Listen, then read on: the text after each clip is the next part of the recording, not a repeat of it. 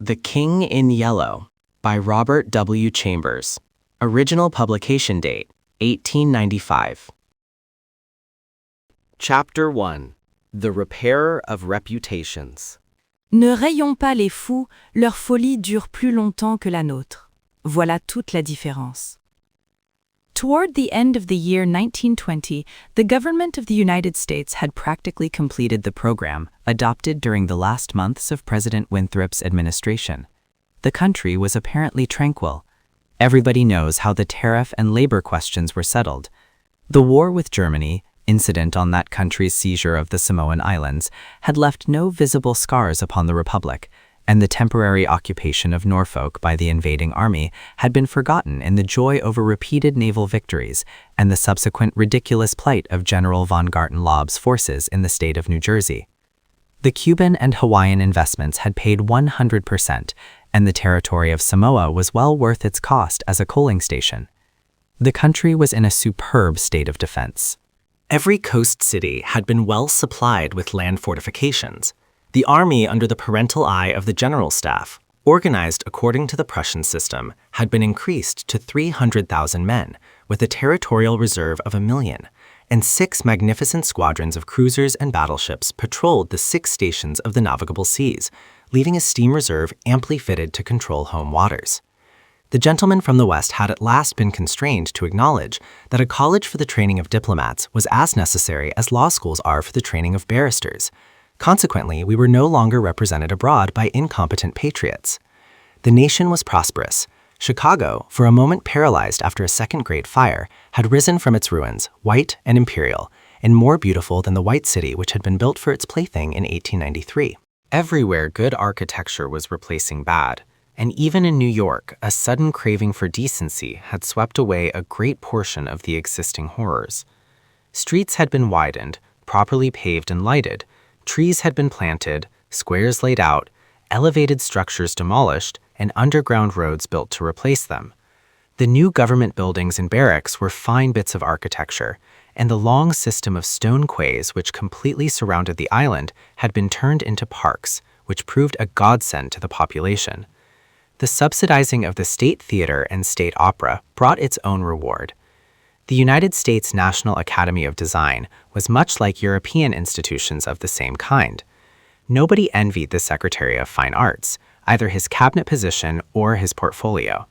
The Secretary of Forestry and Game Preservation had a much easier time, thanks to the new system of national mounted police. We had profited well by the latest treaties with France and England, the exclusion of foreign-born Jews as a measure of self-preservation, the settlement of the new independent Negro state of Swanee, the checking of immigration, the new laws concerning naturalization, and the gradual centralization of power in the executive all contributed to national calm and prosperity. When the government solved the Indian problem and squadrons of Indian cavalry scouts in native costume were substituted for the pitiable organizations tacked on to the tail of skeletonized regiments by a former Secretary of War, the nation drew a long sigh of relief. When, after the colossal Congress of Religions, bigotry and intolerance were laid in their graves, and kindness and charity began to draw warring sects together, many thought the millennium had arrived, at least in the New World, which, after all, is a world by itself. But self-preservation is the first law, and the United States had to look on in helpless sorrow as Germany, Italy, Spain, and Belgium writhed in the throes of anarchy, while Russia, watching from the Caucasus, stooped and bound them one by one. In the city of New York, the summer of 1899 was signalized by the dismantling of the elevated railroads. The summer of 1900 will live in the memories of New York people for many a cycle. The Dodge statue was removed in that year. In the following winter began that agitation for the repeal of the laws prohibiting suicide, which bore its final fruit in the month of April 1920, when the first government lethal chamber was opened on Washington Square. I had walked down that day from Dr. Archer's house on Madison Avenue, where I had been as a mere formality. Ever since that fall from my horse, 4 years before, I had been troubled at times with pains in the back of my head and neck, but now for months they had been absent, and the doctor sent me away that day, saying there was nothing more to be cured in me. It was hardly worth his fee to be told that. I knew it myself. Still, I did not grudge him the money. What I minded was the mistake which he made at first. When they picked me up from the pavement where I lay unconscious, and somebody had mercifully sent a bullet through my horse's head, I was carried to Dr. Archer, and he, pronouncing my brain affected, placed me in his private asylum, where I was obliged to endure treatment for insanity. At last he decided that I was well, and I, knowing that my mind had always been as sound as his, if not sounder, paid my tuition, as he jokingly called it, and left. I told him smiling that I would get even with him for his mistake, and he laughed heartily and asked me to call once in a while. I did so, hoping for a chance to even up accounts, but he gave me none, and I told him I would wait. The fall from my horse had fortunately left no evil results. On the contrary, it had changed my whole character for the better. From a lazy young man about town, I had become active, energetic, temperate, and above all else, ambitious. There was only one thing which troubled me. I laughed at my own uneasiness, and yet it troubled me. During my convalescence, I had bought and read for the first time The King in Yellow. I remember after finishing the first act that it occurred to me that I had better stop. I started up and flung the book into the fireplace. The volume struck the barred grate and fell open on the hearth in the firelight. If I had not caught a glimpse of the opening words in the second act, I should never have finished it. But as I stooped to pick it up, my eyes became riveted to the open page, and with a cry of terror, or perhaps it was of joy so poignant that I suffered in every nerve, I snatched the thing out of the coals and crept shaking to my bedroom, where I read it and reread it, and wept and laughed and trembled with a horror which at times assails me yet.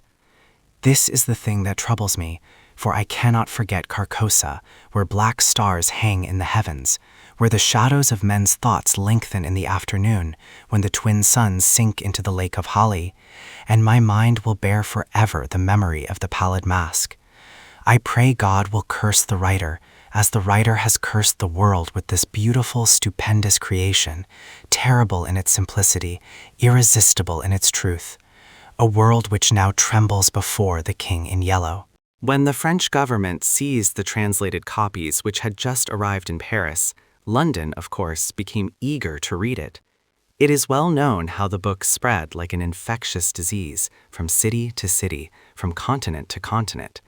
Barred out here, confiscated there, denounced by press and pulpit, censured even by the most advanced of literary anarchists.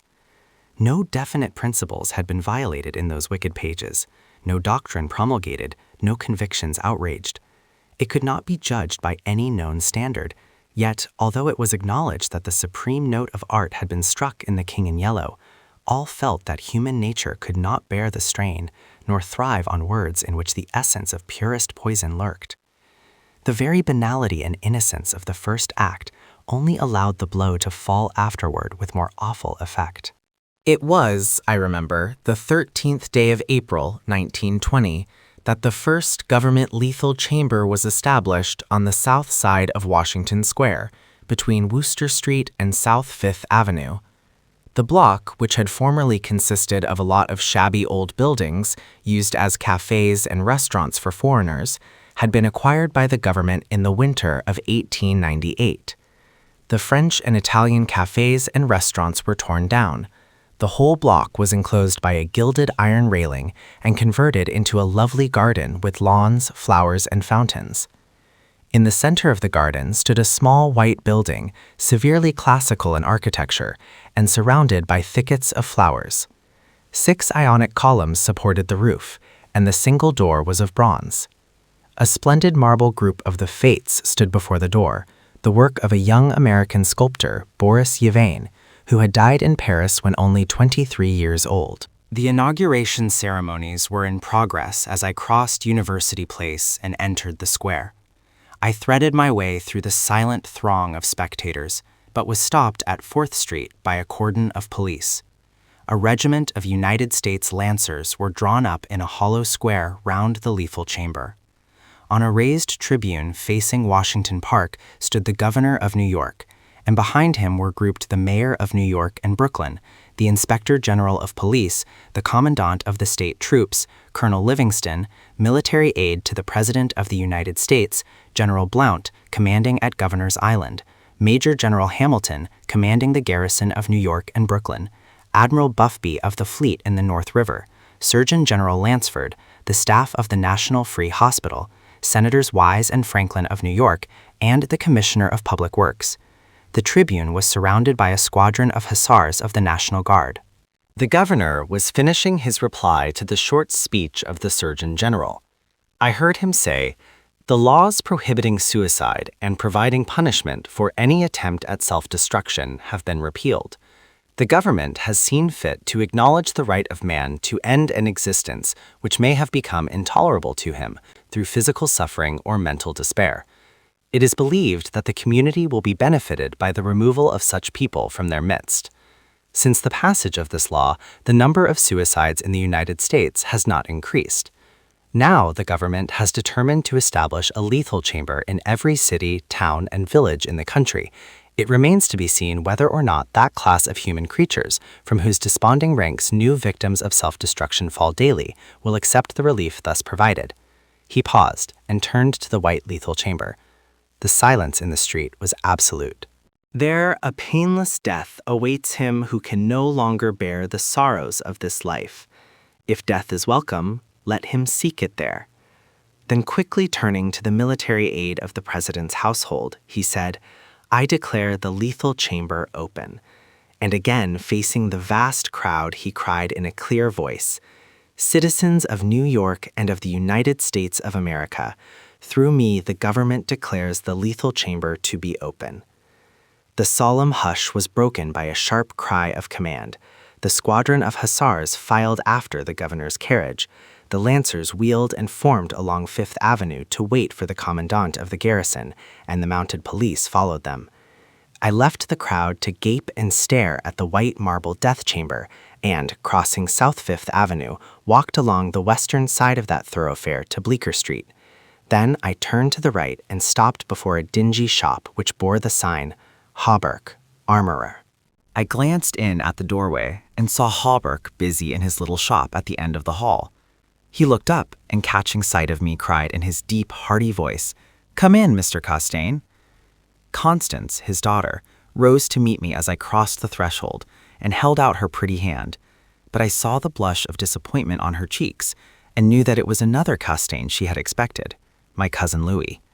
I smiled at her confusion and complimented her on the banner she was embroidering from a colored plate.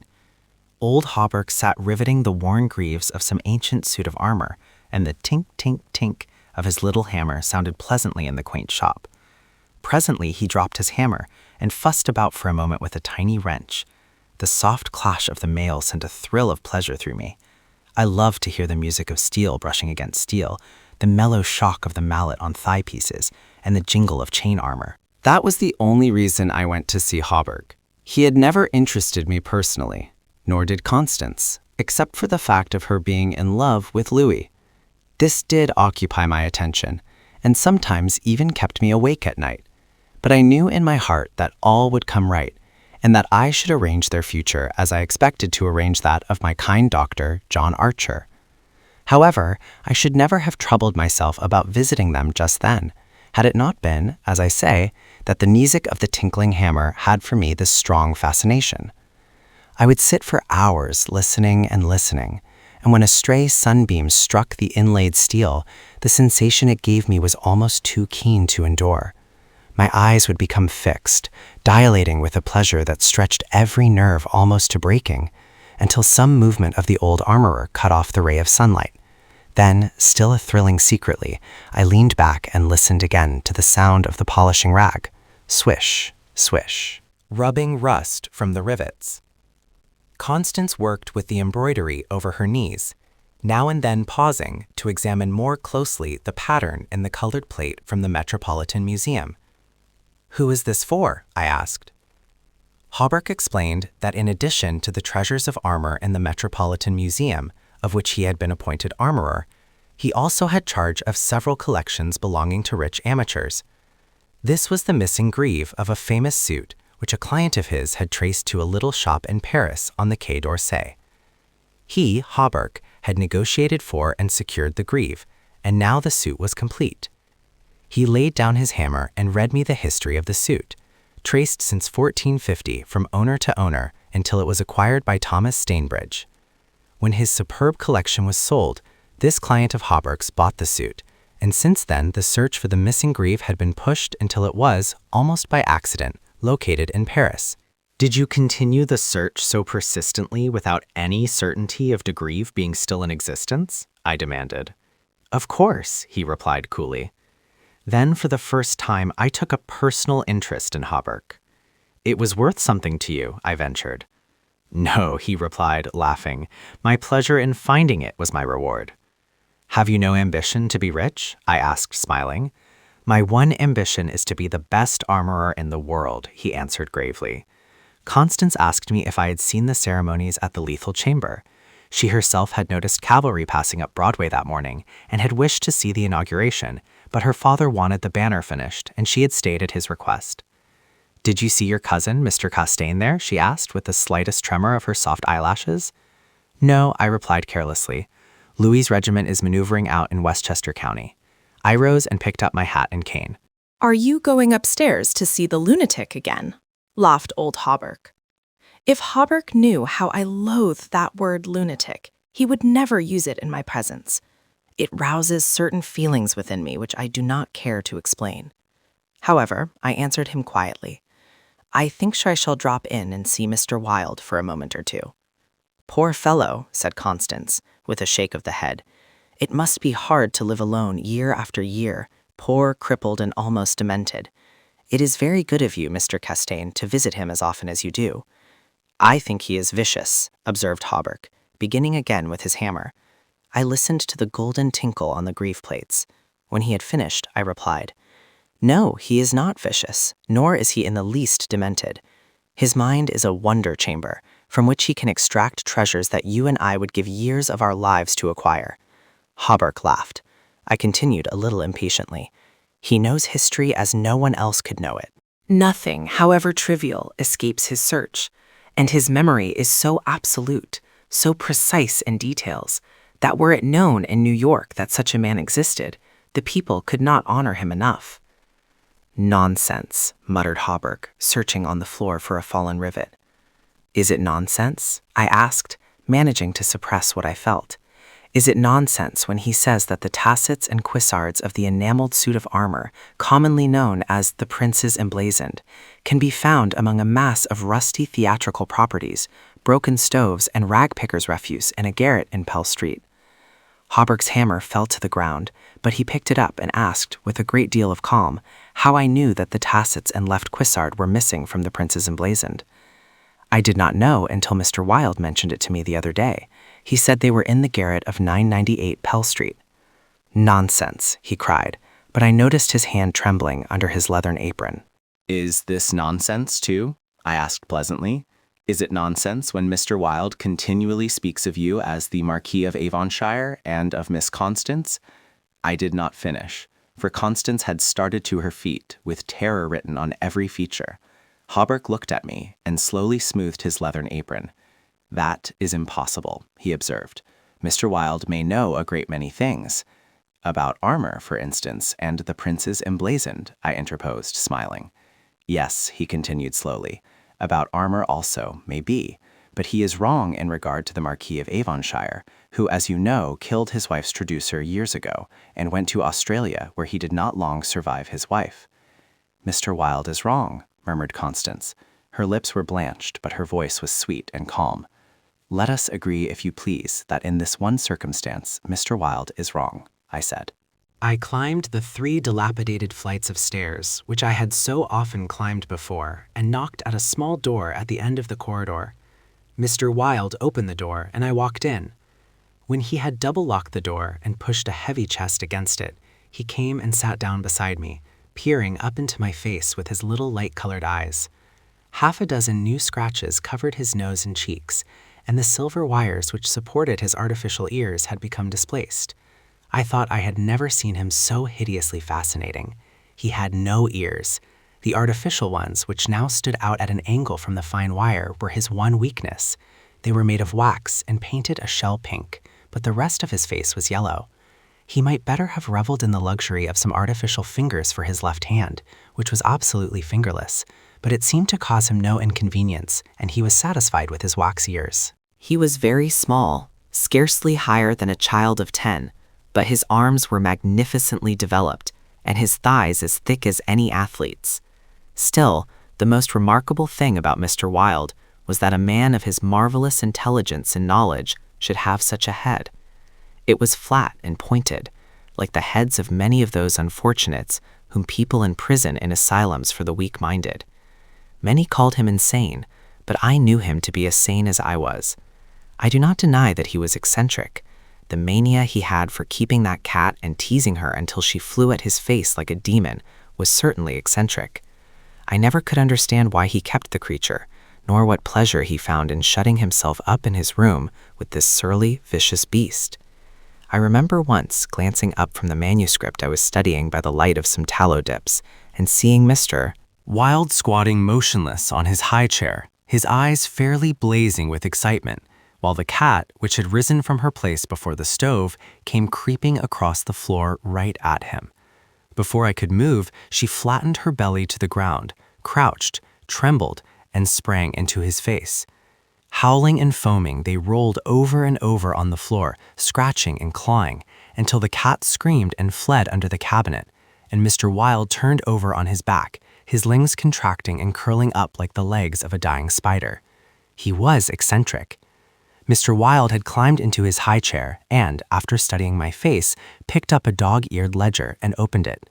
Henry B. Matthews, he read, bookkeeper with Wysott & Company, dealers in church ornaments, called April 3rd, reputation damaged on the racetrack, known as a welcher, reputation to be repaired by August 1st, retainer $5. He turned the page and ran his fingerless knuckles down the closely written columns. P. Green Dusenberry, minister of the gospel, Fair Beach, New Jersey, reputation damaged in the Bowery, to be repaired as soon as possible, retainer $100. He coughed and added, called April 6th. Then you are not in need of money, Mr. Wilde, I inquired. Listen, he coughed again.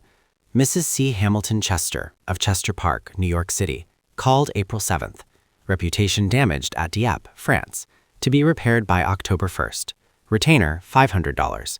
Note, C. Hamilton Chester, Captain USS Avalanche, ordered home from South Sea Squadron October 1st. Well, I said, the profession of a repairer of reputations is lucrative. His colorless eyes sought mine. I only wanted to demonstrate that I was correct. You said it was impossible to succeed as a repairer of reputations, that even if I did succeed in certain cases, it would cost me more than I would gain by it. Today I have 500 men in my employ who are poorly paid, but who pursue the work with an enthusiasm which possibly may be born of fear. These men enter every shade and grade of society. Some even are pillars of the most exclusive social temples. Others are the prop and pride of the financial world. Still others hold undisputed sway among the fancy and the talent. I choose them at my leisure from those who reply to my advertisements. It is easy enough. They are all cowards. I could treble the number in 20 days if I wished. So you see, those who have in their keeping the reputations of their fellow citizens, I have in my pay. They may turn on you, I suggested. He rubbed his thumb over his cropped ears and adjusted the wax substitutes. I think not, he murmured thoughtfully. I seldom have to apply the whip, and then only once. Besides, they like their wages. How do you apply the whip? I demanded. His face for a moment was awful to look upon. His eyes dwindled to a pair of green sparks. I invite them to come and have a little chat with me, he said in a soft voice. A knock at the door interrupted him, and his face resumed its amiable expression. Who is it? He inquired. Mr. Steelette, was the answer. Come tomorrow, replied Mr. Wilde. Impossible, began the other, but was silenced by a sort of bark from Mr. Wilde. Come tomorrow, he repeated.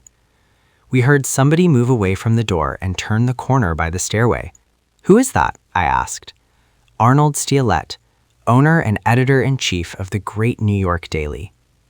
He drummed on the ledger with his fingerless hand, adding, I pay him very badly. but he thinks it a good bargain. Arnold Steelette, I repeated amazed. Yes, said Mr. Wilde with a self-satisfied cough. The cat, which had entered the room as he spoke, hesitated, looked up at him, and snarled. He climbed down from the chair and, squatting on the floor, took the creature into his arms and caressed her. The cat ceased snarling and presently began a loud purring which seemed to increase in timbre as he stroked her. Where are the notes? I asked. He pointed to the table, and for the 100th time I picked up the bundle of manuscript entitled The Imperial Dynasty of America. One by one, I studied the well-worn pages, worn only by my own handling, and although I knew all by heart from the beginning, when from Carcosa, the Hyades, Hoster, and Aldebaran, to Castaigne Louis de Calvados, born December 19, 1877, I read it with an eager, rapt attention, pausing to repeat parts of it aloud, and dwelling especially on Hildred de Calvados, only son of Hildred Castaigne and Edith Landis Castaigne, first in succession, etc., etc. When I finished, Mr. Wilde nodded and coughed. Speaking of your legitimate ambition, he said, how do Constance and Louis get along? She loves him, I replied simply. The cat on his knee suddenly turned and struck at his eyes, and he flung her off and climbed on to the chair opposite me. And Dr. Archer, but that's a matter you can settle any time you wish, he added. Yes, I replied, Dr. Archer can wait, but it is time I saw my cousin Louis. It is time, he repeated. Then he took another ledger from the table and ran over the leaves rapidly. We are now in communication with 10,000 men, he muttered. We can count on 100,000 within the first 28 hours, and in 48 hours the state will rise en masse. The country follows the state, and the portion that will not, I mean California and the Northwest, might better never have been inhabited. I shall not send them the yellow sign.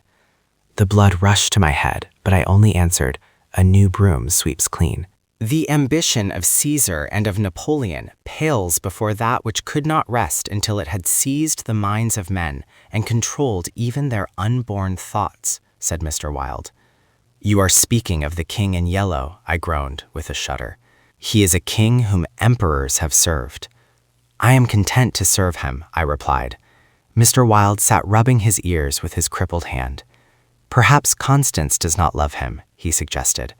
I started to reply that a sudden burst of military music from the street below drowned my voice.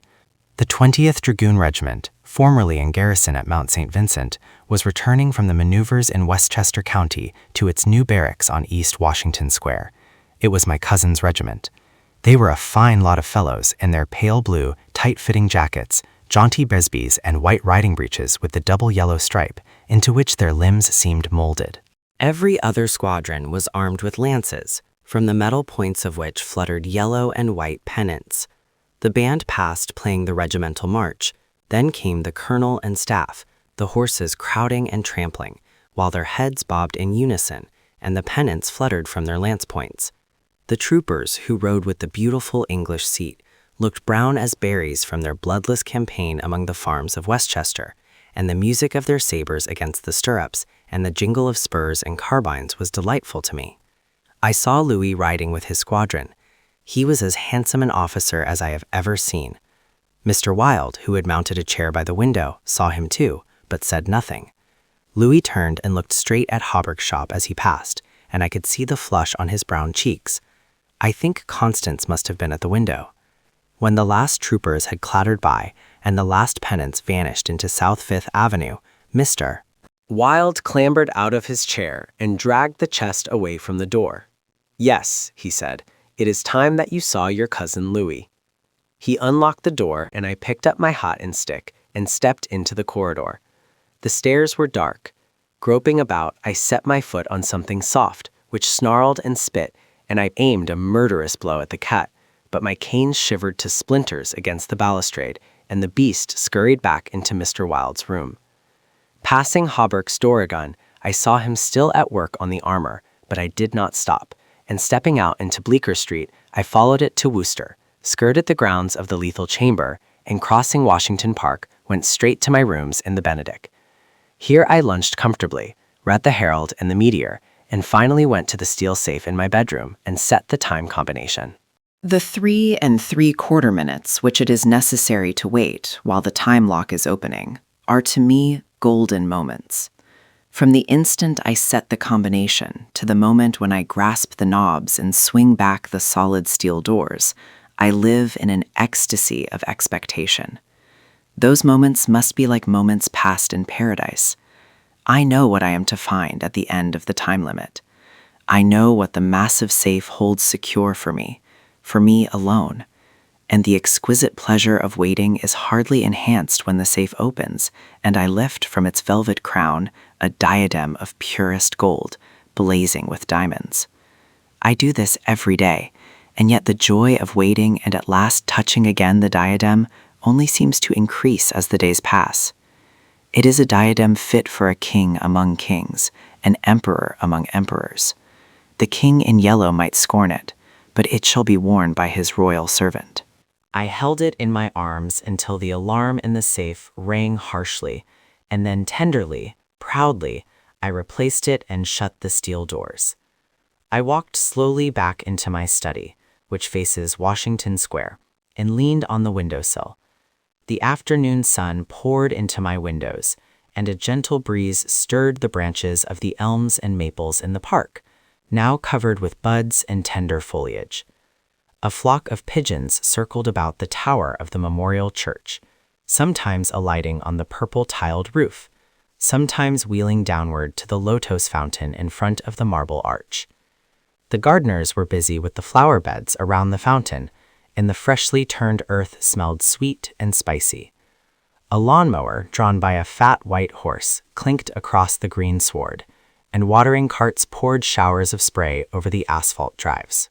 Around the statue of Peter Stuyvesant, which in 1897 had replaced the monstrosity supposed to represent Garibaldi, children played in the spring sunshine, and nurse girls wheeled elaborate baby carriages with a reckless disregard for the pasty-faced occupants, which could probably be explained by the presence of half a dozen trim dragoon troopers languidly lolling on the benches.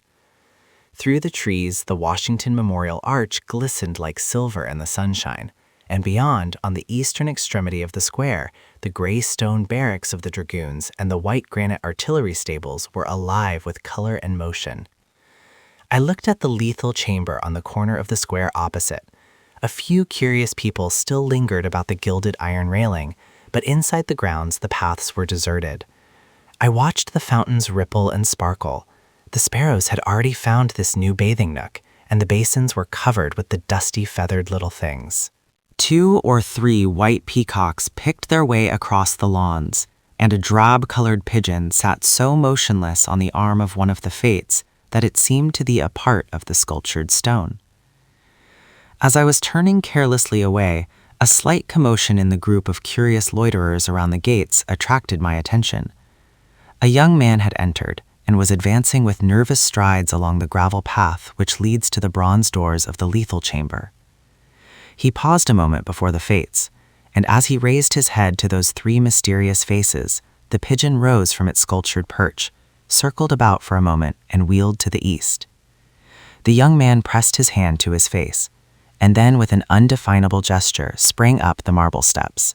The bronze doors closed behind him, and half an hour later the loiterers slouched away, and the frightened pigeon returned to its perch in the arms of fate.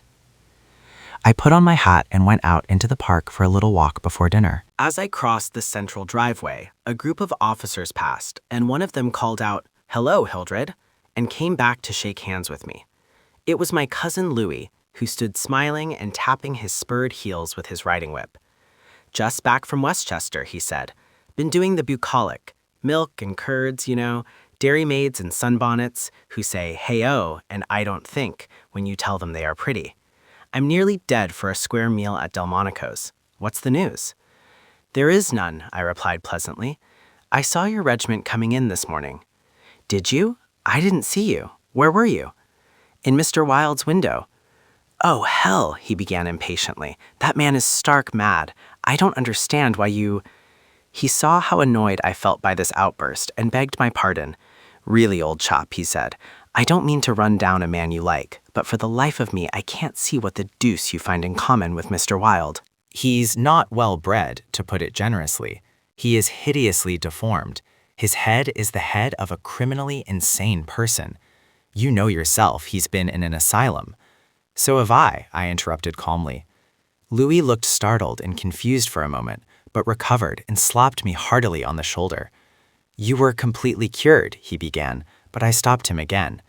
I suppose you mean that I was simply acknowledged never to have been insane. Of course that's what I meant, he laughed. I disliked his laugh because I knew it was forced, but I nodded gaily and asked him where he was going. Louis looked after his brother officers, who had now almost reached Broadway.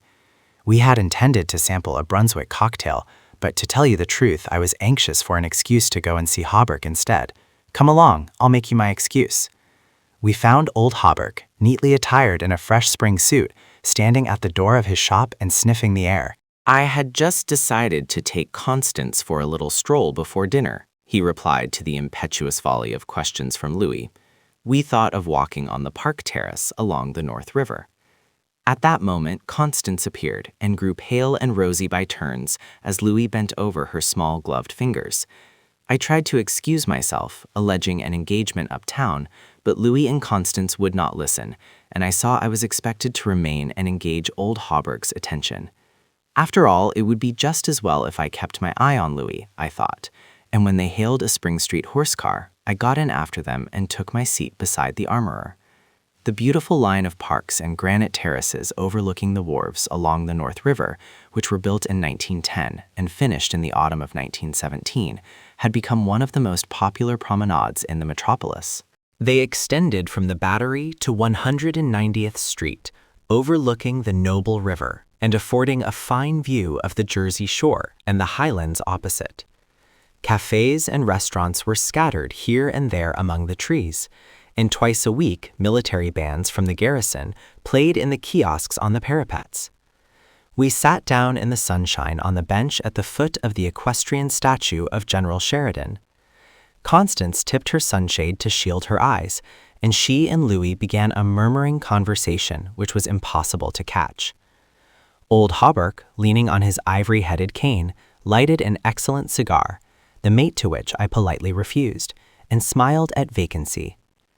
The sun hung low above the Staten Island woods, and the bay was dyed with golden hues reflected from the sun-warmed sails of the shipping in the harbor. Brigs, schooners, yachts, clumsy ferry boats, their decks swarming with people, railroad transports carrying lines of brown, blue, and white freight cars, stately sound steamers, déclassé tramp steamers, coasters, dredgers, scows, and everywhere pervading the entire bay, impudent little tugs puffing and whistling officiously. These were the craft which churned the sunlit waters as far as the eye could reach. In calm contrast to the hurry of sailing vessel and steamer, a silent fleet of white warships lay motionless in midstream. Constance's merry laugh aroused me from my reverie. "What are you staring at?" she inquired. "Nothing, the fleet," I smiled. Then Louis told us what the vessels were, pointing out each by its relative position to the old red fort on Governor's Island. "That little cigar-shaped thing is a torpedo boat," he explained. "There are 4 more lying close together.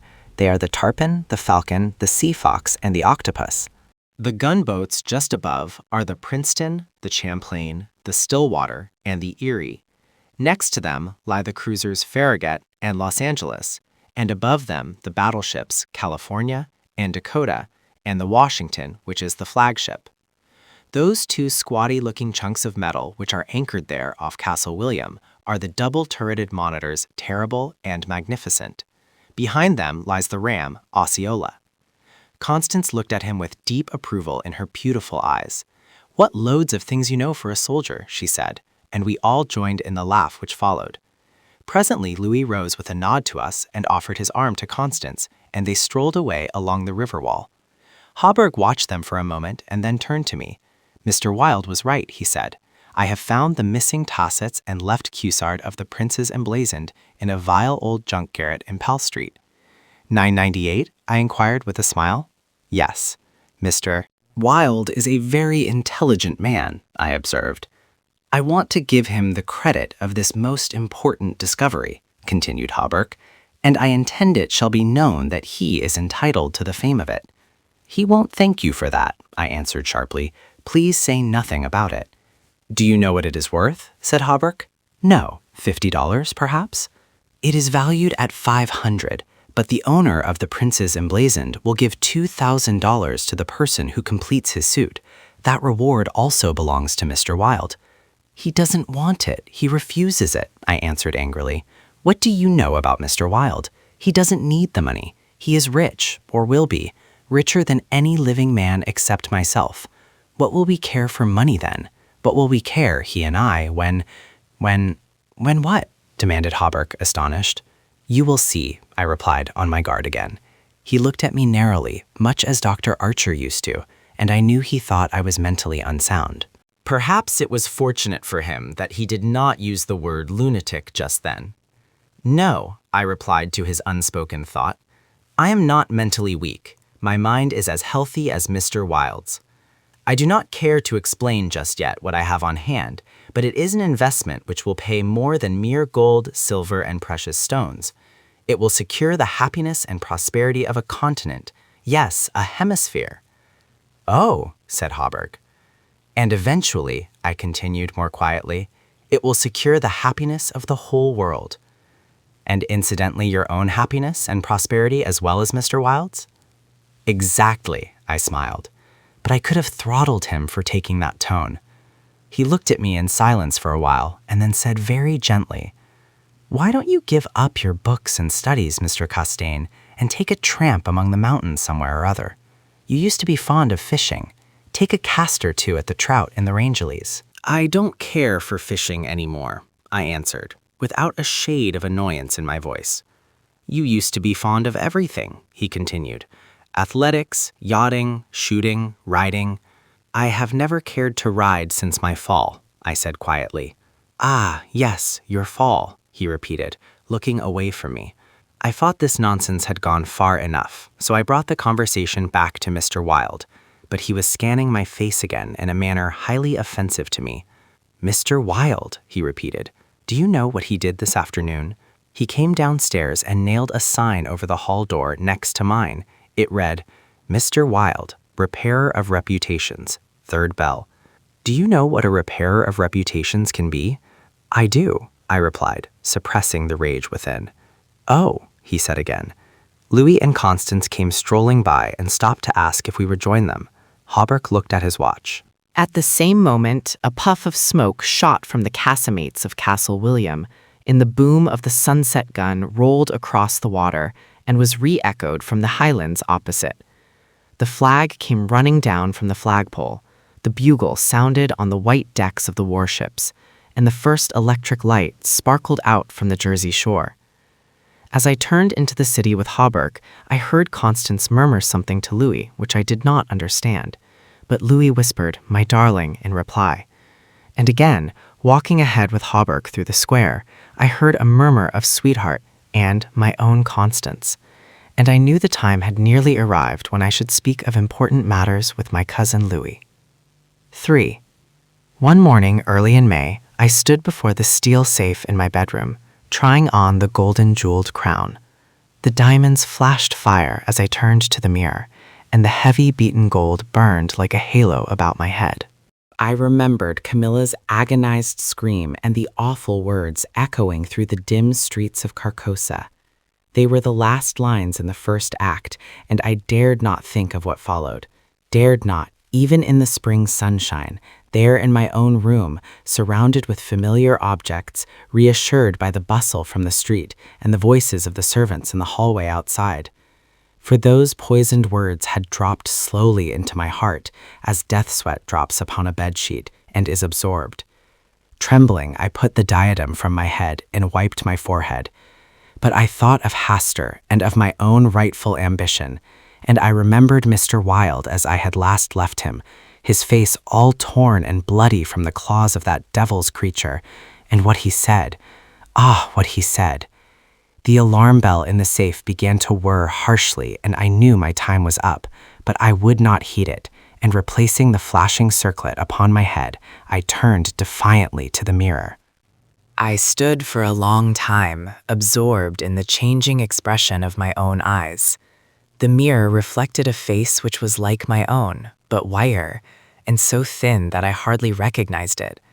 And all the time I kept repeating between my clenched teeth, "The day has come, the day has come," while the alarm in the safe whirred and clamored, and the diamonds sparkled and flamed above my brow. I heard a door open, but did not heed it. It was only when I saw two faces in the mirror. It was only when another face rose over my shoulder, and two other eyes met mine. I wheeled like a flash and seized a long knife from my dressing table, and my cousin sprang back, very pale, crying, "Hildred, for God's sake!" Then, as my hand fell, he said, "It is I, Louis, don't you know me?" I stood silent. I could not have spoken for my life. He walked up to me and took the knife from my hand. "What is all this?" he inquired in a gentle voice. "Are you ill?" "No," I replied, but I doubt if he heard me. Come, come, old fellow, he cried. Take off that brass crown and toddle into the study. Are you going to a masquerade? What's all this theatrical tinsel anyway? I was glad he thought the crown was made of brass and paste, yet I didn't like him any the better for thinking so. I let him take it from my hand, knowing it was best to humor him. He tossed the splendid diadem in the air, and catching it, turned to me smiling. "It's dear at 50 cents, he said. "What's it for?" I did not answer, but took the circlet from his hands and placing it in the safe, shut the massive steel door. The alarm ceased its infernal din at once. He watched me curiously, but did not seem to notice the sudden ceasing of the alarm. He did, however, speak of the safe as a biscuit box. Fearing lest he might examine the combination, I led the way into my study. Louis threw himself on the sofa and flicked at flies with his eternal riding whip.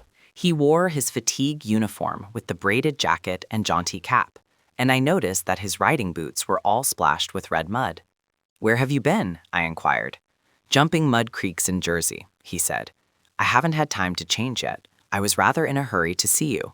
Haven't you got a glass of something? I'm dead tired. Been in the saddle 24 hours. I gave him some brandy from my medicinal store, which he drank with a grimace. "Damned bad stuff," he observed. "I'll give you an address so they sell brandy that is brandy." "It's good enough for my needs," I said indifferently. "I use it to rub my chest with." He stared and flicked at another fly.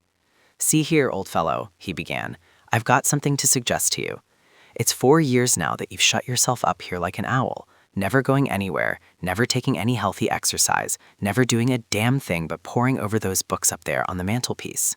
He glanced along the row of shelves. "Napoleon, Napoleon, Napoleon," he read. "For heaven's sake, have you nothing but Napoleons there?" "I wish they were bound in gold," I said. "But wait, yes, there is another book, The King in Yellow."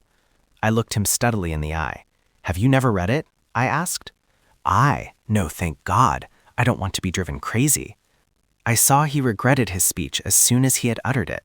There is only one word which I loathe more than I do lunatic, and that word is crazy. But I controlled myself and asked him why he thought The King in Yellow dangerous. "Oh, I don't know," he said hastily. "I only remember the excitement it created and the denunciations from pulpit and press. I believe the author shot himself after bringing forth this monstrosity, didn't he?" "I understand he is still alive," I answered. "That's probably true," he muttered. "Bullets couldn't kill a fiend like that." "It is a book of great truths," I said. "Yes," he replied, "of truths which send men frantic and blast their lives. I don't care if the thing is, as they say, the very supreme essence of art. It's a crime to have written it, and I for one shall never open its pages." "Is that what you have come to tell me?" I asked. "No," he said. "I came to tell you that I am going to be married." I believe for a moment my heart ceased to beat, but I kept my eyes on his face. "Yes," he continued, smiling happily, "married to the sweetest girl on earth." "Constance Hawberk," I said mechanically. "How did you know?" he cried, astonished. "I didn't know it myself until that evening last April when we strolled down to the embankment before dinner." "When is it to be?" I asked. It was to have been next September, but an hour ago a dispatch came ordering our regiment to the Presidio, San Francisco. "We leave at noon tomorrow." "Tomorrow," he repeated. Just think, Hildred. Tomorrow I shall be the happiest fellow that ever drew breath in this jolly world, for Constance will go with me. I offered him my hand in congratulation, and he seized and shook it like the good-natured fool he was, or pretended to be. I'm going to get my squadron as a wedding present, he rattled on. Captain and Mrs. Louis Castaigne, Hildred? Then he told me where it was to be and who were to be there, and made me promise to come and be best man. I set my teeth and listened to his boyish chatter without showing what I felt, but I was getting to the limit of my endurance, and when he jumped up and switching his spurs till they jingled said he must go, I did not detain him. There's one thing I want to ask of you, I said quietly. Out with it, it's promised, he laughed. I want you to meet me for a quarter of an hour's talk tonight. Of course, if you wish, he said, somewhat puzzled. Where? Anywhere in the park there. What time, Hildred? Midnight. What in the name of... he began, but checked himself and laughingly assented. I watched him go down the stairs and hurry away, his saber banging at every stride. He turned into Bleecker Street, and I knew he was going to see Constance. I gave him 10 minutes to disappear, and then followed in his footsteps, taking with me the jeweled crown and the silken robe embroidered with the yellow sign. When I turned into Bleecker Street and entered the doorway which bore the sign, Mr. Wilde, Repairer of Reputations, third bell, I saw old Hawberk moving about in his shop, and imagined I heard Constance's voice in the parlor, but I avoided them both and hurried up the trembling stairways to Mr. Wilde's apartment. I knocked and entered without ceremony. Mr. Wilde lay groaning on the floor, his face covered with blood, his clothes torn to shreds. Drops of blood were scattered about over the carpet, which had also been ripped and frayed in the evidently recent struggle. It's that cursed cat, he said, ceasing his groans and turning his colorless eyes to me. She attacked me while I was asleep.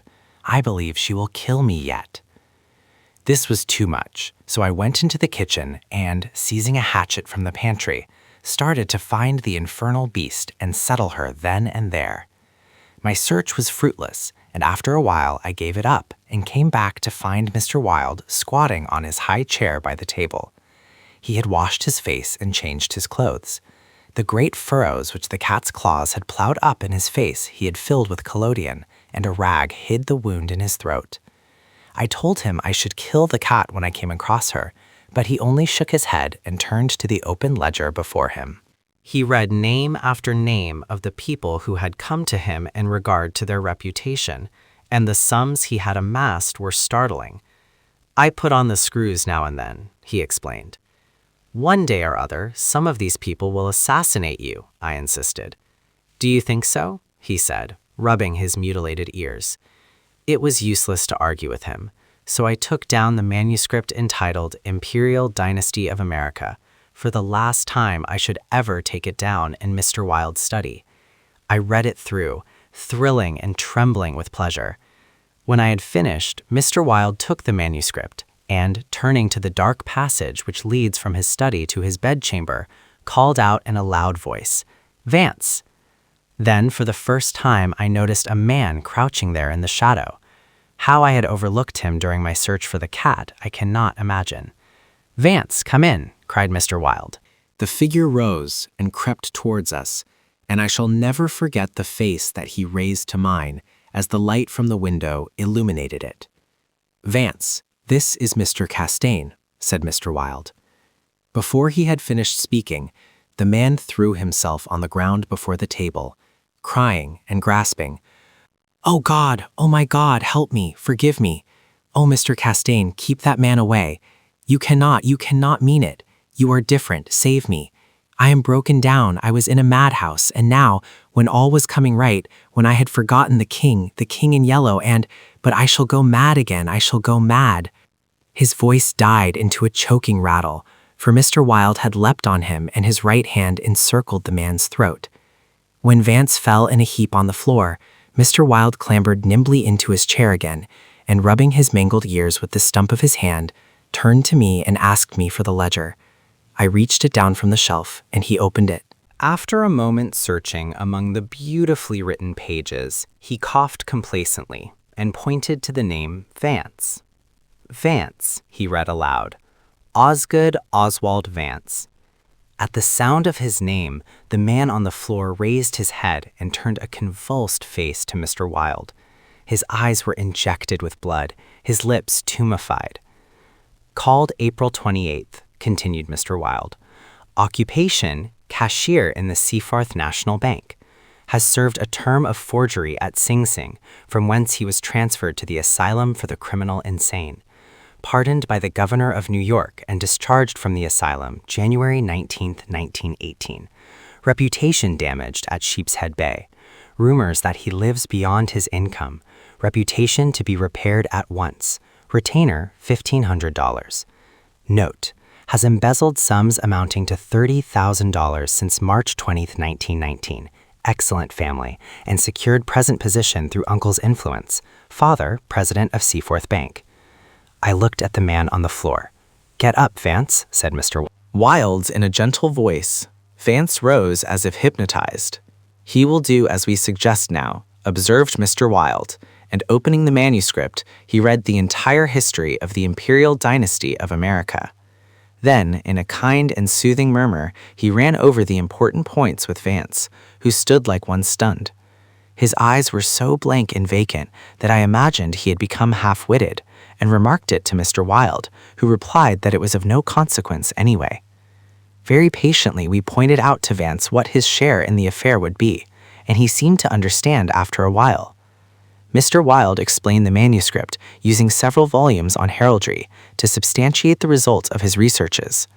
He mentioned the establishment of the dynasty in Carcosa, the lakes which connected Hoster, Aldebaran, and the mystery of the Hyades. He spoke of Casilda and Camilla, and sounded the cloudy depths of Demhe and the lake of Hali. The scalloped tatters of the king in yellow must hide Ythil forever, he muttered, but I do not believe Vance heard him. Then by degrees he led Vance along the ramifications of the imperial family, to Uat and Thale, from now Talba and Phantom of Truth, to Aldones, and then tossing aside his manuscript and notes, he began the wonderful story of the last king. Fascinated and thrilled, I watched him.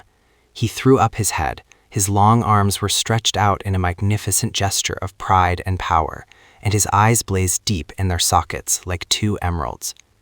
Vance listened stupefied.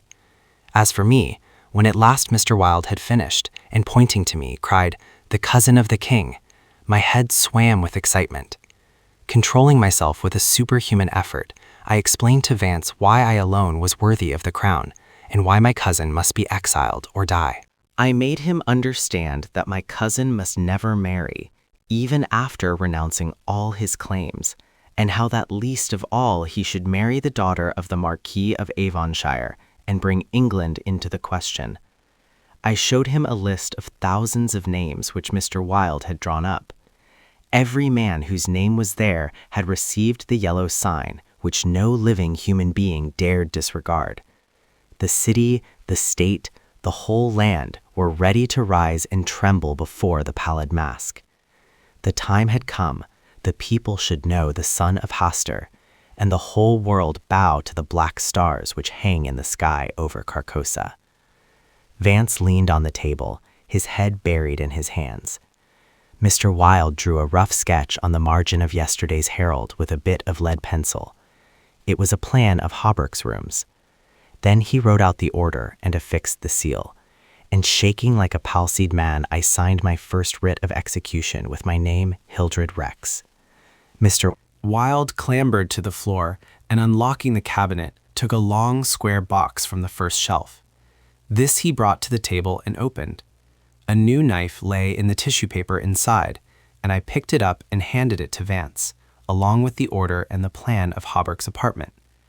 Then Mr. Wilde told Vance he could go, and he went, shambling like an outcast of the slums. I sat for a while watching the daylight fade behind the square tower of the Judson Memorial Church, and finally, gathering up the manuscript and notes, took my hat and started for the door. Mr. Wilde watched me in silence. When I had stepped into the hall, I looked back. Mr. Wilde's small eyes were still fixed on me. Behind him, the shadows gathered in the fading light. Then I closed the door behind me and went out into the darkening streets. I had eaten nothing since breakfast, but I was not hungry. A wretched, half-starved creature, who stood looking across the street at the lethal chamber, noticed me and came up to tell me a tale of misery.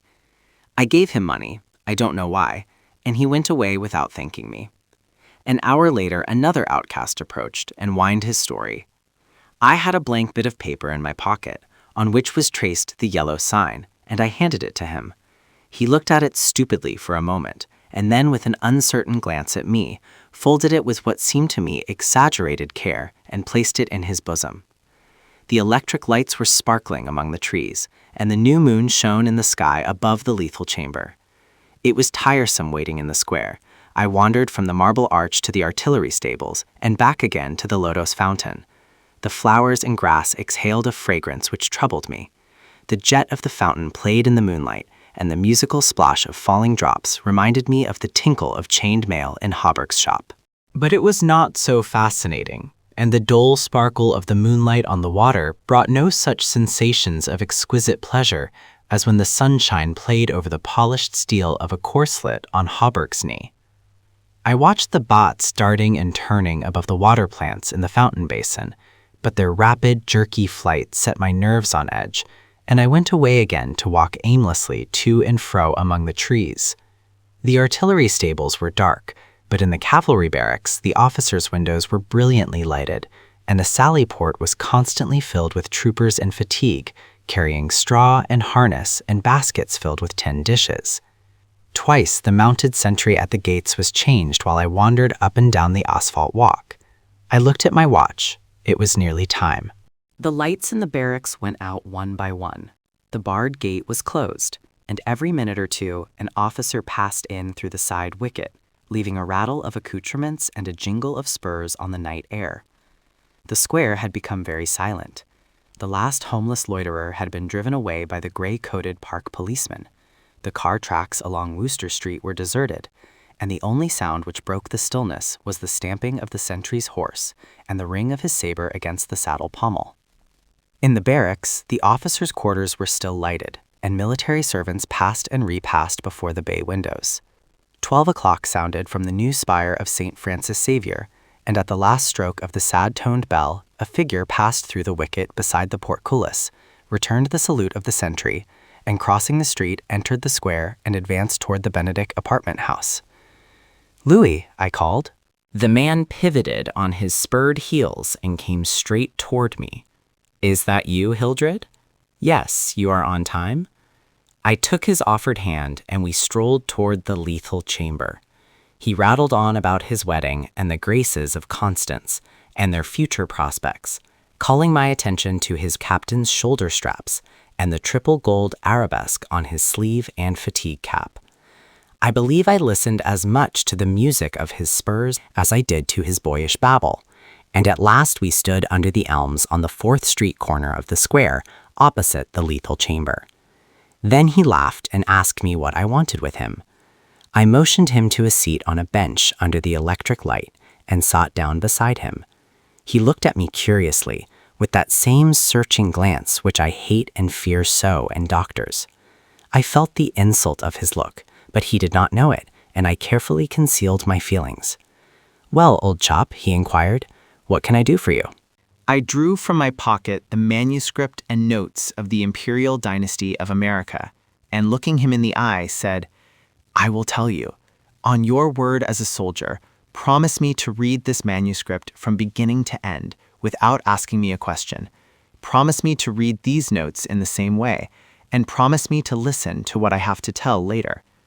"I promise, if you wish it," he said pleasantly. "Give me the paper, Hildred." He began to read, raising his eyebrows with a puzzled, whimsical air, which made me tremble with suppressed anger. As he advanced, his eyebrows contracted, and his lips seemed to form the word rubbish. Then he looked slightly bored, but apparently for my sake read with an attempt at interest, which presently ceased to be an effort. He started when in the closely written pages he came to his own name, and when he came to mine he lowered the paper and looked sharply at me for a moment. But he kept his word and resumed his reading, and I let the half-formed question die on his lips unanswered. When he came to the end and read the signature of Mr. Wilde, he folded the paper carefully and returned it to me. I handed him the notes, and he settled back, pushing his fatigue cap up to his forehead with a boyish gesture which I remembered so well in school. I watched his face as he read, and when he finished, I took the notes with the manuscript and placed them in my pocket. Then I unfolded a scroll marked with the yellow sign. He saw the sign, but he did not seem to recognize it, and I called his attention to it somewhat sharply. "Well," he said, "I see it. What is it?" "It is the yellow sign," I said angrily. "Oh, that's it, is it?" said Louis, in that flattering voice which Dr. Archer used to employ with me, and would probably have employed again had I not settled his affair for him. I kept my rage down and answered as steadily as possible. "Listen, you have engaged your word?" "I am listening, old chap," he replied soothingly. I began to speak very calmly. "Dr. Archer, having by some means become possessed of the secret of the imperial succession, attempted to deprive me of my right, alleging that because of a fall from my horse 4 years ago, I had become mentally deficient. He presumed to place me under restraint in his own house in hopes of either driving me insane or poisoning me. I have not forgotten it. I visited him last night, and the interview was final." Louis turned quite pale, but did not move. I resumed triumphantly. "There are yet 3 people to be interviewed in the interests of Mr. Wilde and myself. They are my cousin Louis, Mr. Hawberk, and his daughter Constance." Louis sprang to his feet, and I arose also, and flung the paper marked with the yellow sign to the ground. "Oh, I don't need that to tell you what I have to say," I cried, with a laugh of triumph. "You must renounce the crown to me. Do you hear? To me." Louis looked at me with a startled air, but recovering himself, said kindly, "Of course I renounce What is it I must renounce?" "The crown," I said angrily. "Of course," he answered, "I renounce it. Come, old chap, I'll walk back to your rooms with you." "Don't try any of your doctor's tricks on me," I cried, trembling with fury. "Don't act as if you think I am insane." "What nonsense," he replied. "Come, it's getting late, Hildred." "No," I shouted. "You must listen. You cannot marry. I forbid it. Do you hear? I forbid it. You shall renounce the crown, and in reward I grant you exile, but if you refuse, you shall die." He tried to call me, but I was roused at last, and drawing my long knife, barred his way. Then I told him how they would find Dr. Archer in the cellar with his throat open, and I laughed in his face when I thought of Vance and his knife, and the order signed by me. "Ah, you are the king," I cried, "but I shall be king. Who are you to keep me from empire over all the habitable earth? I was born the cousin of a king, but I shall be king." Louis stood white and rigid before me. Suddenly, a man came running up 4th Street, entered the gate of the Lethal Temple, traversed the path to the bronze doors at full speed, and plunged into the death chamber with the cry of one demented, and I laughed until I wept tears, for I had recognized Vance, and knew that Hawberk and his daughter were no longer in my way. "Go," I cried to Louis, "you have ceased to be a menace. You will never marry Constance now, and if you marry anyone else in your exile, I will visit you as I did my doctor last night. Mr. Wilde takes charge of you tomorrow." Then I turned and darted into South 5th Avenue, and with a cry of terror, Louis dropped his belt and saber and followed me like the wind. I heard him close behind me at the corner of Bleecker Street, and I dashed into the doorway under Hawberk's sign. He cried, "Halt, or I fire!" But when he saw that I flew up the stairs, leaving Hawberk's shop below, he left me, and I heard him hammering and shouting at their door, as though it were possible to arouse the dead. Mr. Wilde's door was open, and I entered, crying, "It is done, it is done! Let the nations rise and look upon their king." But I could not find Mr. Wilde, so I went to the cabinet and took the splendid diadem from its case. Then I drew on the white silk robe embroidered with the yellow sign and placed the crown upon my head. At last I was king, king by my right and Hester, king because I knew the mystery of the Hyades, and my mind had sounded the depths of the lake of Holly. I was king. The first gray pencilings of dawn would raise a tempest which would shake 2 hemispheres. Then, as I stood, my every nerve pitched to the highest tension, faint with the joy and splendor of my thought. Without, in the dark passage, a man groaned. I seized the tallow dip and sprang to the door. The cat passed me like a demon, and the tallow dip went out, but my long knife flew swifter than she, and I heard her screech, and I knew that my knife had found her. For a moment, I listened to her tumbling and thumping about in the darkness, and then when her frenzy ceased, I lighted a lamp and raised it over my head. Mr. Wilde lay on the floor with his throat torn open. At first, I thought he was dead, but as I looked, a green sparkle came into his sunken eyes. His mutilated hand trembled, and then a spasm stretched his mouth from ear to ear. For a moment, my terror and despair gave place to hope, but as I bent over him, his eyeballs rolled clean around in his head, and he died. Then, while I stood, transfixed with rage and despair, seeing my crown, my empire, every hope and every ambition, my very life, lying prostrate there with the dead master, they came, seized me from behind, and bound me until my veins stood out like cords, and my voice failed with the paroxysms of my frenzied screams. But I still raged, bleeding and infuriated among them, and more than one policeman felt my sharp teeth. Then, when I could no longer move, they came nearer. I saw old Hauberg, and behind him my cousin Louis's ghastly face, and farther away in the corner, a woman, Constance, weeping softly. "Ah, I see it now," I shrieked. "You have seized the throne and the empire. Woe, woe to you who are crowned with the crown of the king in yellow." Editor's note: Mr. Castaigne died yesterday in the Asylum for Criminal Insane. Chapter 2. The Mask. You, sir, should unmask. Indeed? Indeed it's time. We all have laid aside disguise but you. I wear no mask. No mask. No mask. The King in Yellow, Act 1, Scene 2. Although I knew nothing of chemistry, I listened fascinated. He picked up an Easter lily, which Genevieve had brought that morning from Notre Dame, and dropped it into the basin. Instantly, the liquid lost its crystalline clearness. For a second, the lily was enveloped in a milk-white foam, which disappeared, leaving the fluid opalescent. Changing tints of orange and crimson played over the surface, and then what seemed to be a ray of pure sunlight struck through from the bottom where the lily was resting. At the same instant, he plunged his hand into the basin and drew out the flower. "There is no danger," he explained, "if you choose the right moment. That golden ray is the signal." He held the lily toward me, and I took it in my hand. It had turned to stone, to the purest marble. "You see," he said, "it is without a flaw. What sculptor could reproduce it?" The marble was white as snow, but in its depths the veins of the lily were tinged with palest azure, and a faint flush lingered deep in its heart. "Don't ask me the reason of that," he smiled, noticing my wonder. "I have no idea why the veins and heart are tinted, but they always are. Yesterday I tried one of Genevieve's boldfish. There it is." The fish looked as if sculptured in marble, but if you held it to the light, the stone was beautifully veined with a faint blue, and from somewhere within came a rosy light like the tint which slumbers in an opal. I looked into the basin. Once more it seemed filled with clearest crystal.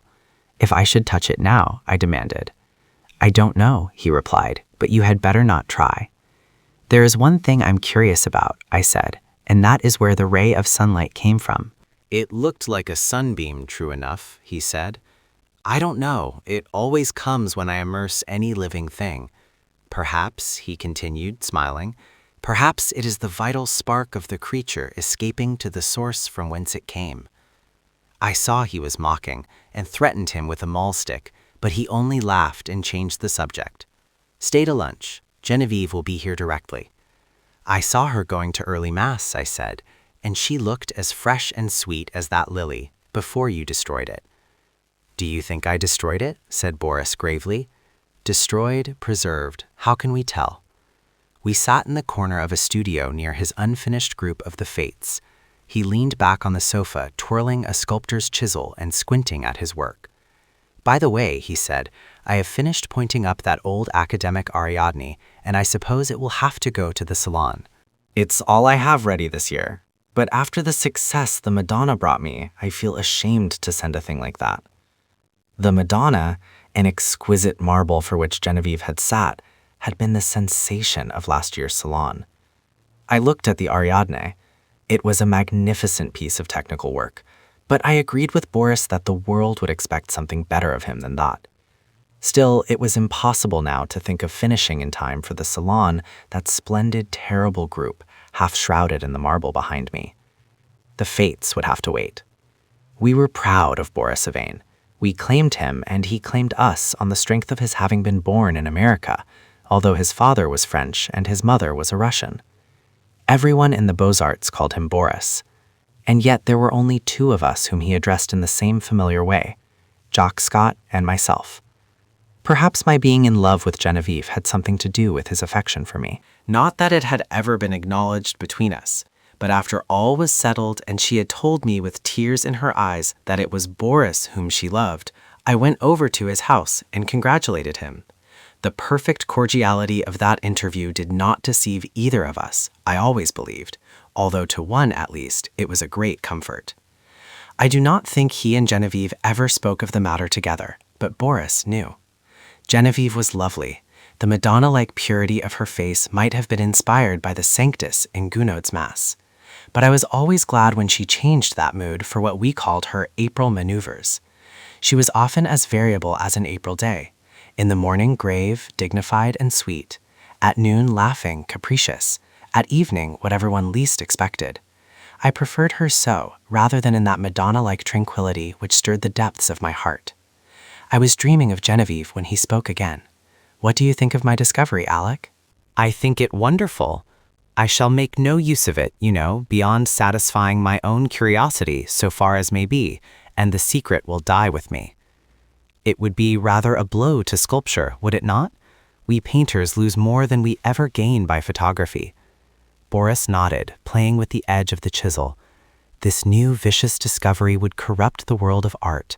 No, I shall never confide the secret to anyone, he said slowly. It would be hard to find anyone less informed about such phenomena than myself, but of course I had heard of mineral springs so saturated with silica that the leaves and twigs which fell into them were turned to stone after a time. I dimly comprehended the process, how the silica replaced the vegetable matter, atom by atom, and the result was a duplicate of the object in stone. This, I confess, had never interested me greatly, and as for the ancient fossils thus produced, they disgusted me. Boris, it appeared, feeling curiosity instead of repugnance, had investigated the subject, and had accidentally stumbled on a solution which, attacking the immersed object with a ferocity unheard of, in a second did the work of years. This was all I could make out of this strange story he had just been telling me. He spoke again after a long silence. I am almost frightened when I think what I have found. Scientists would go mad over the discovery. It was so simple, too. It discovered itself. When I think of that formula in that new element precipitated in metallic scales. What new element? Oh, I haven't thought of naming it, and I don't believe I ever shall. There are enough precious metals now in the world to cut throats over. I pricked up my ears. Have you struck gold, Boris? No, better. But see here, Alec, he laughed, starting up. You and I have all we need in this world. Ah, how sinister and covetous you look already. I laughed too, and told him I was devoured by the desire for gold, and we had better talk of something else. So when Genevieve came in shortly after, we had turned our backs on alchemy. Genevieve was dressed in silvery gray from head to foot. The light glinted along the soft curves of her fair hair as she turned her cheek to Boris. Then she saw me and returned my greeting. She had never before failed to blow me a kiss from the tips of her white fingers, and I promptly complained of the omission. She smiled and held out her hand, which dropped almost before it had touched mine. Then she said, looking at Boris, "You must ask Alec to stay for luncheon." This also was something new. She had always asked me herself until today. "I did," said Boris shortly. "And you said yes, I hope." She turned to me with a charming, conventional smile. I might have been an acquaintance of the day before yesterday. I made her a low bow. J'avais bien l'honneur, madame, but refusing to take up our usual bantering tone, she murmured a hospitable commonplace and disappeared. Boris and I looked at one another. "I had better go home, don't you think?" I asked. "Hanged if I know," he replied frankly. While we were discussing the advisability of my departure, Genevieve reappeared in the doorway without her bonnet. She was wonderfully beautiful, but her color was too deep and her lovely eyes were too bright. She came straight up to me and took my arm. "Luncheon is ready." Was I cross, Alec? I thought I had a headache, but I haven't. "Come here, Boris," and she slipped her other arm through his. "Alec knows that after you, there is no one in the world whom I like as well as I like him, so if he sometimes feels snubbed, it won't hurt him." "À la bonne heure," I cried. "Who says there are no thunderstorms in April?" "Are you ready?" chanted Boris. I ready, and arm in arm we raced into the dining room, scandalizing the servants. After all, we were not so much to blame. Genevieve was 18, Boris was 23, and I not quite 21. Some work that I was doing about this time on the decorations for Genevieve's boudoir kept me constantly at the quaint Gull Hotel in the Rue Saint-Cécile. Boris and I in those days labored hard, but as we pleased, which was fitfully, and we all three, with Jack Scott, idled a great deal together. One quiet afternoon I had been wandering alone over the house examining curios, prying into odd corners, bringing out sweetmeats and cigars from strange hiding places, and at last I stopped in the bathing room. Boris, all over clay, stood there washing his hands. The room was built of rose-colored marble, excepting the floor, which was tessellated and rose and gray. In the center was a square pool sunken below the surface of the floor. Steps led down into it. Sculptured pillars supported a frescoed ceiling. A delicious marble Cupid appeared to have just alighted on his pedestal at the upper end of the room. The whole interior was Boris's work and mine. Boris, in his working clothes of white canvas, scraped the traces of clay and red modeling wax from his handsome hands and coquetted over his shoulder with the Cupid. "I see you," he insisted. "Don't try to look the other way and pretend not to see me. You know who made you, little humbug." It was always my role to interpret Cupid's sentiments in these conversations, and when my turn came, I responded in such a manner that Boris seized my arm and dragged me toward the pool, declaring he would duck me. Next instant, he dropped my arm and turned pale. "Good God," he said, "I forgot the pool is full of the solution." I shivered a little and dryly advised him to remember better where he had stored the precious liquid. "In heaven's name, why do you keep a small lake of that gruesome stuff here of all places?" I asked. "I want to experiment on something large," he replied. "On me, for instance?" "Ah, that came too close for jesting. But I do want to watch the action of that solution on a more highly organized living body. There is that big white rabbit," he said, following me into the studio. Jack Scott, wearing a paint-stained jacket, came wandering in, appropriated all the oriental sweetmeats he could lay his hands on, looted the cigarette case, and finally he and Boris disappeared together to visit the Luxembourg Gallery, where a new silver bronze by Rodin and a landscape of Monet's were claiming the exclusive attention of artistic France. I went back to the studio and resumed my work. It was a Renaissance screen, which Boris wanted me to paint for Genevieve's boudoir. But the small boy who was unwillingly dawdling through a series of poses for it today refused all bribes to be good. He never rested an instant in the same position, and inside of 5 minutes, I had as many different outlines of the little beggar. "Are you posing, or are you executing a song and dance, my friend?" I inquired. "Whichever most your pleases," he replied with an angelic smile. Of course, I dismissed him for the day, and of course, I paid him for the full time, that being the way we spoil our models. After the young imp had gone, I made a few perfunctory daubs at my work, but was so thoroughly out of humor that it took me the rest of the afternoon to undo the damage I had done. So at last, I scraped my palette, stuck my brushes in a bowl of black soap, and strolled into the smoking room. I really believe that, excepting Genevieve's apartments, no room in the house was so free from the perfume of tobacco as this one. It was a queer chaos of odds and ends, hung with threadbare tapestry. A sweet-toned old spinet in good repair stood by the window. There were stands of weapons, some old and dull, others bright and modern, festoons of Indian and Turkish armor over the mantel, 2 or 3 good pictures, and a pipe rack.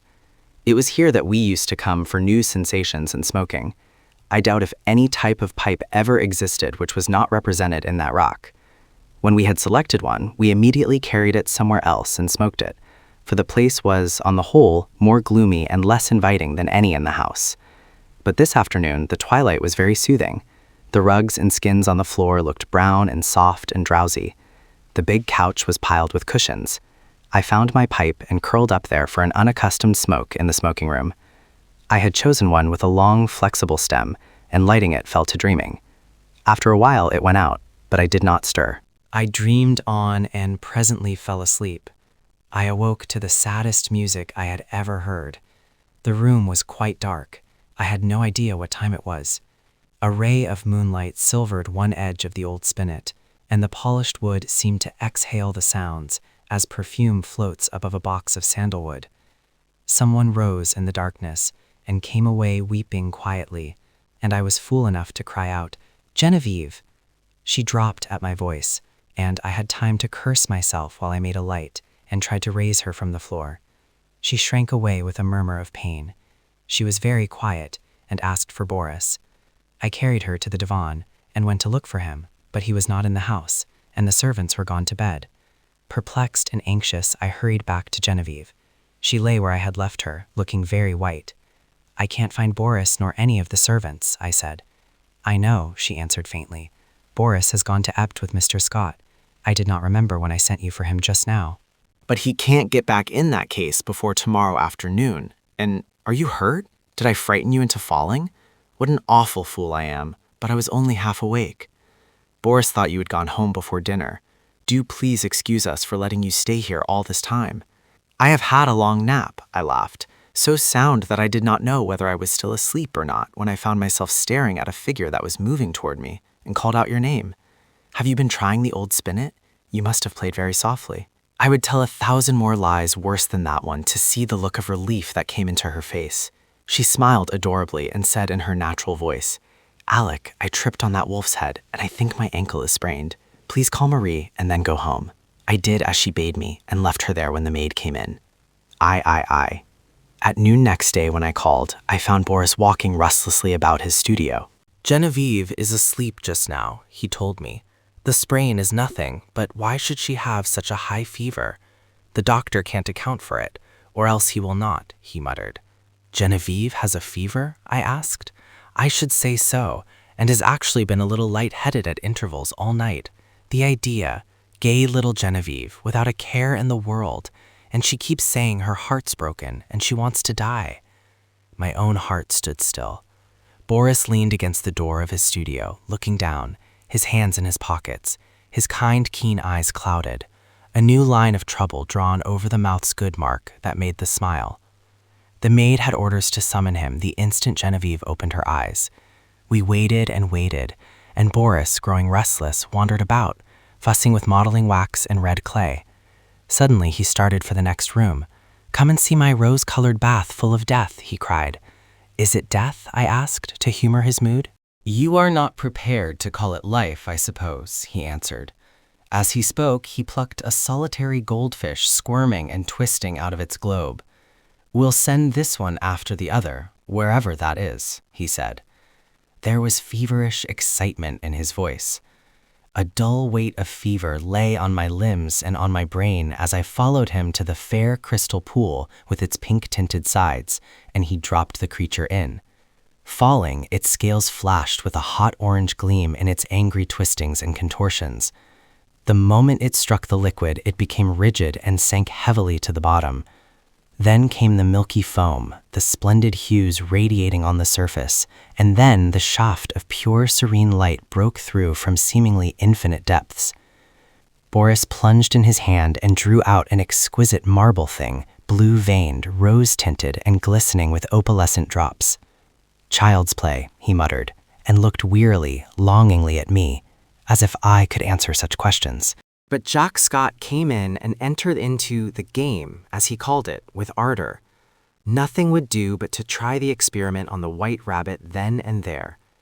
I was willing that Boris should find distraction from his cares, but I hated to see the life go out of a warm, living creature, and I declined to be present.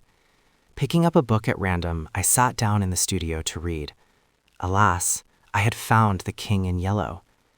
After a few moments, which seemed ages, I was putting it away with a nervous shudder when Boris and Jock came in, bringing their marble rabbit.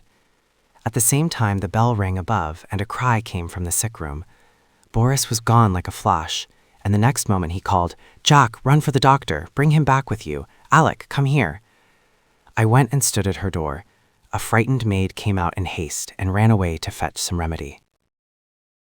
Genevieve, sitting bolt upright, with crimson cheeks and glittering eyes, babbled incessantly and resisted Boris's gentle restraint. He called me to help. At my first touch, she sighed and sank back, closing her eyes, and then, as we still bent above her, she opened them again, looked straight into Boris's face, poor fever-crazed girl, and told her secret. At the same instant, our 3 lives turned into new channels. The bond that held us so long together snapped forever, and a new bond was forged in its place, for she had spoken my name, and as the fever tortured her, her heart poured out its load of hidden sorrow. Amazed and dumb, I bowed my head, while my face burned like a live coal, and the blood surged in my ears, stupefying me with its clamor.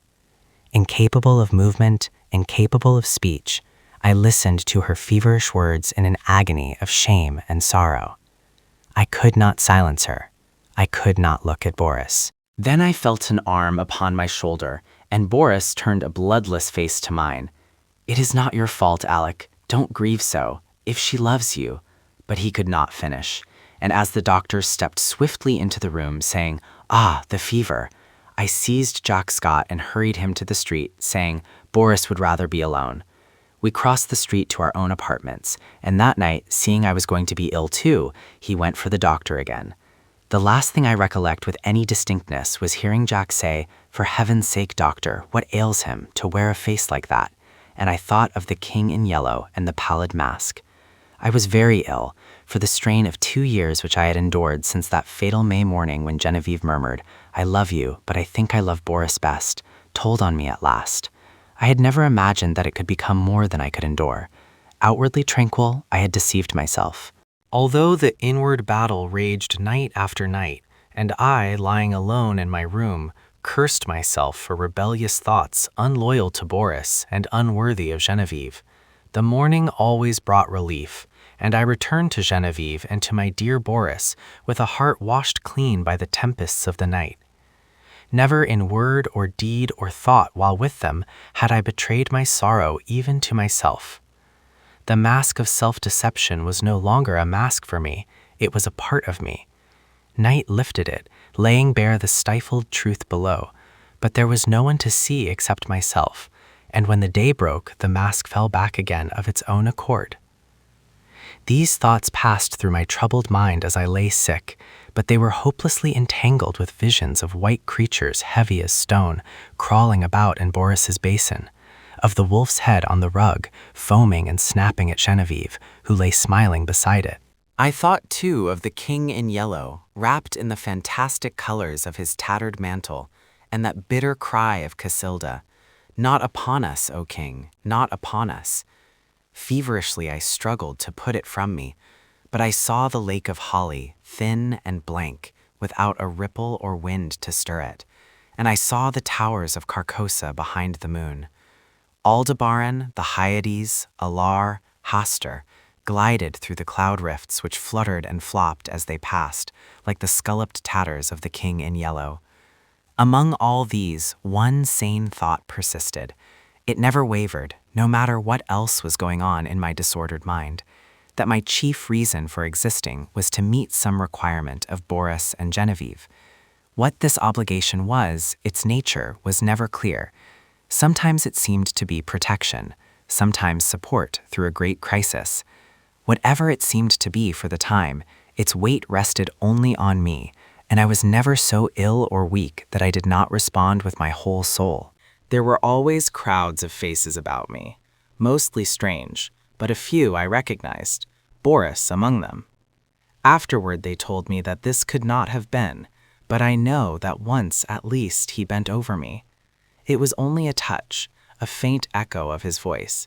Then the clouds settled back on my senses, and I lost him. But he did stand there and bend over me once at least. At last, one morning, I awoke to find the sunlight falling across my bed and Jack Scott reading beside me.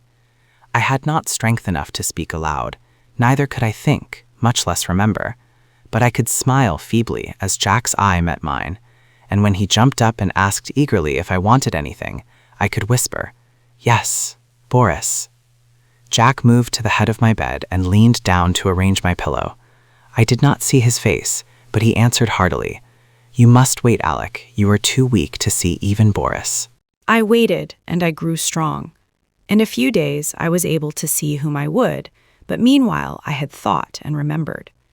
From the moment when all the past grew clear again in my mind, I never doubted what I should do when the time came, and I felt sure that Boris would have resolved upon the same course so far as he was concerned. As for what pertained to me alone, I knew he would see that also as I did. I no longer asked for anyone. I never inquired why no message came from them, why, during the week I lay there, waiting and growing stronger, I never heard their name spoken. Preoccupied with my own searchings for the right way, and with my feeble but determined fight against despair, I simply acquiesced in Jacques' reticence, taking for granted that he was afraid to speak of them, lest I should turn unruly and insist on seeing them. Meanwhile, I said over and over to myself, how would it be when life began again for us all? We would take up our relations exactly as they were before Genevieve fell ill. Boris and I would look into each other's eyes, and there would be neither rancor, nor cowardice, nor mistrust in that glance. I would be with them again for a little while in the dear intimacy of their home, and then, without pretext or explanation, I would disappear from their lives forever. Boris would know. Genevieve, the only comfort was that she would never know. It seemed, as I thought it over, that I had found the meaning of that sense of obligation which had persisted all through my delirium, and the only possible answer to it. So, when I was quite ready, I beckoned Jack to me one day and said, "Jack, I want Boris at once, and take my dearest greeting to Genevieve." When at last he made me understand that they were both dead, I fell into a wild rage that tore all my little convalescent strength to atoms. I raved and cursed myself into a relapse, from which I crawled forth some weeks afterward, a boy of 21 who believed that his youth was gone forever. I seemed to be past the capability of further suffering, and one day when Jack handed me a letter and the keys to Boris's house, I took them without a tremor and asked him to tell me all. It was cruel of me to ask him, but there was no help for it, and he leaned wearily on his thin hands to reopen the wound which could never entirely heal. He began very quietly, "Alec, unless you have a clue that I know nothing about, you will not be able to explain any more than I what has happened. I suspect that you would rather not hear these details, but you must learn them, else I would spare you the relation. God knows I wish I could be spared the telling. I shall use few words. That day when I left you in the doctor's care and came back to Boris, I found him working on the fates. Genevieve, he said, was sleeping under the influence of drugs. She had been quite out of her mind, he said. He kept on working, not talking anymore, and I watched him. Before long, I saw that the third figure of the group, the one looking straight ahead, out over the world, bore his face, not as you ever saw it, but as it looked then and to the end.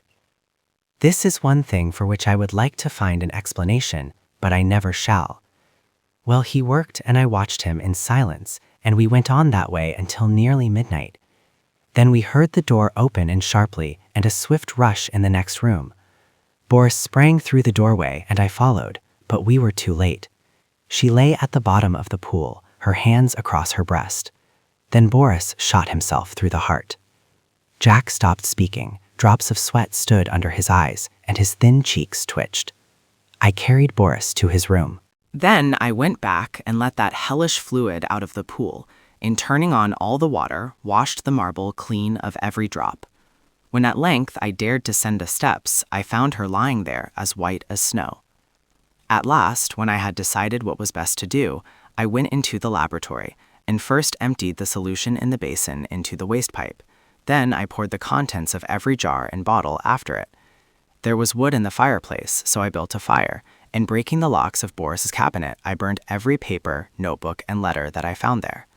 With a mallet from the studio, I smashed to pieces all the empty bottles, then loading them into a coal scuttle, I carried them to the cellar and threw them over the red-hot bed of the furnace. 6 times I made the journey, and at last not a vestige remained of anything which might again aid in seeking for the formula which Boris had found. Then, at last, I dared call the doctor. He is a good man, and together we struggled to keep it from the public. Without him, I never could have succeeded. At last, we got the servants paid and sent away into the country, where old Rosier keeps them quiet with stories of Boris and Genevieve's travels in distant lands, from whence they will not return for years. We buried Boris in the little cemetery of Sèvres. The doctor is a good creature and knows when to pity a man who can bear no more. He gave his certificate of heart disease and asked no questions of me. Then, lifting his head from his hands, he said, "Open the letter, Alec. It is for us both." I tore it open. It was Boris's will, dated a year before. He left everything to Geneviève, and in case of her dying childless, I was to take control of the house in the Rue Saint-Cécile, and Jacques Scott the management at Apt. On our deaths, the property reverted to his mother's family in Russia, with the exception of the sculptured marbles executed by himself. These he left to me. The page blurred under our eyes, and Jack got up and walked to the window. Presently, he returned and sat down again. I dreaded to hear what he was going to say, but he spoke with the same simplicity and gentleness. Geneviève lies before the Madonna in the marble room. The Madonna bends tenderly above her, and Geneviève smiles back into that calm face that never would have been except for her. His voice broke, but he grasped my hand, saying, "Courage, Alec." Next morning he left for Ept to fulfill his trust. Ivy. The same evening I took the keys and went into the house I had known so well. Everything was in order, but the silence was terrible. Though I went twice to the door of the marble room, I could not force myself to enter. It was beyond my strength. I went into the smoking room and sat down before the spinet. A small lace handkerchief lay on the keys, and I turned away, choking. It was plain I could not stay, so I locked every door, every window, and the 3 front and back gates, and went away. Next morning, Alcide packed my valise, and leaving him in charge of my apartments, I took the Orient Express for Constantinople. During the 2 years that I wandered through the East, at first, in our letters, we never mentioned Geneviève and Boris, but gradually their names crept in. I recollect particularly a passage in one of Jack's letters replying to one of mine. "What you tell me of seeing Boris bending over you while you lay ill, and feeling his touch on your face and hearing his voice, of course troubles me. This that you describe must have happened a fortnight after he died. I say to myself that you were dreaming, that it was part of your delirium, but the explanation does not satisfy me, nor would it you." Toward the end of the 2nd year, a letter came from Jack to me in India, so unlike anything that I had ever known of him that I decided to return at once to Paris. He wrote, "I am well, and sell all my pictures as artists do who have no need of money. I have not a care of my own, but I am more restless than if I had. I am unable to shake off a strange anxiety about you. It is not apprehension, it is rather a breathless expectancy. Of what, God knows. I can only say it is wearing me out. Nights I dream always of you and Boris. I can never recall anything afterward, but I wake in the morning with my heart beating, and all day the excitement increases until I fall asleep at night to recall the same experience. I am quite exhausted by it, and have determined to break up this morbid condition. I must see you. Shall I go to Bombay, or will you come to Paris?" I telegraphed him to expect me by the next steamer. When we met, I thought he had changed very little. I, he insisted, looked in splendid health. It was good to hear his voice again, and as we sat and chatted about what life still held for us, we felt that it was pleasant to be alive in the bright spring weather. We stayed in Paris together a week, and then I went for a week to Ept with him. But first of all we went to the cemetery at Sèvres, where Boris lay. "Shall we place the Fates in the little grove above him?" Jack asked, and I answered, "I think only the Madonna should watch over Boris's grave." But Jack was none the better for my homecoming. The dreams of which he could not retain even the least definite outline continued, and he said that at times the sense of breathless expectancy was suffocating. "You see, I do you harm and not good," I said. "Try a change without me." So he started alone for a ramble among the Channel Islands, and I went back to Paris. I had not yet entered Boris's house, now mine since my return, but I knew it must be done. It had been kept in order by Jack. There were servants there, so I gave up my own apartment and went there to live. Instead of the agitation I had feared, I found myself able to paint there tranquilly. I visited all the rooms, all but one. I could not bring myself to enter the marble room where Geneviève lay, and yet I felt the longing growing daily to look upon her face, to kneel beside her. One April afternoon, I lay dreaming in the smoking room, just as I had lain 2 years before, and mechanically I looked among the tawny eastern rugs for the wolfskin. At last I distinguished the pointed ears and flat, cruel head, and I thought of my dream where I saw Geneviève lying beside it. The helmets still hung against the threadbare tapestry, among them the old Spanish morion, which I remembered Geneviève had once put on when we were amusing ourselves with the ancient bits of mail. I turned my eyes to the spinet. Every yellow key seemed eloquent of her caressing hand, and I rose, drawn by the strength of my life's passion to the sealed door of the marble room. The heavy doors swung inward under my trembling hands. Sunlight poured through the window, tipping with gold the wings of Cupid, and lingered like a nimbus over the brows of the Madonna. Her tender face bent in compassion over a marble form so exquisitely pure that I knelt and signed myself. Geneviève lay in the shadow under the Madonna, and yet, through her white arms, I saw the pale azure vein, and beneath her softly clasped hands, the folds of her dress were tinged with rose, as if from some faint warm light within her breast. Bending with a breaking heart, I touched the marble drapery with my lips, then crept back into the silent house. A maid came and brought me a letter, and I sat down in the little conservatory to read it. But as I was about to break the seal, seeing the girl lingering, I asked her what she wanted.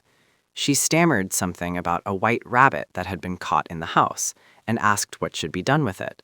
I told her to let it loose in the wall's garden behind the house, and opened my letter. It was from Jacques, but so incoherent that I thought he must have lost his reason. It was nothing but a series of prayers to me not to leave the house until he could get back. He could not tell me why. There were the dreams, he said. He could explain nothing, but he was sure that I must not leave the house in the Rue Saint-Cécile. As I finished reading, I raised my eyes and saw the same maidservant standing in the doorway, holding a glass dish in which 2 goldfish were swimming. "Put them back into the tank and tell me what you mean by interrupting me," I said. With a half-suppressed whimper, she emptied water and fish into an aquarium at the end of the conservatory, and turning to me, asked my permission to leave my service. She said people were playing tricks on her, evidently with a design of getting her into trouble. The marble rabbit had been stolen, and a live one had been brought into the house. The 2 beautiful marble fish were gone, and she had just found those common live things flopping on the dining room floor. I reassured her and sent her away, saying I would look about myself. I went into the studio. There was nothing there but my canvases and some casts, except the marble of the Easter lily. I saw it on a table across the room. Then I strode angrily over to it, but the flower I lifted from the table was fresh and fragile and filled the air with perfume. Then suddenly I comprehended and sprang through the hallway to the marble room. The doors flew open, the sunlight streamed into my face, and through it, in a heavenly glory, the Madonna smiled, as Geneviève lifted her flushed face from her marble couch and opened her sleepy eyes. Chapter 3. In the Court of the Dragon. O thou who burn'st in heart for those who burn, in hell, whose fires thyself shall feed in turn. How long be crying mercy on them, God? Why, who art thou to teach and he to learn? In the church of Saint Barnabé, vespers were over. The clergy left the altar. The little choir boys flocked across the chancel and settled in the stalls. A Swiss in rich uniform marched down the south aisle, sounding his staff at every fourth step on the stone pavement. Behind him came that eloquent preacher and good man, Monsignor C. My chair was near the chancel rail. I now turned toward the west end of the church. The other people between the altar and the pulpit turned too. There was a little scraping and rustling while the congregation seated itself again.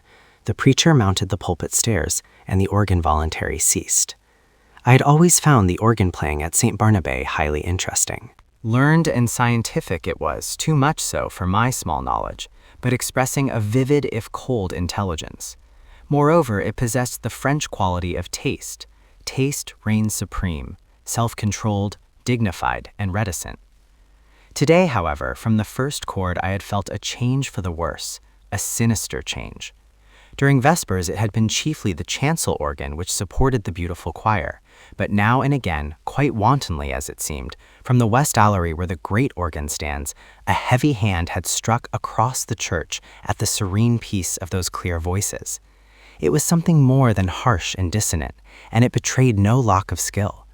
As it recurred again and again, it set me thinking of what my architect's books say about the custom in early times to consecrate the choir as soon as it was built, and that the nave, being finished sometimes half a century later, often did not get any blessing at all. I wondered idly if that had been the case at St. Barnabé, and whether something not usually supposed to be at home in a Christian church might have entered undetected and taken possession of the West Gallery. I had read of such things happening too, but not in works on architecture. Then I remembered that St. Barnabé was not much more than 100 years old, and smiled at the incongruous association of medieval superstitions with that cheerful little piece of 18th century Rococo.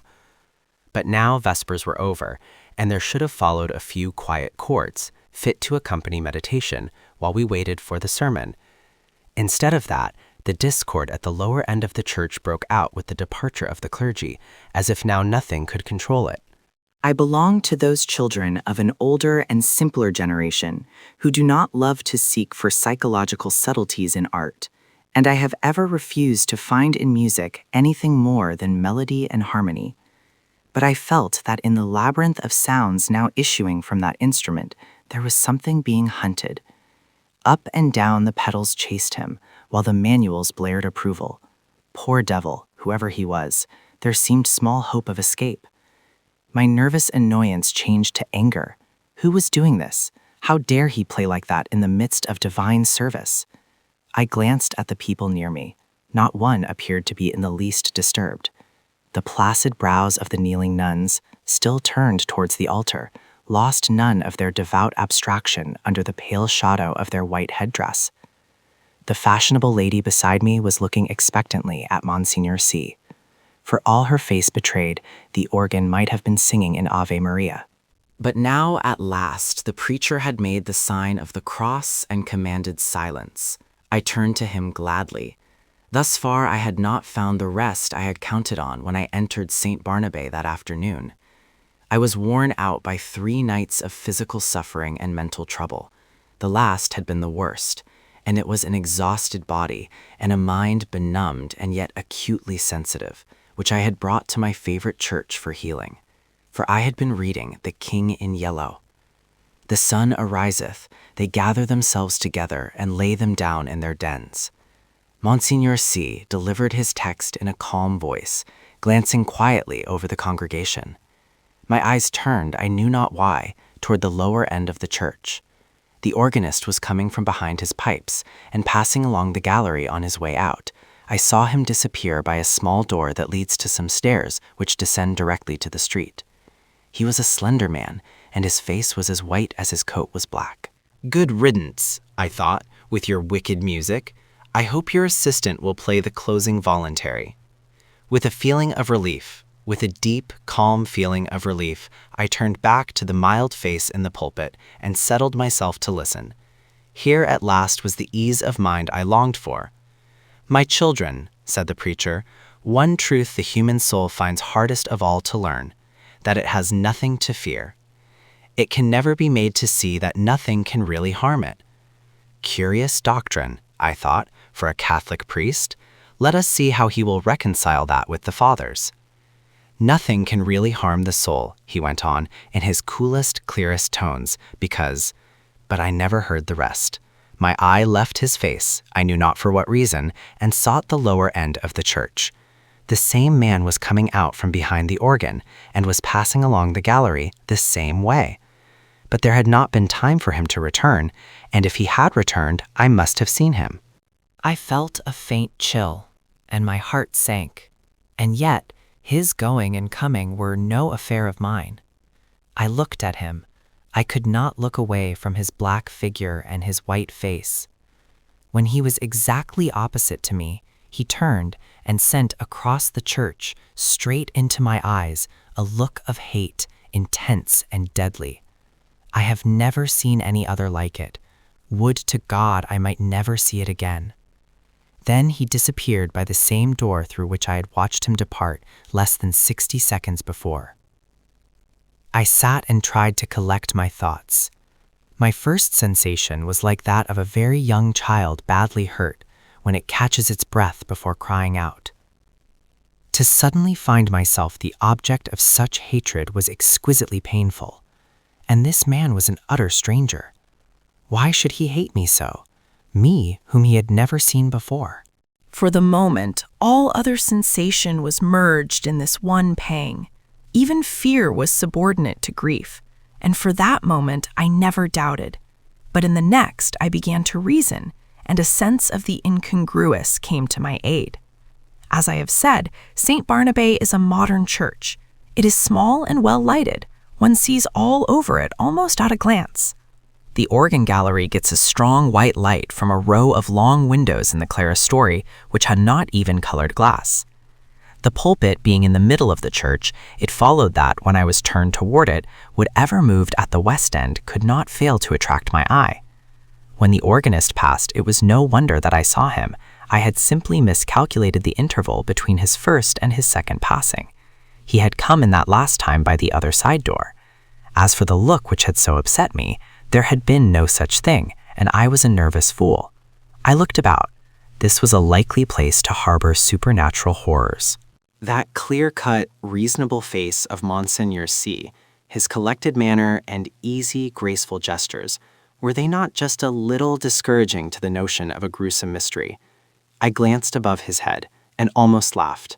That flyaway lady supporting one corner of the pulpit canopy, which looked like a fringed damask tablecloth in a high wind.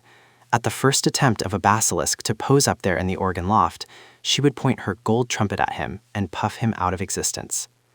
I laughed to myself over this conceit, which at the time I thought very amusing, and sought and chaffed myself and everything else, from the old harpy outside the railing, who had made me pay 10 centimes for my chair before she would let me in. She was more like a basilisk, I told myself, than was my organist with the Anna Mica complexion. From that grim old dame to, yes, alas, Monseigneur C. himself, for all devoutness had fled. I had never yet done such a thing in my life, but now I felt a desire to mock. As for the sermon, I could not hear a word of it for the jingle in my ears of "The skirts of St. Paul has reached," having preached us those 6 Lent lectures, more unctuous than ever he preached, keeping time to the most fantastic and irreverent thoughts. It was no use to sit there any longer. I must get out of doors and shake myself free from this hateful mood. I knew the rudeness I was committing, but still I rose and left the church. A spring sun was shining on the Rue Saint-Honoré as I ran down the church steps. On one corner stood a barrow full of yellow jonquils, pale violets from the Riviera, dark Russian violets, and white Roman hyacinths in a golden cloud of mimosa. The street was full of Sunday pleasure seekers. I swung my cane and laughed with the rest. Someone overtook and passed me. He never turned, but there was the same deadly malignity in his white profile that there had been in his eyes. I watched him as long as I could see him. His lithe back expressed the same menace. Every step that carried him away from me seemed to bear him on some errand connected with my destruction. I was creeping along, my feet almost refusing to move. There began to dawn in me a sense of responsibility for something long forgotten. It began to seem as if I deserved that which he threatened. It reached a long way back, a long, long way back. It had lain dormant all these years. It was there, though, and presently it would rise and confront me. But I would try to escape, and I stumbled as best I could into the Rue de Rivoli, across the Place de la Concorde, and onto the quay. I looked with sick eyes upon the sun, shining through the white foam of the fountain, pouring over the backs of the dusky bronze river gods, on the faraway arc, a structure of amethyst mist, on the countless vistas of gray stems and bare branches, faintly green. Then I saw him again, coming down one of the chestnut alleys of the Cours Lorraine. I left the riverside, plunged blindly across to the Champs-Élysées, and turned toward the Arc. The setting sun was sending its rays along the green sward of the Rond Point. In the full glow he sat on a bench, children and young mothers all about him. He was nothing but a Sunday lounger like the others, like myself. I said the words almost aloud, and all the while I gazed on the malignant hatred of his face. But he was not looking at me. I crept past and dragged my leaden feet up the avenue. I knew that every time I met him brought him nearer to the accomplishment of his purpose and my fate. And still I tried to save myself. The last rays of sunset were pouring through the great arc. I passed under it and met him face to face. I had left him far down the Champs-Élysées, and yet he came in with a stream of people who were returning from the Bois de Boulogne.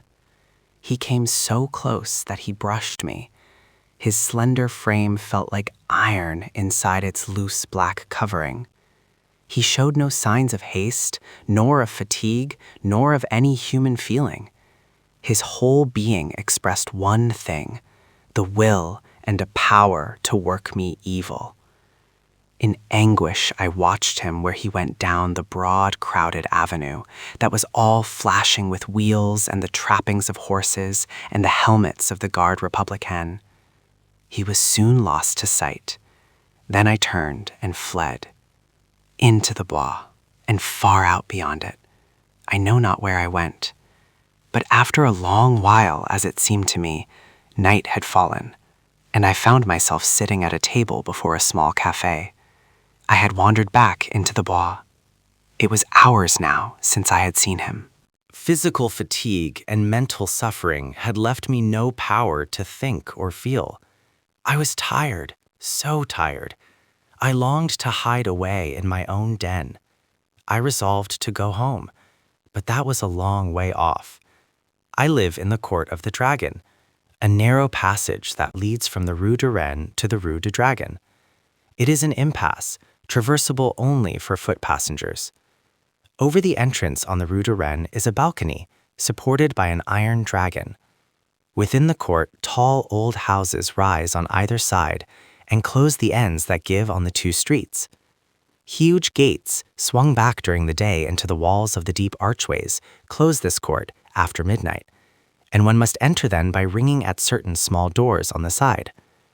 The sunken pavement collects unsavory pools. Steep stairways pitch down to doors that open on the court. The ground floors are occupied by shops of second-hand dealers and by ironworkers. All day long, the place rings with the clink of hammers and the clang of metal bars. Unsavory as it is below, there is cheerfulness and comfort and hard, honest work above. 5 flights up are the ateliers of architects and painters, and the hiding places of middle-aged students like myself who want to live alone. When I first came here to live, I was young and not alone. I had to walk a while before any conveyance appeared, but at last, when I had almost reached the Arc de Triomphe again, an empty cab came along and I took it. From the Arc to the Rue de Rennes is a drive of more than half an hour, especially when one is conveyed by a tired cab horse that has been at the mercy of Sunday fete makers. There had been time before I passed under the dragon's wings to meet my enemy over and over again, but I never saw him once, and now refuge was close at hand. Before the wide gateway, a small mob of children were playing. Our concierge and his wife walked among them, with their black poodle, keeping order. Some couples were waltzing on the sidewalk. I returned their greetings and hurried in. All the inhabitants of the court had trooped out into the street. The place was quite deserted. lighted by a few lanterns hung high up in which the gas burned dimly. My apartment was at the top of a house, halfway down the court, reached by a staircase that descended almost into the street, with only a bit of passageway intervening. I set my foot on the threshold of the open door. The friendly old ruinous stairs rose before me, leading up to rest and shelter. Looking back over my right shoulder, I saw him, 10 paces off. He must have entered the court with me. He was coming straight on, neither slowly nor swiftly, but straight on to me. And now he was looking at me. For the first time since our eyes encountered across the church, they met now again, and I knew that the time had come.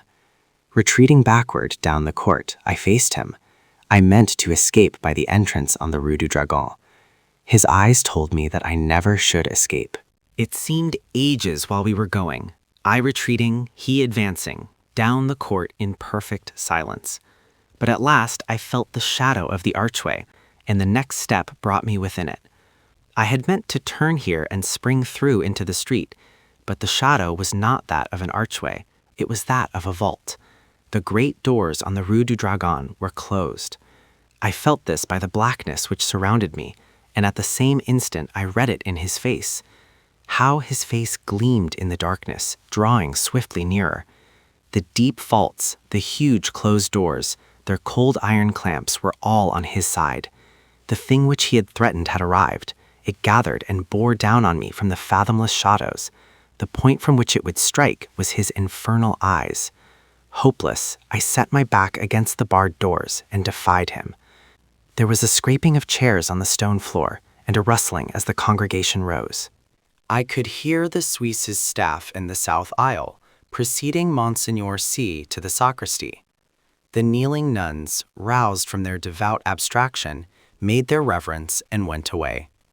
The fashionable lady, my neighbor, rose also, with graceful reserve. As she departed, her glance just flitted over my face in disapproval. Half dead, or so it seemed to me, yet intensely alive to every trifle, I sat among the leisurely moving crowd, then rose too and went toward the door. I had slept through the sermon. Had I slept through the sermon? I looked up and saw him passing along the gallery to his place. Only his side I saw. The thin, bent arm in its black covering looked like one of those devilish nameless instruments which lie in the disused torture chambers of medieval castles. But I had escaped him, though his eyes had said I should not. Had I escaped him? That which gave him the power over me came back out of oblivion, where I had hoped to keep it, for I knew him now. Death and the awful abode of lost souls, whither my weakness long ago had sent him, they had changed him for every other eye, but not for mine. I had recognized him almost from the first. I had never doubted what he was come to do, and now I knew, while my body sat safe in the cheerful little church, he had been hunting my soul in the court of the dragon. I crept to the door. The organ broke out overhead with a blare. A dazzling light filled the church, blotting the altar from my eyes. The people faded away. The arches, the vaulted roof vanished. I raised my seared eyes to the fathomless glare, and I saw the black stars hanging in the heavens, and the wet winds from the lake of Hali chilled my face. And now, far away, over leagues of tossing cloud waves, I saw the moon dripping with spray, and beyond, the towers of Carcosa rose behind the moon. Death and the awful abode of lost souls, whither my weakness long ago had sent him, had changed him for every other eye but mine. And now I heard his voice, rising, swelling, thundering through the flaring light. And as I fell, the radiance increasing, poured over me in waves of flame. Then I sank into the depths, and I heard the King in Yellow whispering to my soul, "It is a fearful thing to fall into the hands of the living God." Chapter 4. The Yellow Sign. Let the red dawn surmise what we shall do when this blue starlight dies and all is through. There are so many things which are impossible to explain, Why should certain chords in music make me think of the brown and golden tints of autumn foliage? Why should the Mass of Saint Cecile bend my thoughts wandering among caverns whose walls blaze with ragged masses of virgin silver? What was it in the roar and turmoil of Broadway at 6 o'clock that flashed before my eyes the picture of a still Breton forest where sunlight filtered through spring foliage and Sylvia bent, half curiously, half tenderly, over a small green lizard, murmuring, "To think that this also is a little ward of God." When I first saw the watchman, his back was toward me. I looked at him indifferently until he went into the church.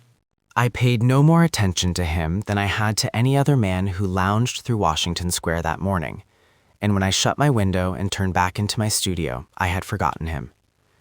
Late in the afternoon, the day being warm, I raised the window again and leaned out to get a sniff of air. A man was standing in the courtyard of the church, and I noticed him again with as little interest as I had that morning. I looked across the square to where the fountain was playing, and then, with my mind filled with vague impressions of trees, asphalt drives, and the moving groups of nursemaids and holidaymakers, I started to walk back to my easel. As I turned, my listless glance included the man below in the churchyard. His face was toward me now, and with a perfectly involuntary movement I bent to see it. At the same moment he raised his head and looked at me. Instantly I thought of a coffin worm. Whatever it was about the man that repelled me, I did not know, but the impression of a plump white grave worm was so intense and nauseating that I must have shown it in my expression, for he turned his puffy face away with a movement which made me think of a disturbed grub in a chestnut. I went back to my easel and motioned a model to resume her pose. After working a while, I was satisfied that I was spoiling what I had done as rapidly as possible, and I took up a palette knife and scraped the color out again. The flesh tones were sallow and unhealthy, and I did not understand how I could have painted such sickly color into a study which before that had glowed with healthy tones. I looked at Tessie. She had not changed, and the clear flush of health dyed her neck and cheeks as I frowned. "Is it something I've done?" she said. "No, I've made a mess of this arm, and for the life of me, I can't see how I came to paint such mud as that into the canvas," I replied. "Don't I pose well?" she insisted. "Of course, perfectly." "Then it's not my fault?" "No, it's my own." "I am very sorry," she said.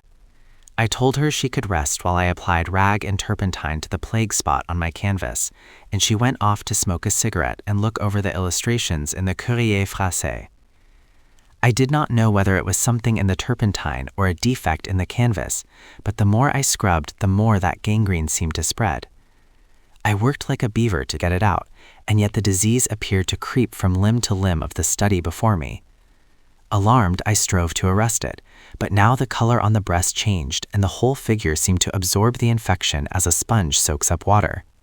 Vigorously, I plied palette knife, turpentine, and scraper, thinking all the time what a séance I should hold with Duval, who had sold me the canvas.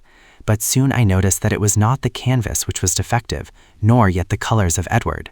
It must be the turpentine, I thought angrily, or else my eyes have become so blurred and confused by the afternoon light that I can't see straight. I called Tessie, the model. She came and leaned over my chair, blowing rings of smoke into the air. "What have you been doing to it?" she exclaimed.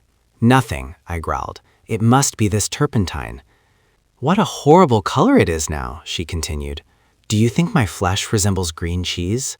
"No, I don't," I said angrily. "Did you ever know me to paint like that before?"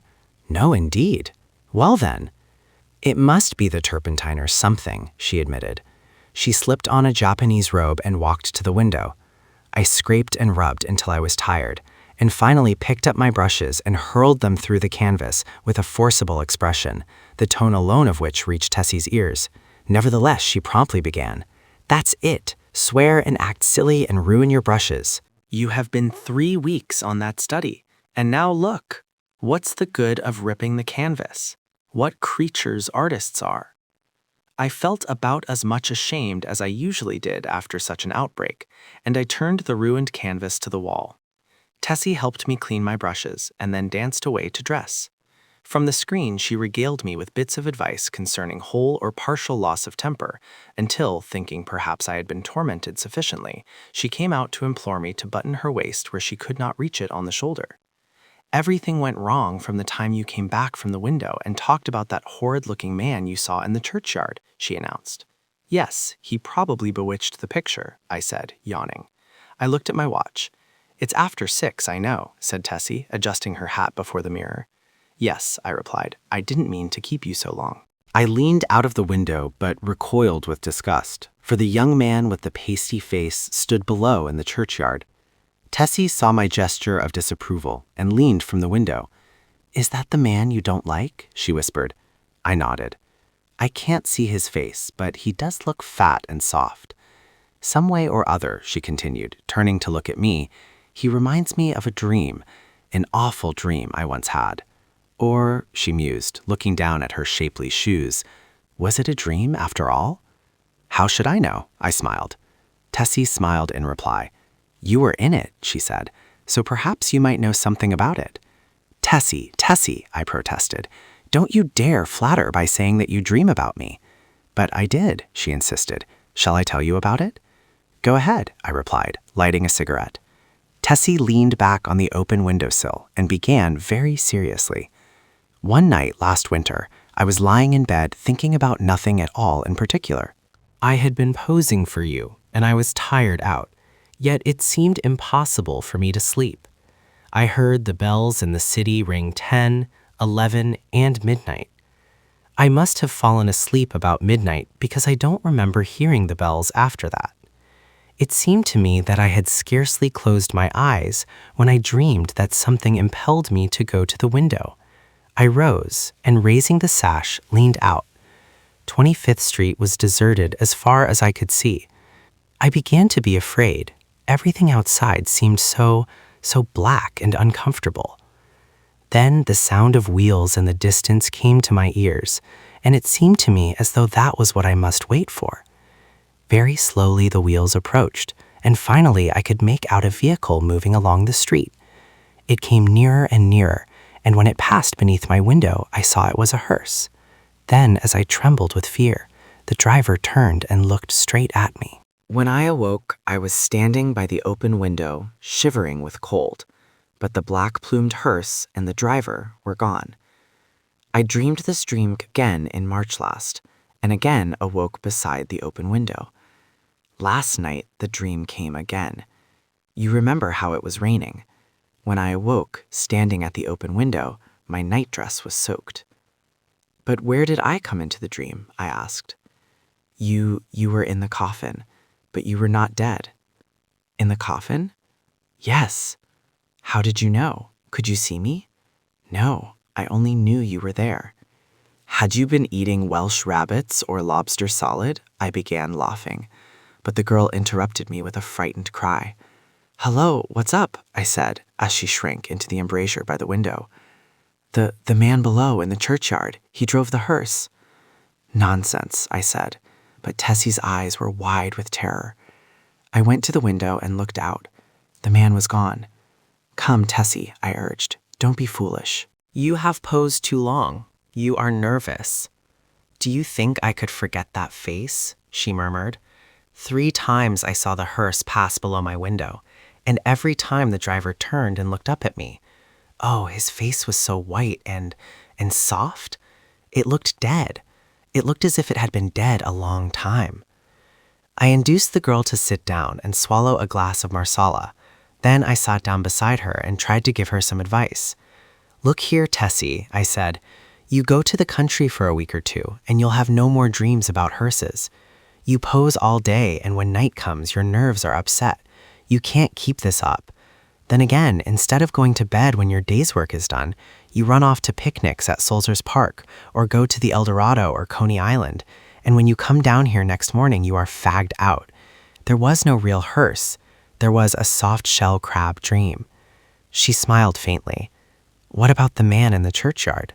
Oh, he's only an ordinary, unhealthy, everyday creature. As true as my name is Tessie Reardon, I swear to you, Mr. Scott, that the face of the man below in the churchyard is the face of the man who drove the hearse. What of it? I said. It's an honest trade. Then you think I did see the hearse? Oh, I said diplomatically, if you really did, it might not be unlikely that the man below drove it. There is nothing in that. Tessie rose, unrolled her scented handkerchief, and taking a bit of gum from a knot in the hem, placed it in her mouth. Then, drawing on her gloves, she offered me her hand with a frank, "Good night, Mr. Scott," and walked out. Aye. The next morning, Thomas, the bellboy, brought me the Herald and a bit of news. The church next door had been sold. I thanked heaven for it.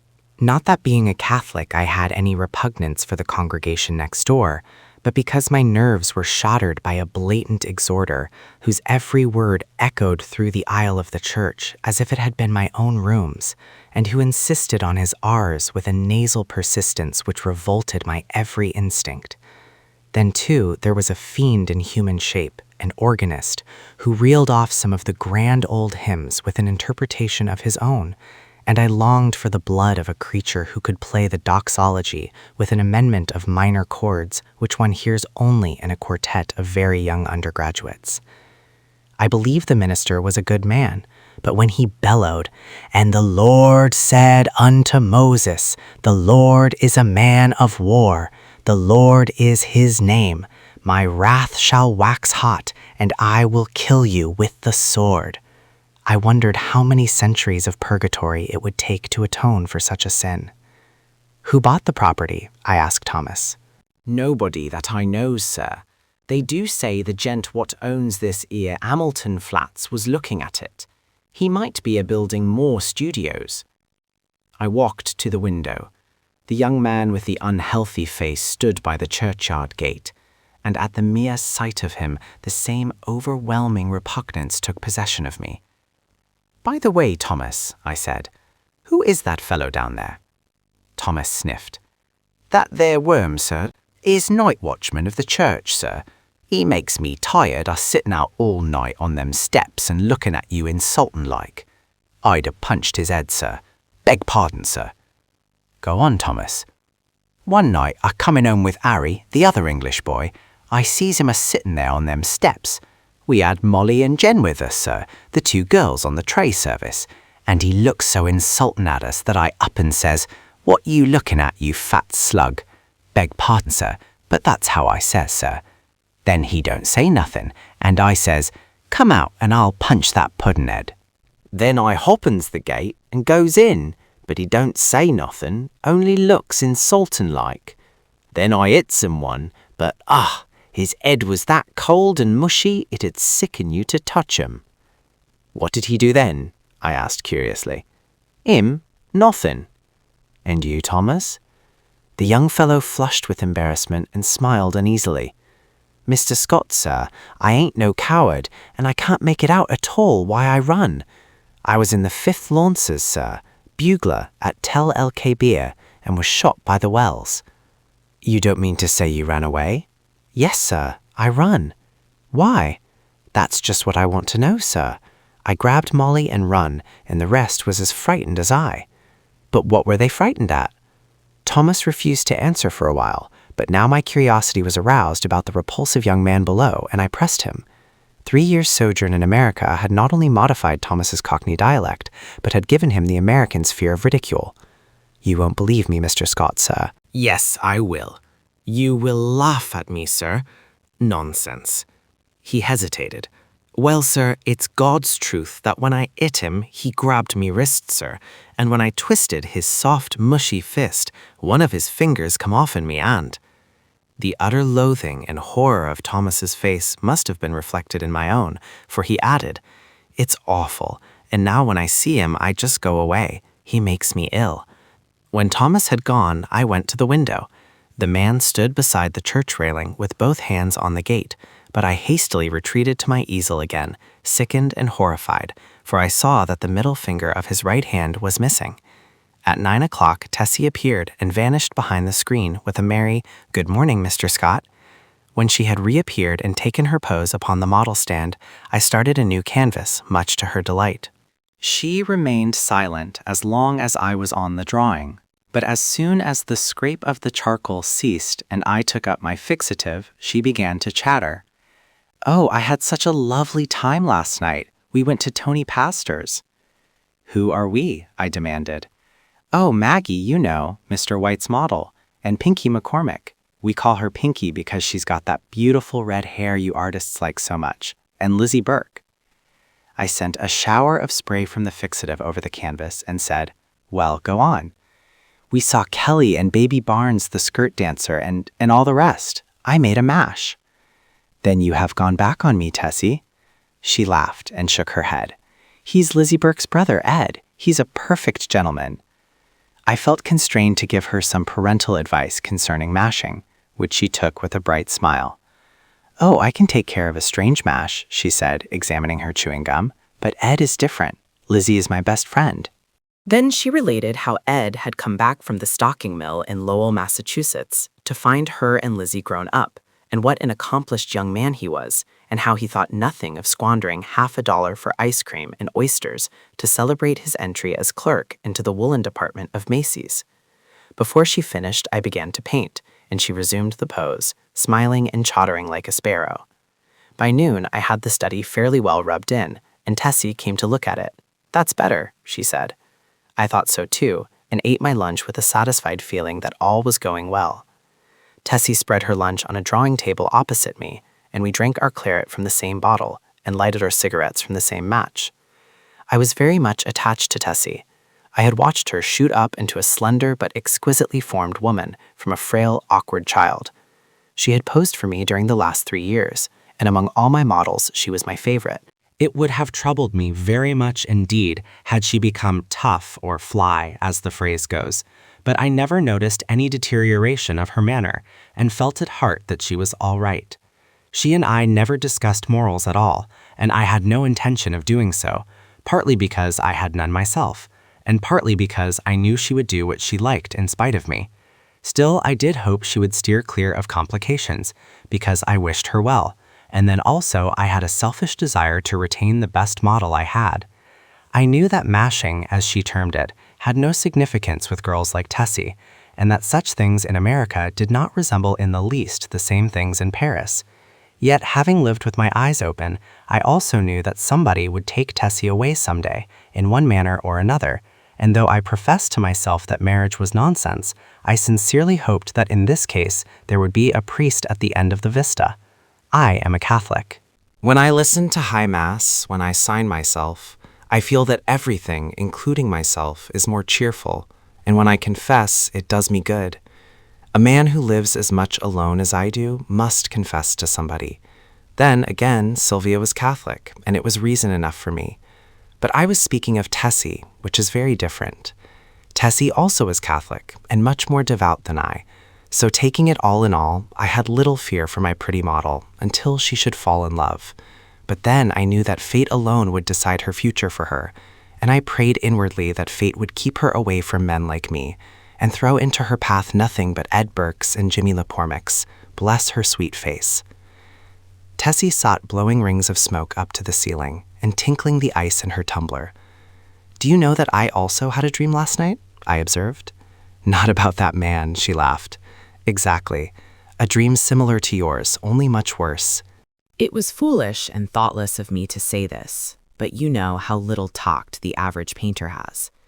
I must have fallen asleep about 10 o'clock, I continued, and after a while I dreamt that I awoke. So plainly did I hear the midnight bells, the wind in the tree branches, and the whistle of steamers from the bay, that even now I can scarcely believe I was not awake. I seemed to be lying in a box which had a glass cover. Dimly I saw the street lamps as I passed, for I must tell you, Tessie, the box in which I reclined appeared to lie in a cushioned wagon, which jolted me over a stony pavement. After a while I became impatient and tried to move, but the box was too narrow. My hands were crossed on my breast, so I could not raise them to help myself. I listened and then tried to call. My voice was gone. I could hear the trample of the horses attached to the wagon, and even the breathing of the driver. Then another sound broke upon my ears like the raising of a window sash. I managed to turn my head a little, and found I could look not only through the glass cover of my box, but also through the glass panes in the side of the covered vehicle. I saw houses, empty and silent, with neither light nor life about any of them excepting one. In that house, a window was open on the first floor, and a figure all in white stood looking down into the street. It was you. Tessie had turned her face away from me and leaned on the table with her elbow. "I could see your face," I resumed, "and it seemed to me to be very sorrowful." Then we passed on and turned into a narrow black lane. Presently the horses stopped. I waited and waited, closing my eyes with fear and impatience, but all was silent as the grave. After what seemed to me hours, I began to feel uncomfortable. A sense that somebody was close to me made me unclose my eyes. Then I saw the white face of the hearse driver looking at me through the coffin lid. A sob from Tessie interrupted me. She was trembling like a leaf. I saw I had made an ass of myself and attempted to repair the damage. "Why, Tess," I said, "I only told you this to show you what influence your story might have on another person's dreams. You don't suppose I really lay in a coffin, do you? What are you trembling for? Don't you see that your dream and my unreasonable dislike for that inoffensive watchman of the church simply set my brain working as soon as I fell asleep?" She laid her head between her arms and sobbed as if her heart would break. What a precious triple donkey I had made of myself. But I was about to break my record. I went over and put my arm about her. "Tessie, dear, forgive me," I said. "I had no business to frighten you with such nonsense. You are too sensible a girl, too good at Catholic to believe in dreams." Her hand tightened on mine, and her head fell back upon my shoulder, but she still trembled, and I petted her and comforted her. "Come, Tess, open your eyes and smile."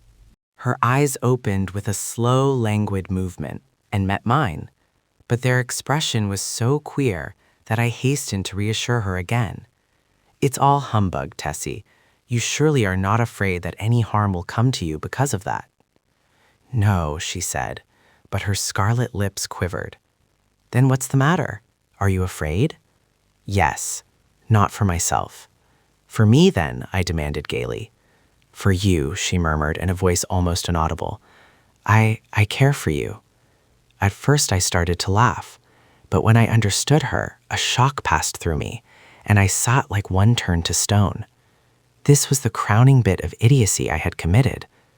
During the moment which elapsed between her reply and my answer, I thought of 1,000 responses to that innocent confession. I could pass it by with a laugh. I could misunderstand her and assure her as to my health. I could simply point out that it was impossible she could love me. But my reply was quicker than my thoughts, and I might think and think now when it was too late, for I had kissed her on the mouth. That evening I took my usual walk in Washington Park, pondering over the occurrences of the day. I was thoroughly committed. There was no back out now, and I stared the future straight in the face. I was not good, not even scrupulous, but I had no idea of deceiving either myself or Tessie. The one passion of my life lay buried in the sunlit forests of Brittany. Was it buried forever? Hope cried, no. For 3 years I had been listening to the voice of hope, and for 3 years I had waited for a footstep on my threshold. Had Sylvia forgotten? No, cried Hope. I said that I was no good. That is true. But still, I was not exactly a comic opera villain. I had led an easygoing, reckless life, taking what invited me of pleasure, deploring and sometimes bitterly regretting consequences. In one thing alone, except my painting, was I serious, and that was something which lay hidden, if not lost, in the Breton forests. It was too late for me to regret what had occurred during the day. Whatever it had been, pity, a sudden tenderness for sorrow, or the more brutal instinct of gratified vanity, it was all the same now, and unless I wished to bruise an innocent heart, my path lay marked before me. The fire and strength, the depth of passion of a love which I had never even suspected, with all my imagined experience in the world, left me no alternative but to respond or send her away. Whether because I am so cowardly about giving pain to others, or whether it was that I have little of the gloomy Puritan in me, I do not know, but I shrank from disclaiming responsibility for that thoughtless kiss, and in fact had no time to do so before the gates of her heart opened and the flood poured forth. Others who habitually do their duty and find a sullen satisfaction in making themselves and everybody else unhappy might have withstood it. I did not. I dared not.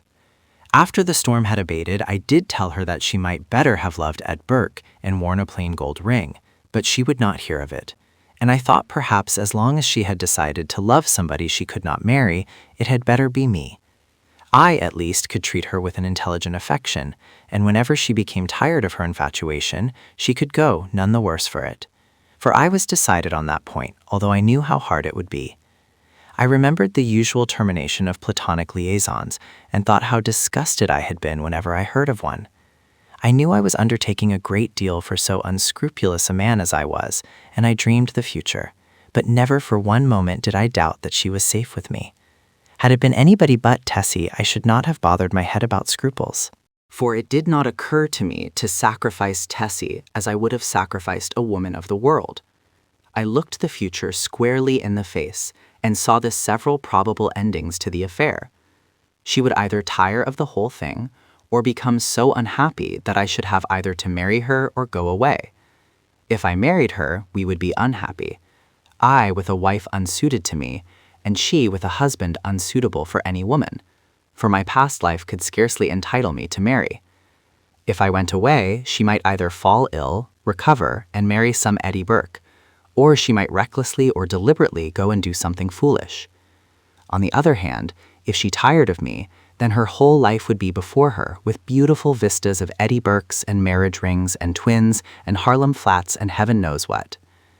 As I strolled along through the trees by the Washington Arch, I decided that she should find a substantial friend in me anyway, and the future could take care of itself. Then I went into the house and put on my evening dress, for the little faintly perfumed note on my dresser said, "Have a cab at the stage door at 11, and the note was signed Edith Carmichael, Metropolitan Theater. I took supper that night, or rather we took supper, Miss Carmichael and I, at Solari's, and the dawn was just beginning to gild the cross on the Memorial Church as I entered Washington Square after leaving Edith at the Brunswick. There was not a soul in the park as I passed along the trees and took the walk which leads from the Garibaldi statue to the Hamilton apartment house. But as I passed the churchyard, I saw a figure sitting on the stone steps. In spite of myself, a chill crept over me at the sight of the white, puffy face, and I hastened to pass. Then he said something which might have been addressed to me, or might merely have been a mutter to himself. But a sudden furious anger flamed up within me that such a creature should address me. For an instant, I felt like wheeling about and smashing my stick over his head, but I walked on, and entering the Hamilton, went to my apartment. For some time, I tossed about the bed, trying to get the sound of his voice out of my ears, but could not. It filled my head, that muttering sound, like thick, oily smoke from a fat-rendering vat, or an odor of noisome decay. And as I lay and tossed about, the voice in my ears seemed more distinct, and I began to understand the words he had muttered. They came to me slowly, as if I had forgotten them, and at last I could make some sense out of the sounds. It was this: "Have you found the yellow sign? Have you found the yellow sign? Have you found the yellow sign?" I was furious. What did he mean by that? Then, with a curse upon him and his, I rolled over and went to sleep. But when I awoke later, I looked pale and haggard, for I had dreamed the dream of the night before, and it troubled me more than I cared to think. I dressed and went down into my studio. Tessie sat by the window, but as I came in, she rose and put both arms around my neck for an innocent kiss. She looked so sweet and dainty that I kissed her again, and then sat down before the easel. "Hello, where's the study I began yesterday?" I asked. Tessie looked conscious, but did not answer. I began to hunt among the piles of canvases, saying, "Hurry up, Tess, and get ready. We must take advantage of the morning light." When at last I gave up the search among the other canvases and turned to look around the room for the missing study, I noticed Tessie standing by the screen with her clothes still on. "What's the matter?" I asked. "Don't you feel well?" "Yes." "Then hurry. Do you want me to pose as I have always posed?" Then I understood. Here was a new complication. I had lost, of course, the best nude model I had ever seen. I looked at Tessie. Her face was scarlet. Alas, Alas, we had eaten of the tree of knowledge, and Eden and native innocence were dreams of the past. I mean, for her. I suppose she noticed the disappointment on my face, for she said, "I will pose if you wish. The study is behind the screen here where I put it." "No," I said, "we will begin something new." And I went into my wardrobe and picked out a Moorish costume which fairly blazed with tinsel. It was a genuine costume, and Tessie retired to the screen with it enchanted. When she came forth again, I was astonished.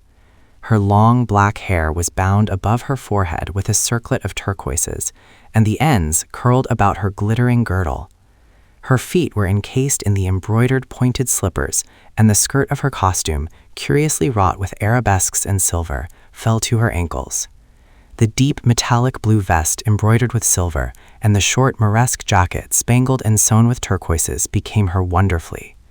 She came up to me and held up her face, smiling. I slipped my hand into my pocket and, drawing out a gold chain with a cross attached, dropped it over her head. "It's yours, Tessie." "Mine?" she faltered. "Yours. Now go and pose." Then, with a radiant smile, she ran behind the screen and presently reappeared with a little box on which was written my name. "I had intended to give it to you when I went home tonight," she said, "but I can't wait now." I opened the box. On the pink cotton inside lay a clasp of black onyx, on which was inlaid a curious symbol or letter in gold. It was neither Arabic nor Chinese, nor, as I found afterwards, did it belong to any human script. "It's all I had to give you for a keepsake," she said timidly. I was annoyed, but I told her how much I should prize it and promised to wear it always. She fastened it on my coat beneath the lapel. "How foolish, Tess, to go and buy me such a beautiful thing as this," I said. "I did not buy it," she laughed. "Where did you get it?" Then she told me how she had found it one day while coming from the aquarium in the Battery, how she had advertised it and watched the papers, but at last gave up all hopes of finding the owner. "That was last winter," she said, "the very day I had the first horrid dream about the hearse." I remembered my dream of the previous night, but said nothing, and presently my charcoal was flying over a new canvas, and Tessie stood motionless on the model stand. The day following was a disastrous one for me. While moving a framed canvas from one easel to another, my foot slipped on the polished floor, and I fell heavily on both wrists. They were so badly sprained that it was useless to attempt to hold a brush, and I was obliged to wander about the studio, glaring at unfinished drawings and sketches, until despair seized me, and I sat down to smoke and twiddle my thumbs with rage. The rain blew against the windows and rattled on the roof of the church, driving me into a nervous fit with its interminable patter. Tessie sat sewing by the window, and every now and then raised her head and looked at me with such innocent compassion that I began to feel ashamed of my irritation and looked about for something to occupy me. I had read all the papers and all the books in the library, but for the sake of something to do, I went to the bookcases and shoved them open with my elbow. I knew every volume by its color and examined them all, passing slowly around the library and whistling to keep up my spirits. I was turning to go into the dining room when my eye fell upon a book bound in serpent skin, standing in a corner of the top shelf of the last bookcase. I did not remember it, and from the floor could not decipher the pale lettering on the back, so I went to the smoking room and called Tessie. She came in from the studio and climbed up to reach the book. "What is it?" I asked. "The King in Yellow." I was dumbfounded. Who had placed it there? How came it in my rooms? I had long ago decided that I should never open that book, and nothing on earth could have persuaded me to buy it. Fearful lest curiosity might tempt me to open it, I had never even looked at it in bookstores. If I ever had had any curiosity to read it, the awful tragedy of young Castaigne, whom I knew, prevented me from exploring its wicked pages. I had always refused to listen to any description of it, and indeed nobody ever ventured to discuss the second part aloud, so I had absolutely no knowledge of what those leaves might reveal.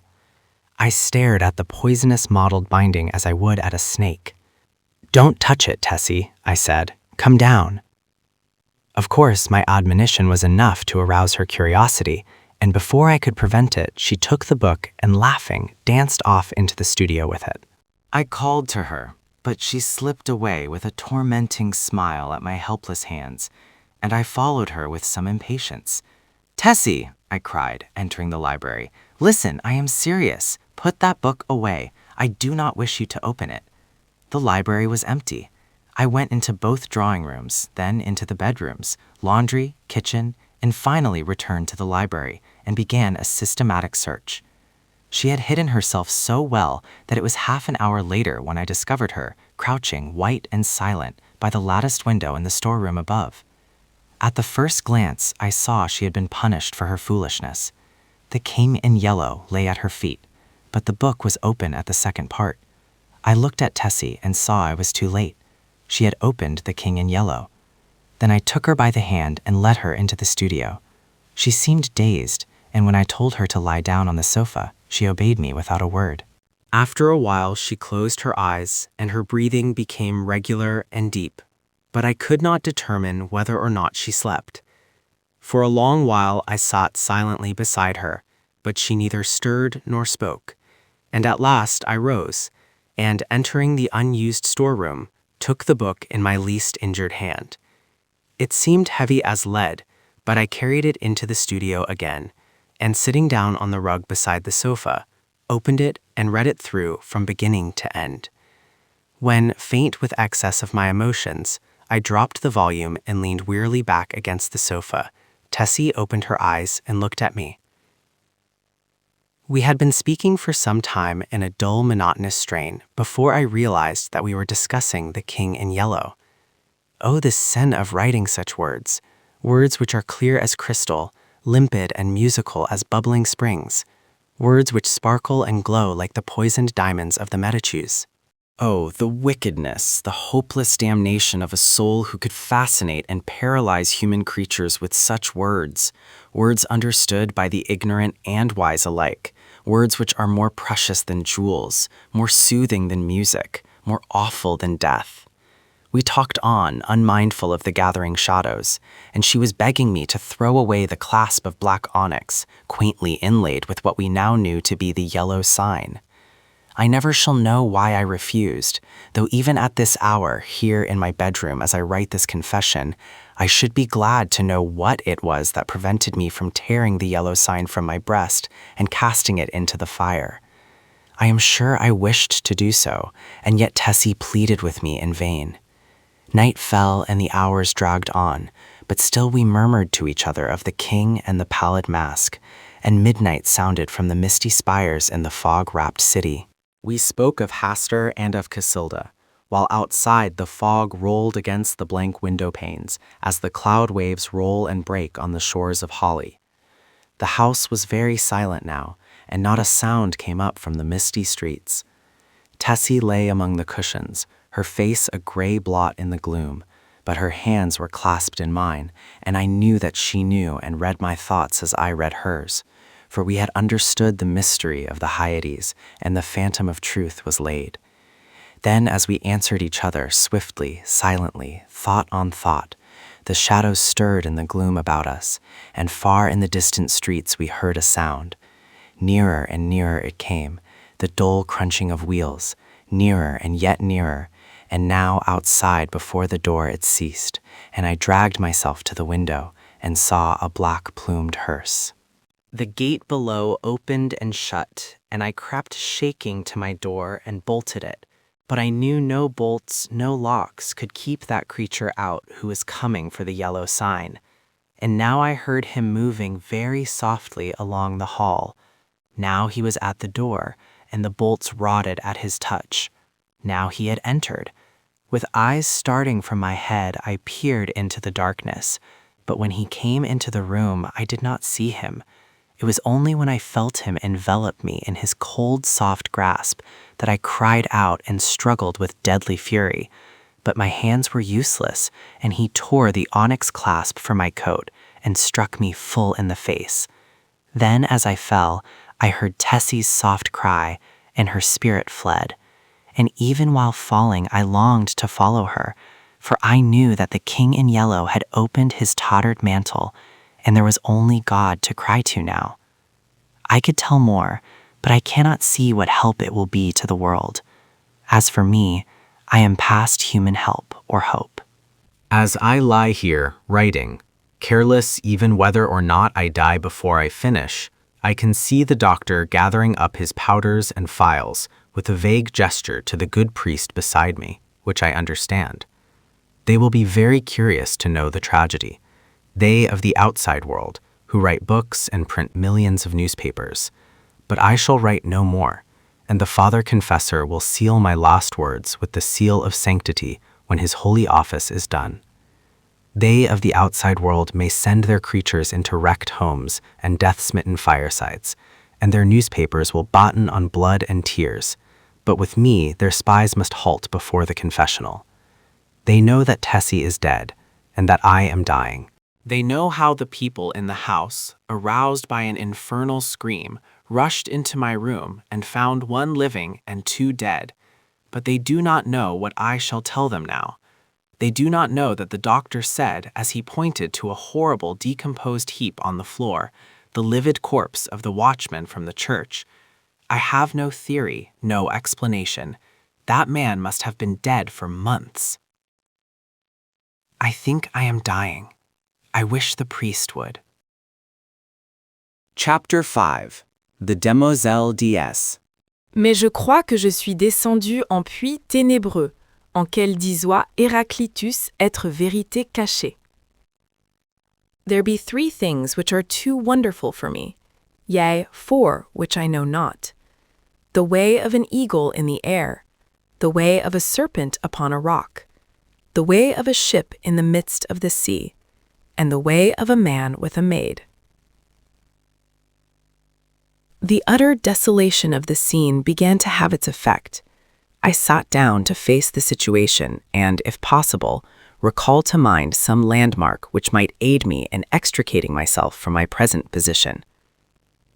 If I could only find the ocean again, all would be clear, for I knew one could see the island of Graw from the cliffs. I laid down my gun and, kneeling behind a rock, lighted a pipe. Then I looked at my watch. It was nearly 4 o'clock. I might have wandered far from Kerselec since daybreak. Standing the day before on the cliffs below Kerselec with Gulvin, looking out over the somber moors among which I had now lost my way, these downs had appeared to me level as a meadow stretching to the horizon, and although I knew how deceptive is distance, I could not realize that what from Kerselec seemed to be mere grassy hollows were great valleys covered with gorse and heather, and what looked like scattered boulders were in reality enormous cliffs of granite. "It's a bad place for a stranger," old Gulvin had said. "You'd better take a guide." And I had replied, "I shall not lose myself." Now I knew that I had lost myself, as I sat there smoking, with the sea wind blowing in my face. On every side stretched the moorland, covered with flowering gorse and heath and granite boulders. There was not a tree in sight, much less a house. After a while I picked up the gun, and turning my back on the sun, tramped on again. There was little use in following any of the brawling streams which every now and then crossed my path, for instead of flowing into the sea, they ran inland to reedy pools in the hollows of the moors.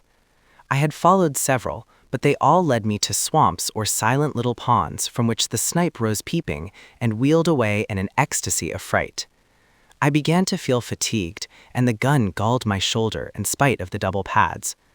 The sun sank lower and lower, shining level across yellow gorse and the moorland pools. As I walked, my own gigantic shadow led me on, seeming to lengthen at every step. The gorse scraped against my leggings, crockled beneath my feet, showering the brown earth with blossoms, and the brake bowed and billowed along my path. From tufts of heath, rabbits scurried away through the bracken, and among the swamp grass I heard the wild duck's drowsy quack. Once a fox stole across my path, and again, as I stooped to drink at a hurrying rill, a heron flopped heavily from the reeds beside me. I turned to look at the sun. It seemed to touch the edges of the plain. When at last I decided that it was useless to go on, and that I must make up my mind to spend at least one night on the moors, I threw myself down, thoroughly fagged out.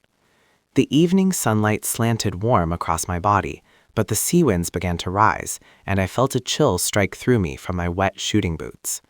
High overhead, gulls were wheeling and tossing like bits of white paper. From some distant marsh, a solitary curlew called. Little by little, the sun sank into the plain, and the zenith flushed with the afterglow. I watched the sky change from palest gold to pink and then to smoldering fire. Clouds of midges danced above me, and high in the calm air a bat dipped and soared. My eyelids began to droop. Then, as I shook off the drowsiness, a sudden crash among the bracken roused me. I raised my eyes. A great bird hung quivering in the air above my face. For an instant I stared, incapable of motion. Then something leaped past me in the ferns, and the bird rose, wheeled, and pitched headlong into the brake. I was on my feet in an instant, peering through the gorse. There came the sound of a struggle from a bunch of heather close by, and then all was quiet. I stepped forward, my gun poised, but when I came to the heather, the gun fell under my arm again, and I stood motionless in silent astonishment. A dead hare lay on the ground, and on the hare stood a magnificent falcon, one talon buried in the creature's neck, the other planted firmly on its limp flank. But what astonished me was not the mere sight of a falcon sitting upon its prey. I had seen that more than once. It was that the falcon was fitted with a sort of leash about both talons, and from the leash hung a round bit of metal like a sleigh bell. The bird turned its fierce yellow eyes on me, and then stooped and struck its curved beak into the quarry. At the same instant, hurried steps sounded among the heather, and a girl sprang into the covert in front. Without a glance at me, she walked up to the falcon, and passing her gloved hand under its breast, raised it from the quarry. Then she deftly slipped a small hood over the bird's head, and holding it out on her gauntlet, stooped and picked up the hare. She passed a cord about the animal's legs and fastened the end of the thong to her girdle. Then she started to retrace her steps through the covert. As she passed me, I raised my cap, and she acknowledged my presence with a scarcely perceptible inclination. I had been so astonished, so lost in admiration of the scene before my eyes, that it had not occurred to me that here was my salvation. But as she moved away, I recollected that unless I wanted to sleep on a windy moor that night, I had better recover my speech without delay. At my first word, she hesitated, and as I stepped before her, I thought a look of fear came into her beautiful eyes. But as I humbly explained my unpleasant plight, her face flushed, and she looked at me in wonder. "Surely you did not come from Kerselec," she repeated. Her sweet voice had no trace of the Breton accent, nor of any accent which I knew, and yet there was something in it I seemed to have heard before, something quaint and indefinable, like the theme of an old song. I explained that I was an American, unacquainted with Finisterre, shooting there for my own amusement. "An American," she repeated in the same quaint musical tones. "I have never before seen an American." For a moment she stood silent, then looking at me she said, "If you should walk all night, you could not reach Kerselec now, even if you had a guide." This was pleasant news. But, I began, if I could only find a peasant's hut where I might get something to eat and shelter. The falcon on her wrist fluttered and shook its head. The girl smoothed its glossy back and glanced at me. "Look around," she said gently. "Can you see the end of these moors? Look, north, south, east, west. Can you see anything but moorland and bracken?" "No," I said. "The moor is wild and desolate. It is easy to enter, but sometimes they who enter never leave it. There are no peasants' huts here." "Well," I said, "if you will tell me in which direction Kerselec lies, tomorrow it will take me no longer to go back than it has to come."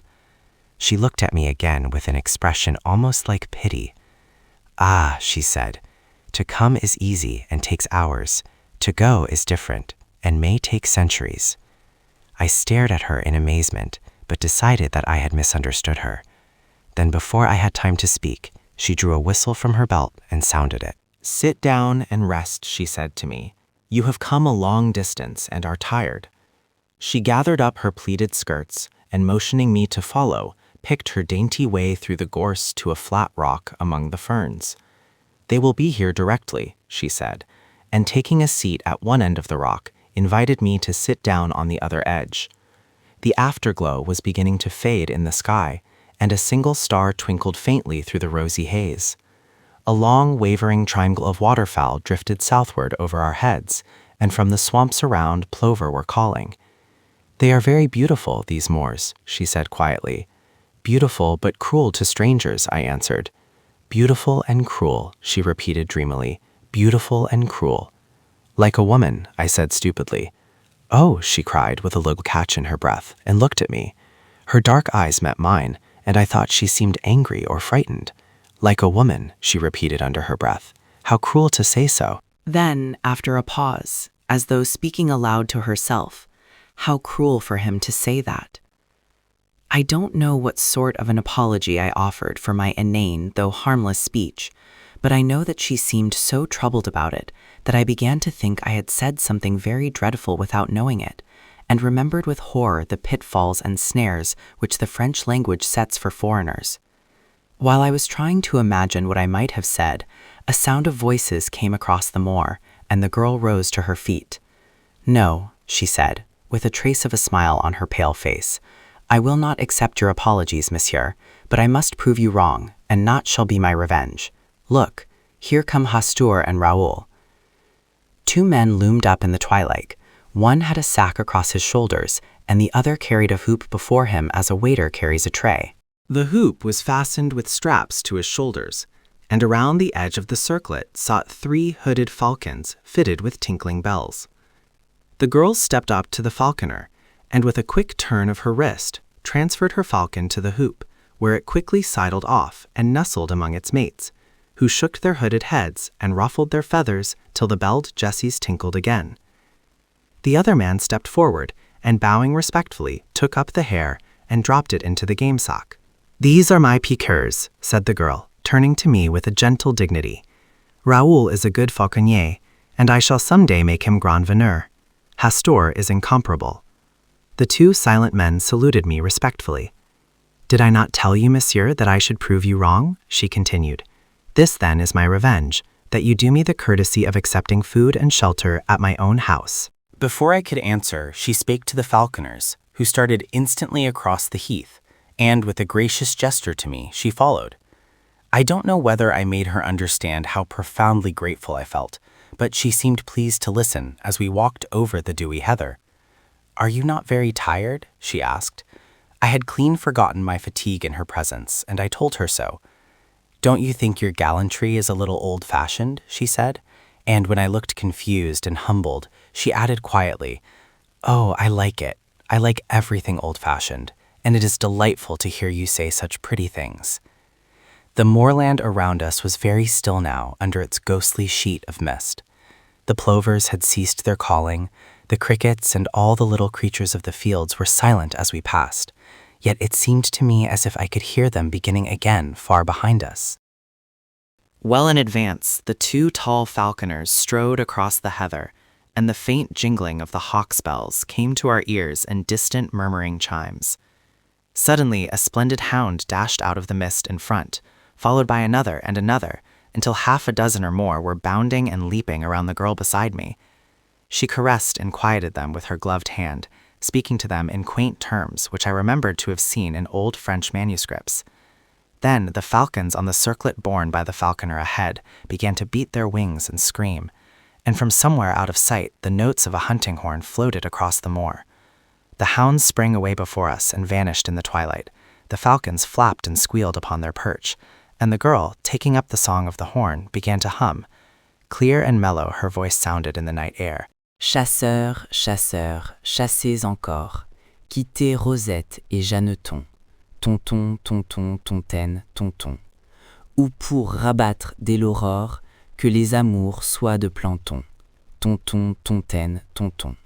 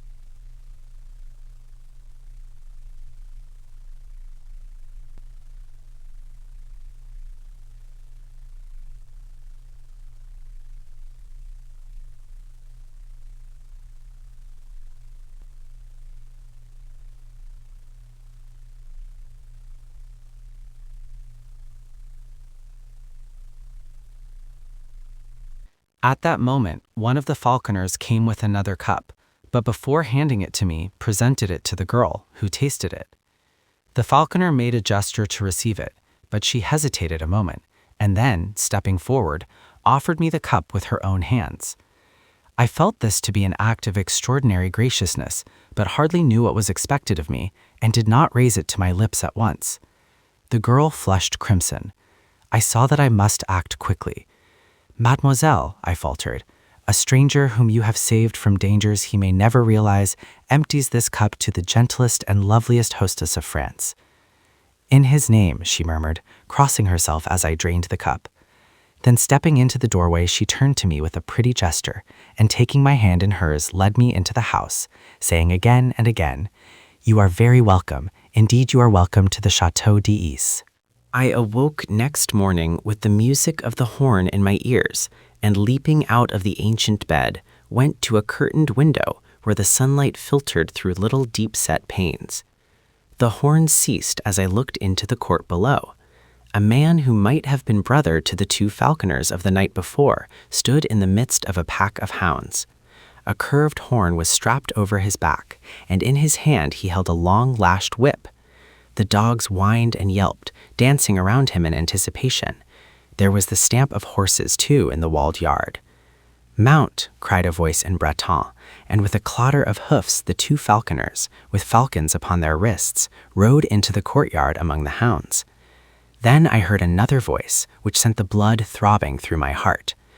"Puriot Louis, hunt the hounds well, and spare neither spur nor whip. Thou Raoul and thou Gaston, see that the épervier does not prove himself niais, and if it be best in your judgment, faites courtoisie à l'oiseau. Jardiner an oiseau, like the muet there on Hastor's wrist, is not difficult, but thou, Raoul, mayest not find it so simple to govern that hagard. Twice last week he foamed au vif, and lost the becade, although he is used to the leurre. The bird acts like a stupid paget. Battre un hagard n'est pas si facile." Was I dreaming?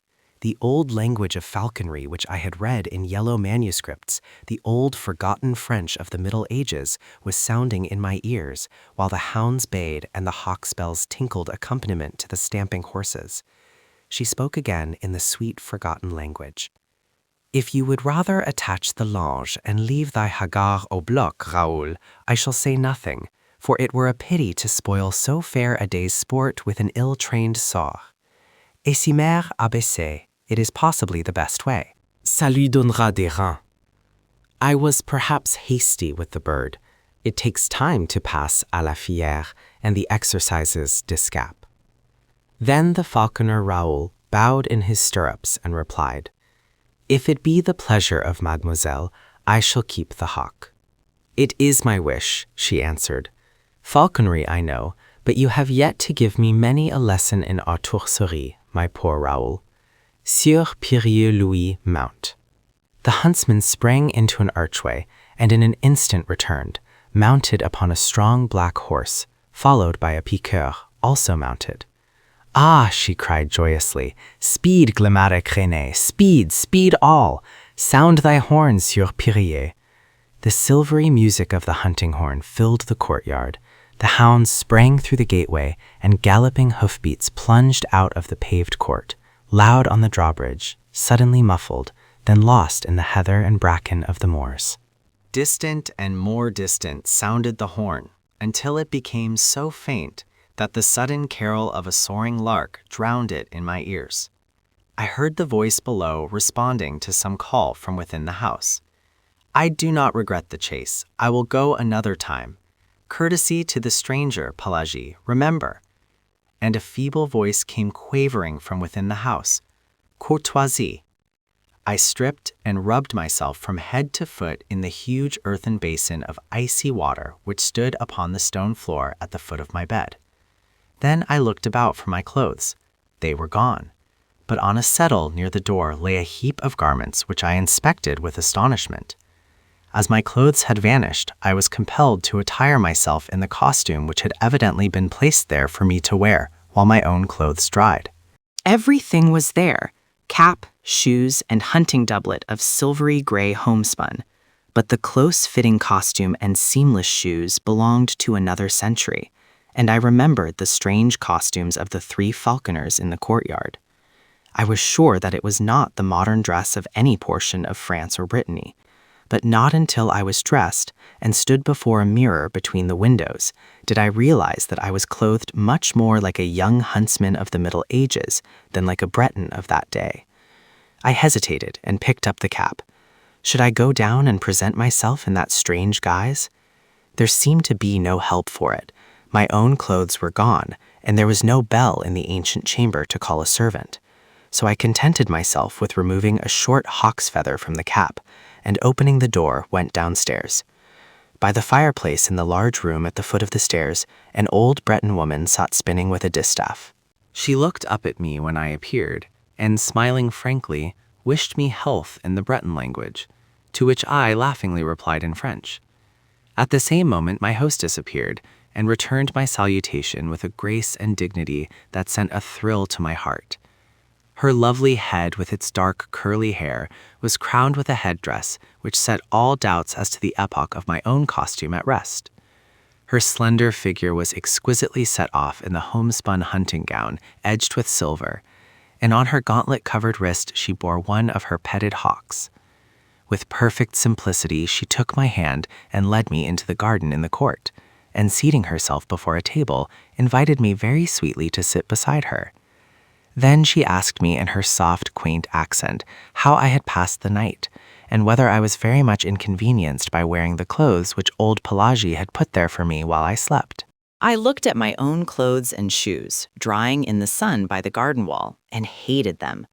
What horrors they were compared with the graceful costume which I now wore. I told her this laughing, but she agreed with me very seriously. "We will throw them away," she said in a quiet voice. In my astonishment, I attempted to explain that I not only could not think of accepting clothes from anybody, although for all I knew it might be the custom of hospitality in that part of the country, but that should cut an impossible figure if I returned to France clothed as I was then. She laughed and tossed her pretty head, saying something in old French which I did not understand, and then Pelagie trotted out with a tray on which stood 2 bowls of milk, a loaf of white bread, fruit, a platter of honeycomb, and a flagon of deep red wine. "You see, I have not yet broken my fast because I wished you to eat with me, but I am very hungry," she smiled. "I would rather die than forget one word of what you have said," I blurted out, while my cheeks burned. "She will think me mad," I added to myself, but she turned to me with sparkling eyes. "Ah," she murmured, "then monsieur knows all that there is of chivalry." She crossed herself and broke bread. I sat and watched her white hands, not daring to raise my eyes to hers. "Will you not eat?" she asked. "Why do you look so troubled?" Ah, why? I knew it now. I knew I would give my life to touch with my lips those rosy palms. I understood now that from the moment when I looked into her dark eyes there on the moor last night, I had loved her. My great and sudden passion held me speechless. "Are you ill at ease?" she asked again. Then, like a man who pronounces his own doom, I answered in a low voice, "Yes, I am ill at ease for love of you." And as she did not stir nor answer, the same power moved my lips in spite of me, and I said, "I, who am unworthy of the lightest of your thoughts, I, who abuse hospitality and repay your gentle courtesy with bold presumption, I love you." She leaned her head upon her hands and answered softly, "I love you. Your words are very dear to me. I love you." "Then I shall win you." "Win me?" she replied. But all the time I had been sitting silent, my face turned toward her. She also silent, her sweet face resting on her upturned palm, sat facing me. And as her eyes looked into mine, I knew that neither she nor I had spoken human speech, but I knew that her soul had answered mine, and I drew myself up feeling youth and joyous love coursing through every vein. She, with a bright color in her lovely face, seemed as one awakened from a dream, and her eyes sought mine with a questioning glance which made me tremble with delight. We broke our fast, speaking of ourselves. I told her my name, and she told me hers, the Demoiselle Jean Dees. She spoke of her father and mother's death, and how the 19 of her years had been passed in the little fortified farm alone with her nurse Pelagie, Glumerec René the piqueur, and the 4 falconers, Raoul, Gaston, Hastur, and the Sieur Piriou Louis, who had served her father. She had never been outside the moorland, never even had seen a human soul before, except the falconers and Pelagie. She did not know how she had heard of Kerselec. Perhaps the falconers had spoken of it. She knew the legends of Loup Garou and Jean Laflamme from her nurse Pelagie. She embroidered and spun flax. Her hawks and hounds were her only distraction. When she had met me there on the moor, she had been so frightened that she almost dropped at the sound of my voice. She had, it was true, seen ships at sea from the cliffs, but as far as the eye could reach, the moors over which she galloped were destitute of any sign of human life. There was a legend which old Pelagie told, how anybody once lost in the unexplored moorland might never return because the moors were enchanted. She did not know whether it was true. She never had thought about it until she met me. She did not know whether the falconers had even been outside, or whether they could go if they would. The books in the house which Pelagie, the nurse, had taught her to read were hundreds of years old. All this she told me with a sweet seriousness seldom seen in anyone but children. My own name she found easy to pronounce, and insisted, because my first name was Philip, I must have French blood in me. She did not seem curious to learn anything about the outside world, and I thought perhaps she considered it had forfeited her interest and respect from the stories of her nurse. We were still sitting at the table, and she was throwing grapes to the small field birds which came fearlessly to our very feet. I began to speak in a vague way of going, but she would not hear of it, and before I knew it, I had promised to stay a week and hunt with hawk and hound in their company. I also obtained permission to come again from Kerselec and visit her after my return. "Why?" she said innocently. "I do not know what I should do if you never came back." And I, knowing that I had no right to awaken her with the sudden shock which the avowal of my own love would bring to her, sat silent, hardly daring to breathe. "You will come very often?" she asked. "Very often," I said. "Every day?" "Oh," she sighed, "I am very happy. Come and see my hawks." She rose and took my hand again with a childlike innocence of possession, and we walked through the garden and fruit trees to a grassy lawn which was bordered by a brook. Over the lawn were scattered 15 or 20 stumps of trees, partially embedded in the grass, and upon all of these, except 2, sat falcons. They were attached to the stumps by thongs, which were in turn fastened with steel rivets to their legs just above the talons. A little stream of pure spring water flowed in a winding course within easy distance of each perch. The birds set up a clamor when the girl appeared, but she went from one to another, caressing some, taking others for an instant upon her wrist, or stooping to adjust their jesses. "Are they not pretty?" she said. "See, here is a falcon genteel. We call it ignoble, because it takes the quarry in direct chase. This is a blue falcon. In falconry, we call it noble, because it rises over the quarry, and wheeling drops upon it from above. This white bird is a gerfalcon from the north. It is also noble. Here is a merlin, and this tiercelet is a falcon heroner." I asked her how she had learned the old language of falconry. She did not remember, but thought her father must have taught it to her when she was very young. Then she led me away and showed me the young falcons still in the nest. They are termed niais in falconry, she explained. A branchier is the young bird which is just able to leave the nest and hop from branch to branch. A young bird which has not yet molted is called a source, and a muet is a hawk which has molted in captivity. When we catch a wild falcon which has changed its plumage, we term it a haggard. Raoul first taught me to dress a falcon. Shall I teach you how it is done? She seated herself on the bank of the stream among the falcons, and I threw myself at her feet to listen. Then the demoiselle Diaz held up one rosy-tipped finger and began very gravely. "First one must catch the falcon." "I am caught," I answered. She laughed very prettily and told me my dressage would perhaps be difficult, as I was noble. "I am already tamed," I replied. "Jest and belt." She laughed delighted. "Oh, my brave falcon, then you will return at my call?" "I am yours," I answered gravely. She sat silent for a moment.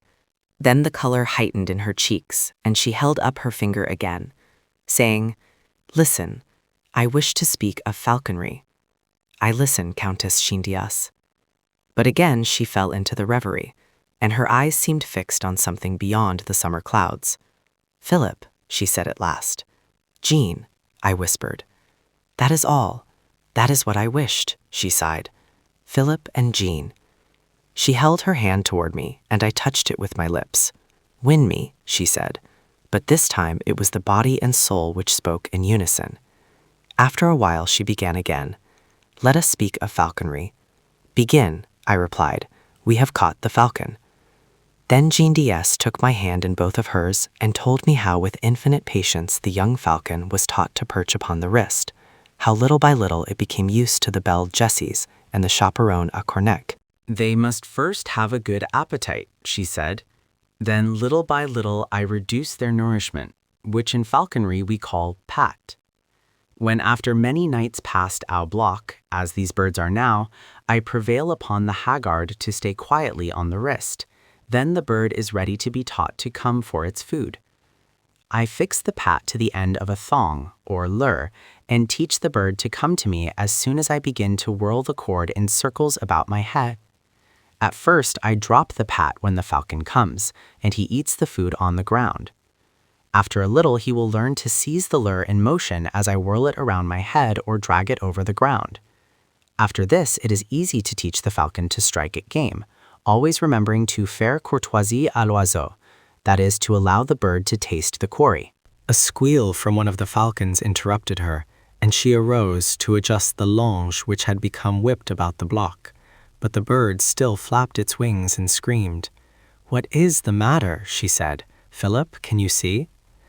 I looked around and at first saw nothing to cause the commotion, which was now heightened by the screams and flapping of all the birds. Then my eye fell upon the flat rock beside the stream from which the girl had risen. A gray serpent was moving slowly across the surface of the boulder, and the eyes in its flat triangular head sparkled like jet. "A couleuvre," she said quietly. "It is harmless, is it not?" I asked. She pointed to the black V-shaped figure on the neck. "It is certain death," she said. "It is a viper." We watched the reptile moving slowly over the smooth rock to where the sunlight fell in a broad, warm patch. I started forward to examine it, but she clung to my arm, crying, "Don't, Philip, I am afraid." "For me?" "For you, Philip. I love you." Then I took her in my arms and kissed her on the lips, but all I could say was, "Jean, Jean, Jean." And as she lay trembling on my breast, something struck my foot in the grass below, but I did not heed it. Then again something struck my ankle, and a sharp pain shot through me. I looked into the sweet face of Jean Diaz and kissed her, and with all my strength lifted her in my arms and flung her from me. Then bending, I tore the viper from my ankle and set my heel upon its head. I remember feeling weak and numb. I remember falling to the ground. Through my slowly glazing eyes, I saw Jean's white face bending close to mine.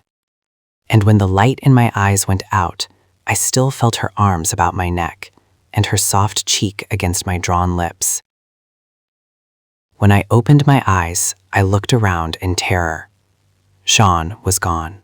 I saw the stream and the flat rock. I saw the crushed viper in the grass beside me, but the hawks and blocks had disappeared.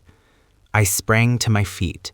The garden, the fruit trees, the drawbridge, and the walled court were gone. I stared stupidly at a heap of crumbling ruins, ivy-covered and gray, through which great trees had pushed their way. I crept forward, dragging my numbed foot, and as I moved, a falcon sailed from the treetops among the ruins, and soaring, mounting in narrowing circles, faded and vanished in the clouds above. "Jean, Jean," I cried, but my voice died on my lips, and I fell on my knees among the weeds. And as God willed it, I, not knowing, had fallen kneeling before a crumbling shrine, carved in stone for our Mother of Sorrows. I saw the sad face of the Virgin wrought in the cold stone. I saw the cross and thorns at her feet, and beneath it I read, "Pray for the soul of the Demoiselle Chandize, who died in her youth for love of Philip, a stranger, AD 1573. But upon the icy slab lay a woman's glove, still warm and fragrant." Chapter 6. The Prophet's Paradise. If but divine and love-abjuring band are in the prophet's paradise to stand, alack, I doubt the prophet's paradise were empty as the hollow of one's hand. The studio. He smiled, saying, "Seek her throughout the world." I said, "Why tell me of the world? My world is here, between these walls and the sheet of glass above. Here among gilded flagons and dull-jeweled arms, tarnished frames and canvases, black chests and high-backed chairs, quaintly carved and stained in blue and gold." "For whom do you wait?" he said, and I answered, "When she comes I shall know her." On my heart a tongue of flame whispered secrets to the whitening ashes. In the street below I heard footsteps, a voice, and a song. "For whom then do you wait?" he said, and I answered, "I shall know her." Footsteps, a voice, and a song in the street below, and I knew the song, but neither the steps nor the voice. "Fool!" He cried, "The song is the same. The voice and steps have but changed with years." On the hearth a tongue of flame whispered above the whitening ashes, "Wait no more, they have passed, the steps and the voice in the street below." Then he smiled, saying, "For whom do you wait? Seek her throughout the world." I answered, "My world is here, between these walls and the sheet of glass above. Here among gilded flagons and dull-jeweled arms, tarnished frames and canvases, black chests and high-backed chairs, quaintly carved and stained in blue and gold." The phantom of the past would go no further. "If it is true," she sighed, "that you find in me a friend, let us turn back together. You will forget here under the summer sky." I held her close, pleading, caressing. I seized her, white with anger, but she resisted. "If it is true," she sighed, "that you find in me a friend, let us turn back together." The phantom of the past would go no further. The sacrifice. I went into a field of flowers, whose petals are whiter than snow, and whose hearts are pure gold. Far afield a woman cried, "I have killed him I loved," and from a jar she poured blood upon the flowers, whose petals are whiter than snow, and whose hearts are pure gold.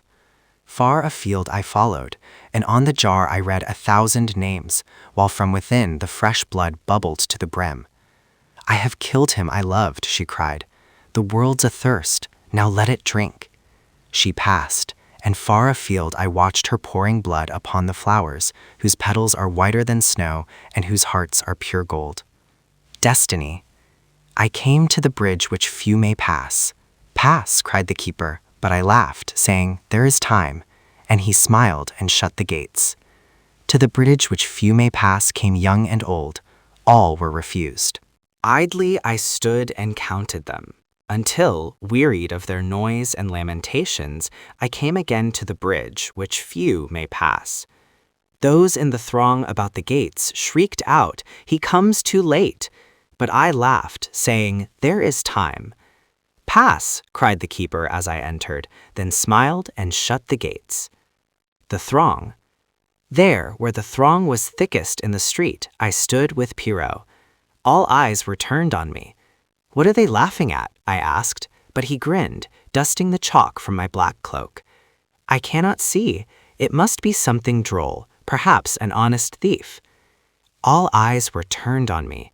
"He has robbed you of your purse," they laughed. "My purse?" I cried. "Pierrot, help, it is a thief." They laughed. "He has robbed you of your purse." Then Truth stepped out, holding a mirror. "If he is an honest thief," cried Truth, "Pierrot shall find him with this mirror." But he only grinned, dusting the chalk from my black cloak. "You see," he said, "Truth is an honest thief. She brings you back your mirror." All eyes were turned on me. "Arrest Truth," I cried, forgetting it was not a mirror but a purse I lost, standing with Pierrot. there where the throng was thickest in the street. The jester.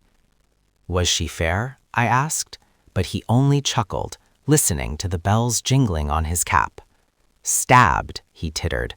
Think of the long journey, the days of peril, the dreadful nights. Think how he wandered, for her sake, year after year, through hostile lands, yearning for kith and kin, yearning for her.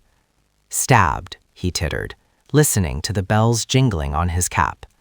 Was she fair? I asked, but he only snarled, muttering to the bells jingling on his cap. She kissed him at the gate, he tittered, but in the hall his brother's welcome touched his heart. Was she fair? I asked. Stabbed, he chuckled. Think of the long journey, the days of peril, the dreadful nights.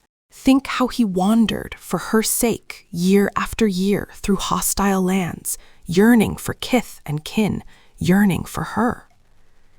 She kissed him at the gate, but in the hall his brother's welcome touched his heart. Was she fair? I asked, but he only snarled, listening to the bells jingling in his cap. The green room. The clown turned his powdered face to the mirror. If to be fair is to be beautiful, he said, who can compare with me in my white mask? Who can compare with him in his white mask? I asked of Death beside me. Who can compare with me? Said Death, for I am paler still. You are very beautiful, sighed the clown, turning his powdered face from the mirror. The love test. If it is true that you love, said Love, then wait no longer. Give her these jewels which would dishonor her, and so dishonor you and loving one dishonored. If it is true that you love, said Love, then wait no longer. I took the jewels and went to her, but she trod upon them, sobbing, Teach me to wait, I love you. Then wait, if it is true, said Love. Chapter 7. The Street of the Four Winds. Ferme tes yeux à demi, croise tes bras sur ton sein, et de ton cœur endormi, chasse à jamais tout dessein. Je chante la nature, les étoiles du soir, les larmes du matin, les couchers de soleil à l'horizon lointain, le ciel qui parle au cœur d'existence future. The animal paused on the threshold, interrogative, alert, ready for flight if necessary. Severin laid down his palette and held out a hand of welcome. The cat remained motionless, her yellow eyes fastened upon Severin. Puss, he said, in his low, pleasant voice, come in. The tip of her thin tail twitched uncertainly. Come in, he said again. Apparently she found his voice reassuring, for she slowly settled upon all fours, her eyes still fastened upon him, her tail tucked under her gaunt flanks. He rose from his easel smiling. She eyed him quietly, and when he walked toward her, she watched him bend above her without a wince. Her eyes followed his hand until it touched her head. Then she uttered a ragged mew. It had long been Severin's custom to converse with animals, probably because he lived so much alone, and now he said, What's the matter, Puss? Her timid eyes sought his. I understand, he said gently. You shall have it at once. Then, moving quietly about, he busied himself with the duties of a host, rinsed a saucer, filled it with the rest of the milk from the bottle on the windowsill, and kneeling down, crumbled a roll into the hollow of his hand. The creature rose and crept toward the saucer. With the handle of a palette knife, he stirred the crumbs and milk together and stepped back as she thrust her nose into the mess. He watched her in silence. From time to time, the saucer clinked upon the tiled floor as she reached for a morsel on the rim, and at last the bread was all gone, and her purple tongue traveled over every unlicked spot until the saucer shone like polished marble. Then she sat up and, coolly turning her back to him, began her ablutions. Keep it up, said Severin, much interested. You need it. She flattened one ear, but neither turned nor interrupted her toilet. As the grime was slowly removed, Severin observed that nature had intended her for a white cat. Her fur had disappeared in patches from disease or the chances of war. Her tail was bony and her spine sharp. But what charms she had were becoming apparent under vigorous licking, and he waited until she had finished before reopening the conversation. When at last she closed her eyes and folded her forepaws under her breast, he began again, very gently. Puss, tell me your troubles. At the sound of his voice, she broke into a harsh rumbling, which he recognized as an attempt to purr. He bent over to rub her cheek, and she mewed again, an amiable, inquiring little mew, to which he replied, "Certainly, you are greatly improved, and when you recover your plumage, you will be a gorgeous bird." Much flattered, she stood up and marched around and around his legs, pushing her head between them and making pleased remarks, to which he responded with grave politeness. "Now, what sent you here," he said, "here into the street of the Four Winds, and up 5 flights to the very door where you would be welcome? What was it that prevented your meditated flight when I turned from my canvas to encounter your yellow eyes? Are you a Latin Quarter cat as I am a Latin Quarter man? And why do you wear a rose-colored flowered garter buckled about your neck?" The cat had climbed into his lap, and now sat purring as he passed his hand over her thin coat. "Excuse me," he continued in lazy, soothing tones, harmonizing with her purring, "if I seem indelicate, but I cannot help musing on this rose-colored garter, flowered so quaintly and fastened with a silver clasp. For the clasp is silver. I can see the mint mark on the edge, as is prescribed by the law of the French Republic. Now, why is this garter woven of rose silk and delicately embroidered? Why is this silken garter with its silver clasp about your famished throat? Am I indiscreet when I inquire if its owner is your owner? Is she some aged dame, living in memory of youthful vanities, fond, doting on you, decorating you with her intimate personal attire? The circumference of the garter would suggest this, for your neck is thin and the garter fits you. But then again, I notice most things, that the garter is capable of being much enlarged. These small silver-rimmed eyelets, of which I count 5, are proof of that. And now I observe that the 5th eyelet is worn out, as though the tongue of the clasp were accustomed to lie there. That seems to argue a well-rounded form." The cat curled her toes in contentment. The street was very still outside. He murmured on, "Why should your mistress decorate you with an article most necessary to her at all times? Anyway, at most times. How did she come to slip this bit of silk and silver about your neck? Was it the caprice of a moment, when you, before you had lost your pristine plumpness, marched singing into her bedroom to bid her good morning? Of course, and she sat up among the pillows, her coiled hair tumbling to her shoulders, as you sprang upon the bed purring, 'Good day, my lady.' Oh, it is very easy to understand," he yawned, resting his head on the back of the chair. The cat still purred, tightening and relaxing her padded claws over his knee. "Shall I tell you all about her, cat?" "She is very beautiful, your mistress," he murmured drowsily, "and her hair is heavy as burnished gold. I could paint her, not on canvas, for I should need shades and tones and hues and dyes more splendid than the iris of a splendid rainbow. I could only paint her with closed eyes, for in dreams alone can such colors as I need be found. For her eyes, I must have azure from skies untroubled by a cloud, the skies of dreamland. For her lips, roses from the palaces of slumberland, and for her brow, snowdrifts from mountains which tower in fantastic pinnacles to the moons, oh, much higher than our moon here, the crystal moons of dreamland. She is very beautiful, your mistress." The words died on his lips, and his eyelids drooped. The cat, too, was asleep, her cheek turned up upon her wasted flank, her paws relaxed and limp. "It is fortunate," said Severn, sitting up and stretching, "that we have tided over the dinner hour, for I have nothing to offer you for supper but what may be purchased with 1 silver franc." The cat on his knee rose, arched her back, yawned, and looked up at him. "What shall it be? A roast chicken with salad? No? Possibly you prefer beef? Of course, and I shall try an egg and some white bread. Now for the wines. Milk for you? Good. I shall take a little water, fresh from the wood," with a motion toward the bucket in the sink. He put on his hat and left the room. The cat followed to the door, and after he had closed it behind him, she settled down, smelling at the crocks and cocking one ear at every creak from the crazy old building. The door below opened and shut. The cat looked serious, for a moment doubtful, and her ears flattened in nervous expectation. Presently she rose with a jerk of her tail and started on a noiseless tour of the studio. She sneezed at a pot of turpentine, hastily retreating to the table, which she presently mounted, and having satisfied her curiosity concerning a roll of red modeling wax, returned to the door and sat down with her eyes on the crack over the threshold. Then she lifted her voice in a thin plaint. When Severin returned, he looked grave, but the cat, joyous and demonstrative, marched around him, rubbing her gaunt body against his legs, driving her head enthusiastically into his hand, and purring until her voice mounted to a squeal. He placed a bit of meat, wrapped in brown paper, upon the table, and with a penknife cut it into shreds.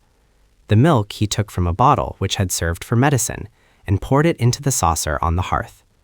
The cat crouched before it, purring and lapping at the same time. He cooked his egg and ate it with a slice of bread, watching her busy with the shredded meat. And when he had finished, and had filled and emptied a cup of water from the bucket in the sink, he sat down, taking her into his lap, where she at once curled up and began her toilet. He began to speak again, touching her caressingly at times, by way of emphasis. "Cat, I have found out where your mistress lives. It is not very far away. It is here, under this same leaky roof, but in the north wing, which I had supposed was uninhabited. My janitor tells me this. By chance, he is almost sober this evening. The butcher on the Rue de Seine, where I bought your meat, knows you, and old Caban the baker identified you with needless sarcasm. They tell me hard tales of your mistress, which I shall not believe. They say she is idle and vain and pleasure-loving. They say she is harebrained and reckless." The little sculptor on the ground floor, who was buying rolls from old Caban, spoke to me tonight for the first time, although we have always bowed to each other. He said she was very good and very beautiful. He has only seen her once and does not know her name. I thanked him. I don't know why I thanked him so warmly. Caban said, "Into this cursed street of the four winds blow all things evil." The sculptor looked confused, but when he went out with his rolls, he said to me, "I am sure, monsieur, that she is as good as she is beautiful." The cat had finished her toilet, and now, springing softly to the floor, went to the door and sniffed. He knelt beside her, and unclasping the garter, held it for a moment in his hands. After a while he said, "There is a name engraved upon the silver clasp beneath the buckle. It is a pretty name, Sylvia Elvin. Sylvia is a woman's name. Elvin is the name of a town. In Paris, in this quarter, above all, in this street of the four winds, names are worn and put away, as the fashions change with the seasons. I know the little town of Elvin, for there I met fate face to face, and fate was unkind. But do you know that in Elvin fate had another name, and that name was Sylvia?" He replaced the garter and stood up, looking down at the cat crouched before the closed door. "The name of Elvin has a charm for me. It tells me of meadows and clear rivers. The name of Sylvia troubles me, like perfume from dead flowers." The cat mewed. "Yes, yes," he said soothingly, "I will take you back. Your Sylvia is not my Sylvia. The world is wide, and Elvin is not unknown. Yet in the darkness and filth of poorer Paris, in the sad shadows of this ancient house, these names are very pleasant to me." He lifted her in his arms and strode through the silent corridors to the stairs. Down 5 flights and into the moonlit court, past the little sculptor's den, and then again in at the gate of the north wing, and up the worm-eaten stairs he passed, until he came to a closed door. When he had stood knocking for a long time, something moved behind the door. It opened, and he went in. The room was dark. As he crossed the threshold, the cat sprang from his arms into the shadows. He listened but heard nothing. The silence was oppressive, and he struck a match. At his elbow stood a table, and on the table a candle in a gilded candlestick. This he lighted, then looked around. The chamber was vast, the hangings heavy with embroidery. Over the fireplace towered a carved mantel, gray with the ashes of dead fires. In a recess by the deep-set windows stood a bed, from which the bedclothes, soft and fine as lace, trailed to the polished floor. He lifted the candle above his head. A handkerchief lay at his feet. It was faintly perfumed.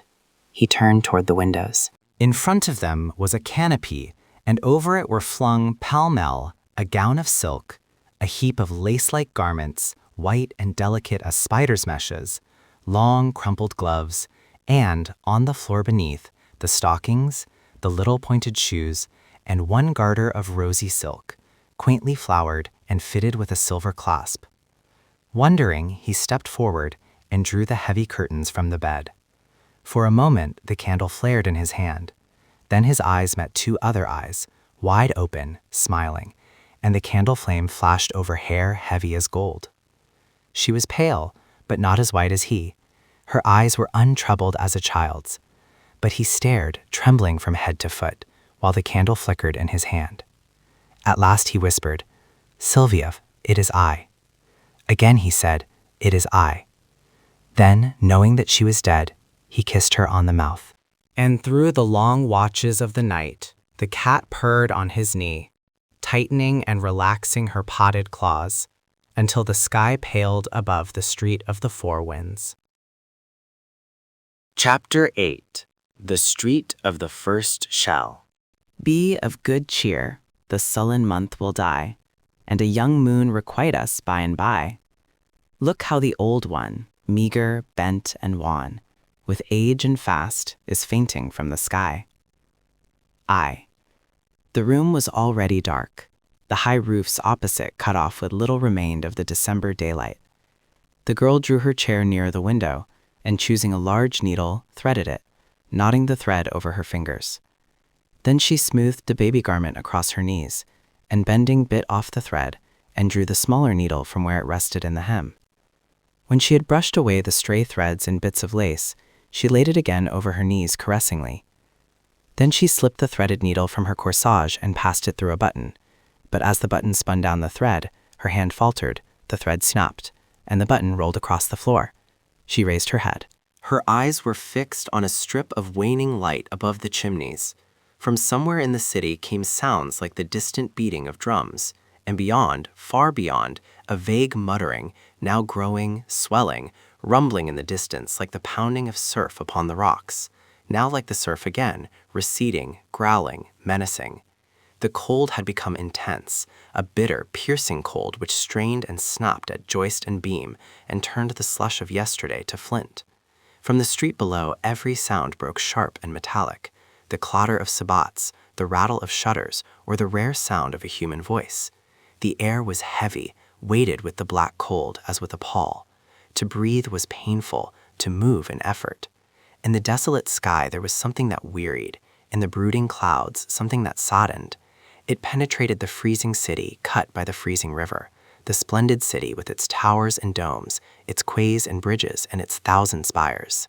It entered the squares. It seized the avenues and the palaces, stole across bridges, and crept among the narrow streets of the Latin Quarter, gray under the gray of the December sky. Sadness, utter sadness.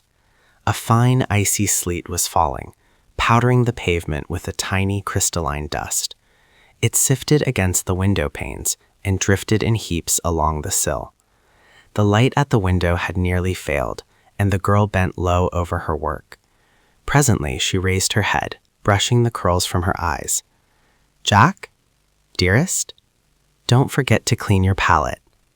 He said, "All right," and picking up the palette, sat down upon the floor in front of the stove. His head and shoulders were in the shadow, but the firelight fell across his knees and glimmered red on the blade of the palette knife. Full in the firelight beside him stood a color box.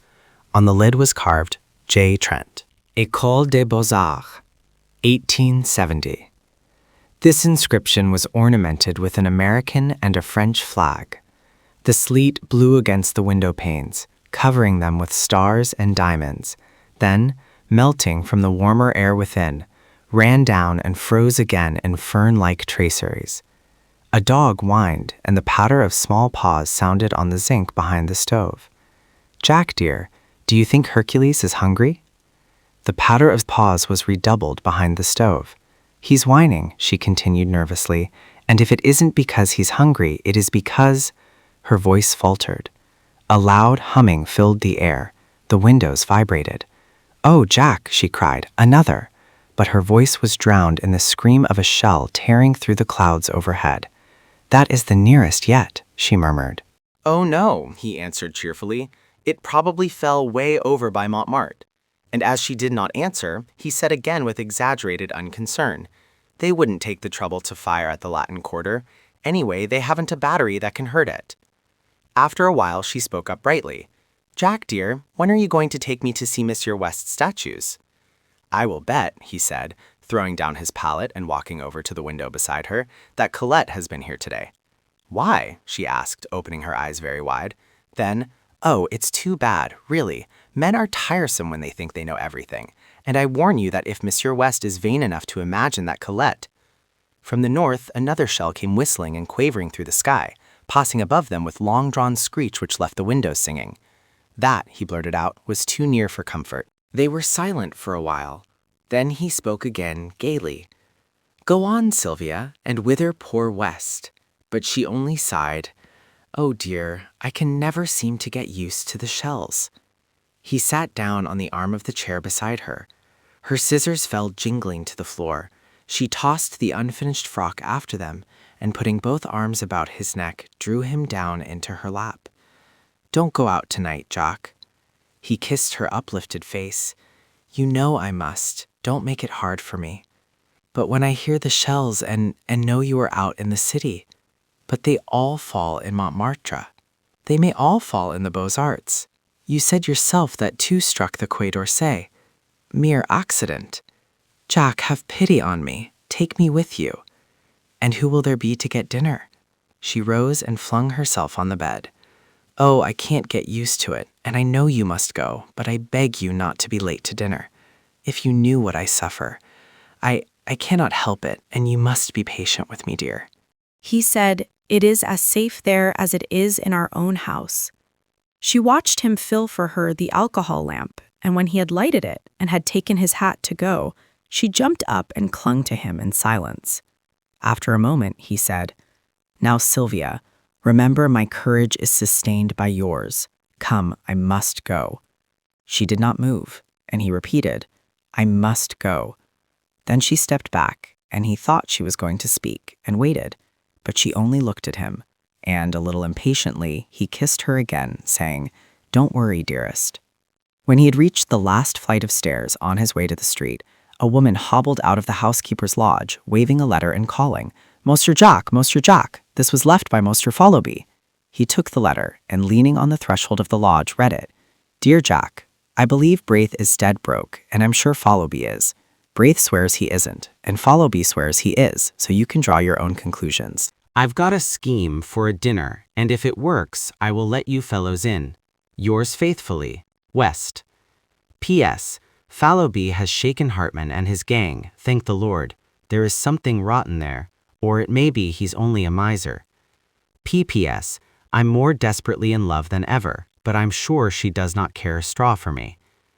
"All right," said Trent with a smile to the concierge, "but tell me, how is Papa Cottard?" The old woman shook her head and pointed to the curtained bed in the lodge. "Père Cottard," he cried cheerily, "how goes the wound today?" He walked over to the bed and drew the curtains. An old man was lying among the tumbled sheets.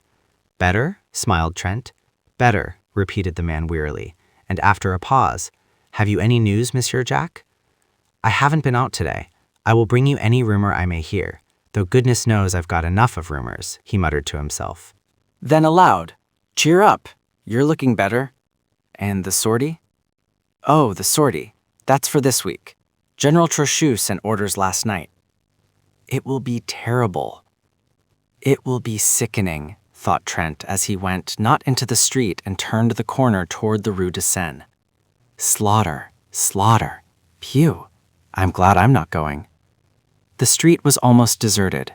A few women muffled in tattered military capes crept along the frozen pavement, and a wretchedly clad gamin hovered over the sewer hole on the corner of the boulevard.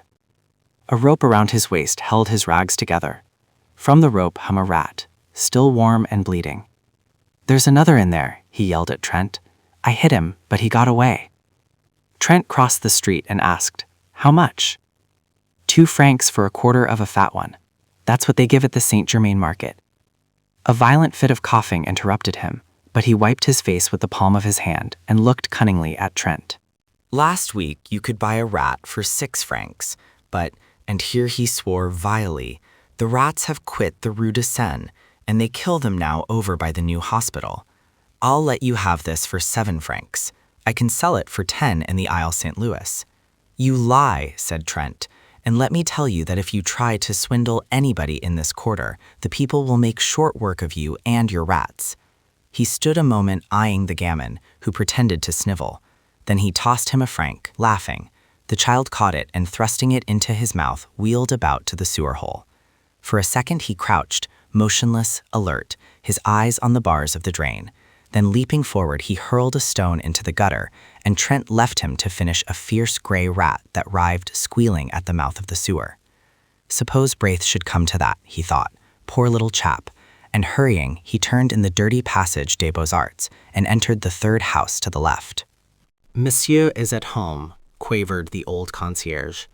Home? A garret, absolutely bare, save for the iron bedstead in the corner and the iron basin and pitcher on the floor. West appeared at the door, winking with much mystery, and motioned Trent to enter. Braith, who was painting in bed to keep warm, looked up, laughed, and shook hands. "Any news?" The perfunctory question was answered as usual by, "Nothing but the cannon." Trent sat down on the bed. "Where on earth did you get that?" he demanded, pointing to a half-finished chicken nestling in a wash basin. West grinned. "Are you millionaires, you two? Out with it." Braith, looking a little ashamed, began, "Oh, it's one of West's exploits," but was cut short by West, who said he would tell the story himself.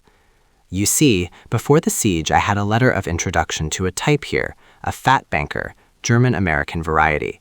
You know the species, I see." "Well, of course I forgot to present the letter, but this morning, judging it to be a favorable opportunity, I called on him. The villain lives in comfort. Fires, my boy. Fires in the anterooms. The Buttons finally condescends to carry my letter and card up, leaving me standing in the hallway, which I did not like, so I entered the first room I saw and nearly fainted at the sight of a banquet on a table by the fire. Down comes Buttons, very insolent.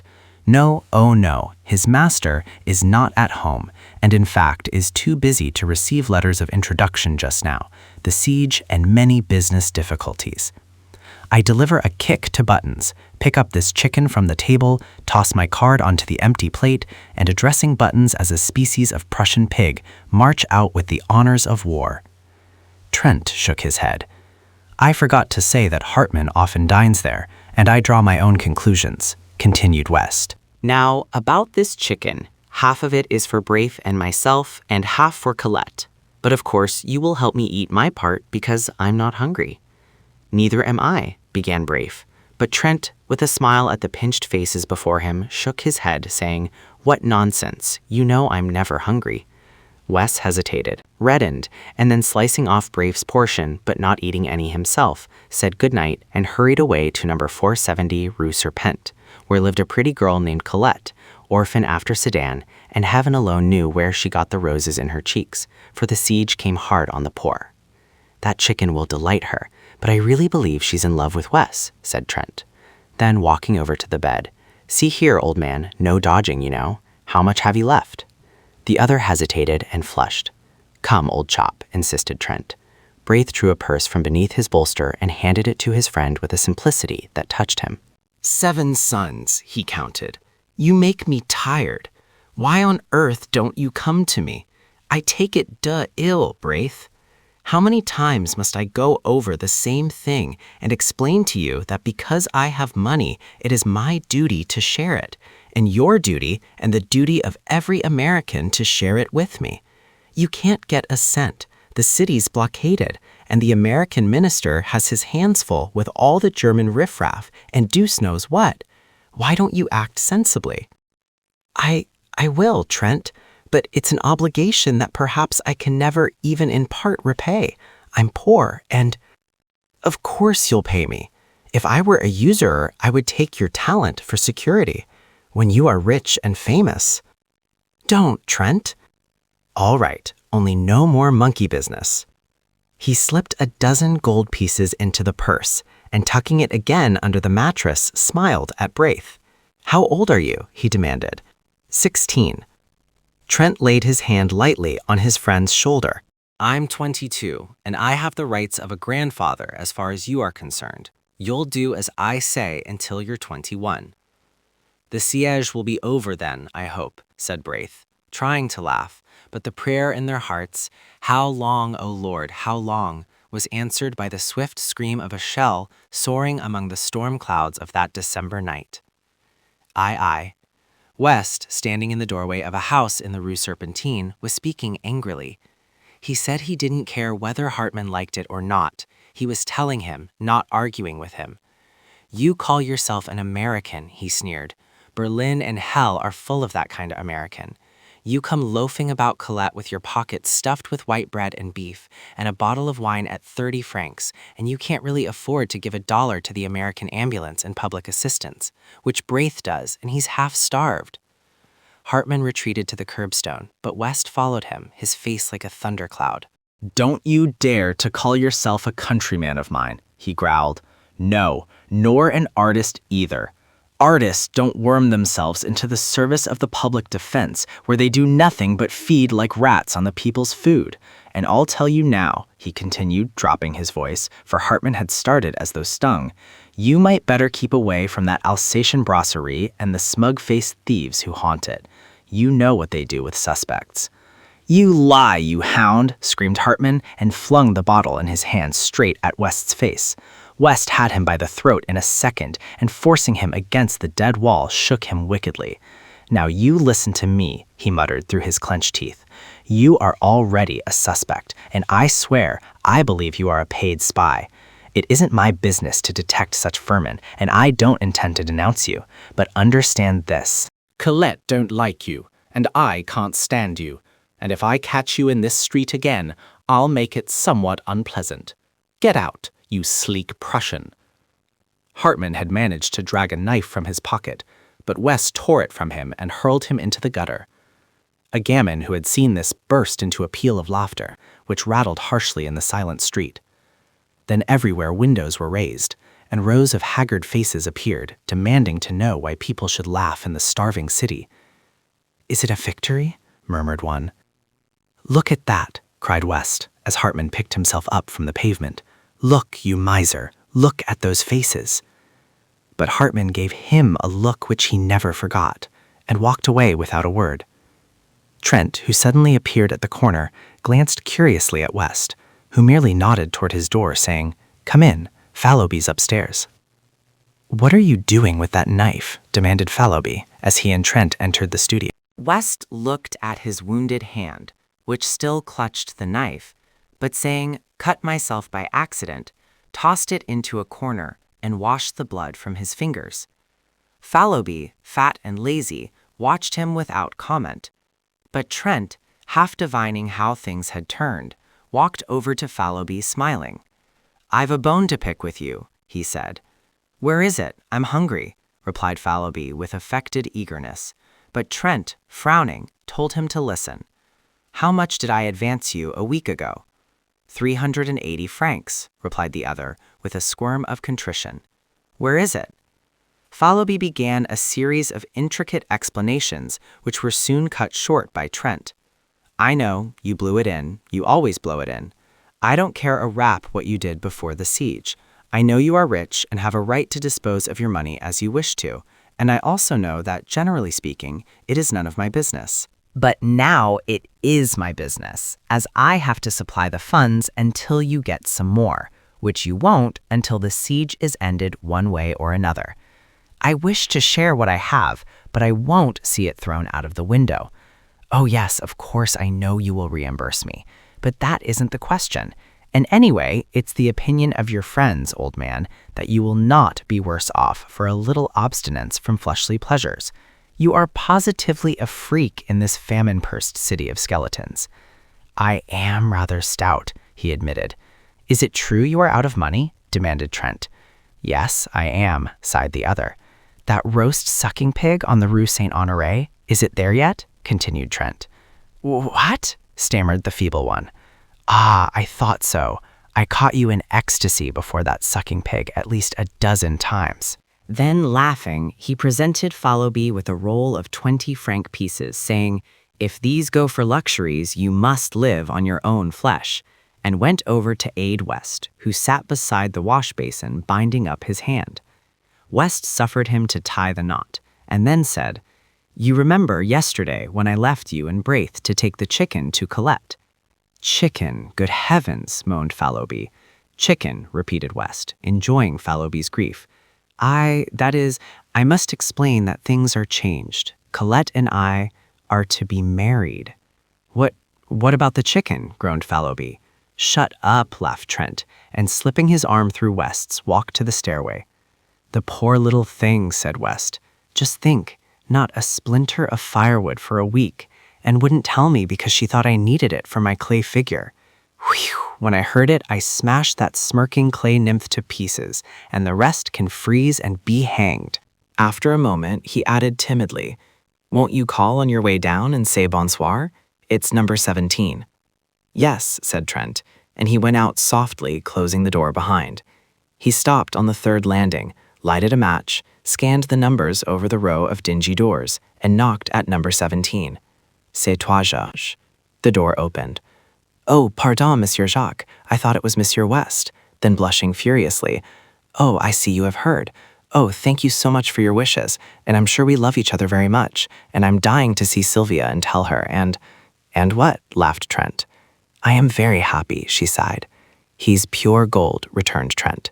And then gaily, "I want you and George to come and dine with us tonight. It's a little treat. You see, tomorrow is Sylvia's fête. She will be 19. I have written to Thorne, and the Grineleks will come with their cousin Odile. Fallowby has engaged not to bring anybody but himself." The girl accepted shyly, charging him with loads of loving messages to Sylvia, and he said good night. He started up the street, walking swiftly, for it was bitter cold, and cutting across the Rue de la Lune, he entered the Rue de Seine. The early winter night had fallen, almost without warning, but the sky was clear and myriads of stars glittered in the heavens.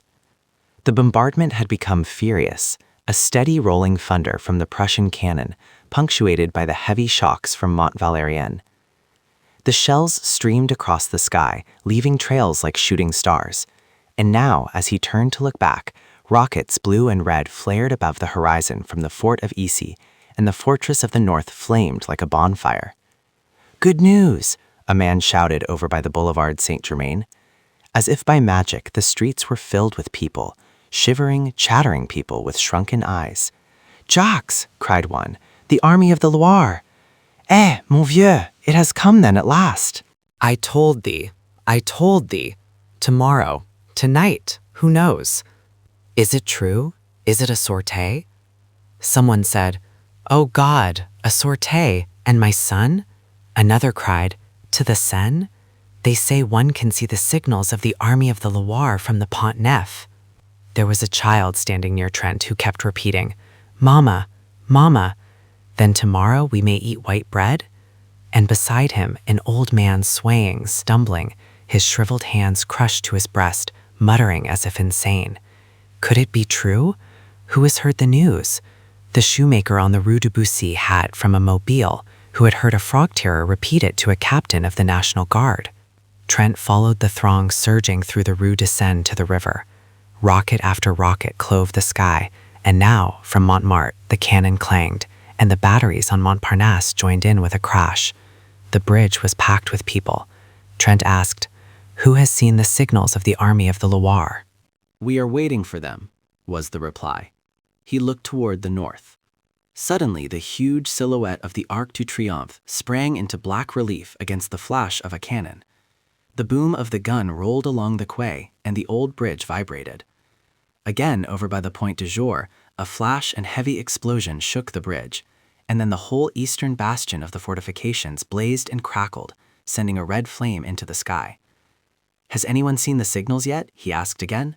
We are waiting, was the reply. Yes, waiting, murmured a man behind him. Waiting, sick, starved, freezing, but waiting. Is it a sortie? They go gladly. Is it to starve? They starve. They have no time to think of surrender. Are they heroes, these Parisians? Answer me, Trent. The American ambulance surgeon turned about and scanned the parapets of the bridge. Any news, doctor? Asked Trent mechanically. News? Said the doctor. I don't know any. I haven't time to know any. What are these people after? They say that the army of the Loire has signaled Montvalérien. Poor devils. The doctor glanced about him for an instant, and then, I'm so harried and worried that I don't know what to do. After the last sortie, we had the work of 50 ambulances on our poor little corps. Tomorrow there's another sortie, and I wish you fellows could come over to headquarters. We may need volunteers. How is Madame? He added abruptly. Well, replied Trent, that she seems to grow more nervous every day. I ought to be with her now. Take care of her, said the doctor. Then with a sharp look at the people, I can't stop now. Good night. And he hurried away muttering, Poor devils. Trent leaned over the parapet and blinked at the black river surging through the arches. Dark objects carried swiftly on the breast of the current, struck with a grinding, tearing noise against the stone piers, spun around for an instant, and hurried away into the darkness. The ice from the Marne. As he stood staring into the water, a hand was laid on his shoulder. Hello, Southwark, he cried, turning around. This is a queer place for you. Trent, I have something to tell you. Don't stay here. Don't believe in the army of the Loire. And the attaché of the American legation slipped his arm through Trent's and drew him toward the Louvre. Then it's another lie, said Trent bitterly. Worse, we know at the legation. I can't speak of it. But that's not what I have to say. Something happened this afternoon. The Alsatian brasserie was visited, and an American named Hartmann has been arrested. Do you know him? I know a German who calls himself an American. His name is Hartmann. Well, he was arrested about 2 hours ago. They mean to shoot him. What? Of course, we at the legation can't allow them to shoot him offhand, but the evidence seems conclusive. Is he a spy? Well, the papers seized in his rooms are pretty damning proofs, and besides, he was caught, they say, swindling the Public Food Committee. He drew rations for 50. How, I don't know. He claims to be an American artist here, and we have been obliged to take notice of it at the legation. It's a nasty affair. To cheat the people at such a time is worse than robbing the poor box, cried Trent angrily. Let them shoot him. He's an American citizen. Yes, oh yes, said the other with bitterness. American citizenship is a precious privilege when every goggle-eyed German. His anger choked him. Southwark shook hands with him warmly. It can't be helped. We must own the carrion. I am afraid you may be called upon to identify him as an American artist, he said with a ghost of a smile on his deep-lined face, and walked away through the Cours Lorraine. Trent swore silently for a moment, and then drew out his watch. 7 o'clock. Sylvia will be anxious, he thought, and hurried back to the river.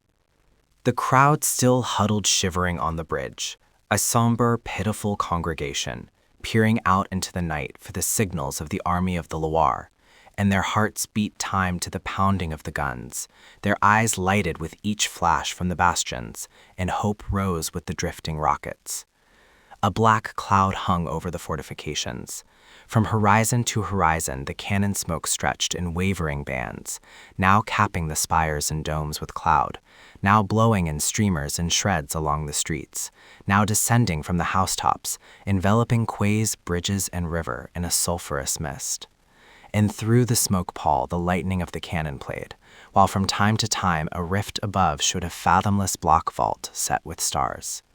He turned again into the Rue de Seine, that sad abandoned street, with its rows of closed shutters and desolate ranks of unlighted lamps. He was a little nervous and wished once or twice for a revolver, but the slinking forms which passed him in the darkness were too weak with hunger to be dangerous, he thought, and he passed on unmolested to his doorway. But there somebody sprang at his throat. Over and over the icy pavement he rolled with his assailant, tearing at the noose about his neck, and then with a wrench sprang to his feet. "Get up," he cried to the other. Slowly and with great deliberation, a small gamin picked himself out of the gutter and surveyed Trent with disgust. "That's a nice clean trick," said Trent, "a whelp of your age. You'll finish against a dead wall. Give me that cord." The urchin handed him the noose without a word. Trent struck a match and looked at his assailant. It was the rat killer of the day before. I thought so," he muttered. "Tiens, c'est toi?" said the gamin tranquilly. The impudence, the overpowering audacity of the ragamuffin took Trent's breath away. "Do you know, you young strangler," he gasped, "that they shoot thieves of your age?" The child turned a passionless face to Trent. "Shoot, then." That was too much, and he turned on his heel and entered his hotel. Groping up the unlighted stairway, he at last reached his own landing and felt about in the darkness for the door.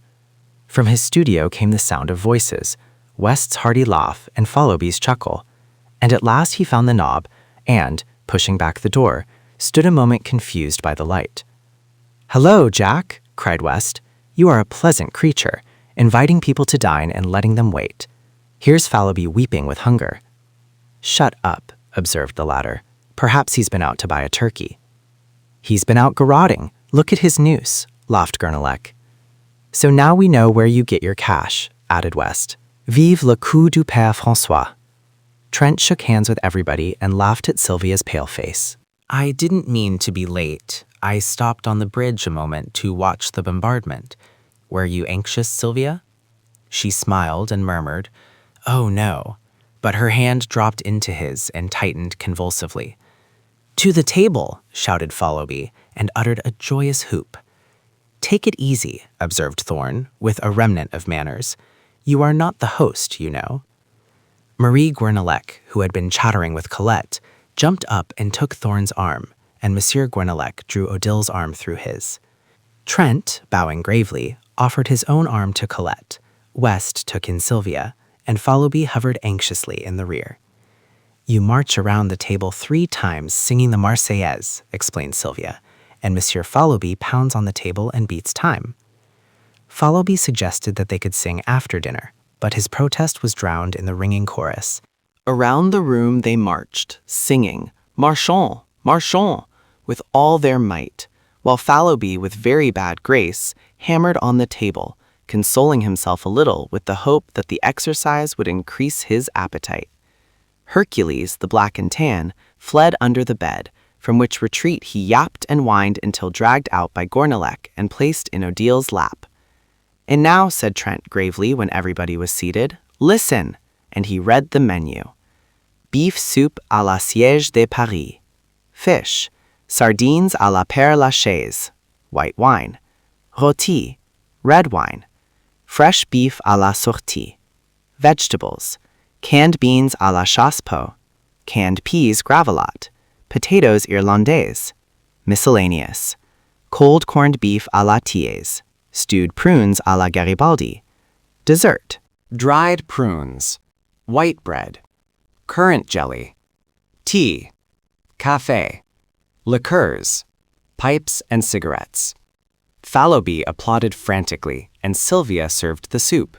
"Isn't it delicious?" sighed Odile. Marie Guernalec sipped her soup in rapture. "Not at all like horse, and I don't care what they say, horse doesn't taste like beef," whispered Colette to West. Fallowby, who had finished, began to caress his chin and eye the tureen. "Have some more, old chap?" inquired Trent. "Monsieur Fallowby cannot have any more," announced Sylvia. "I am saving this for the concierge." Fallowby transferred his eyes to the fish.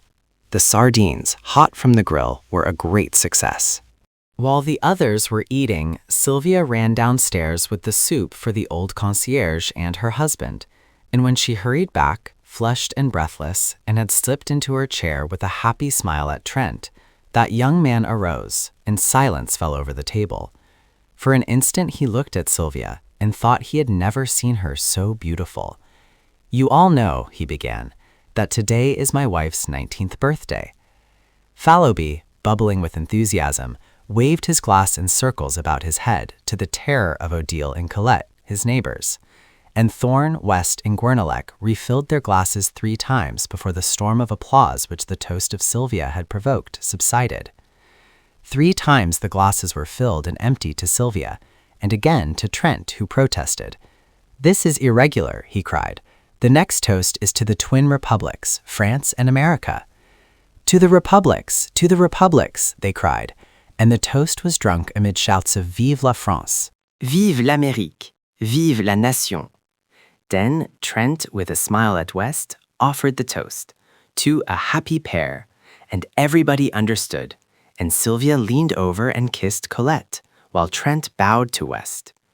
The beef was eaten in comparative calm, but when it was finished and a portion of it set aside for the old people below, Trent cried, "Drink to Paris! May she rise from her ruins and crush the invader!"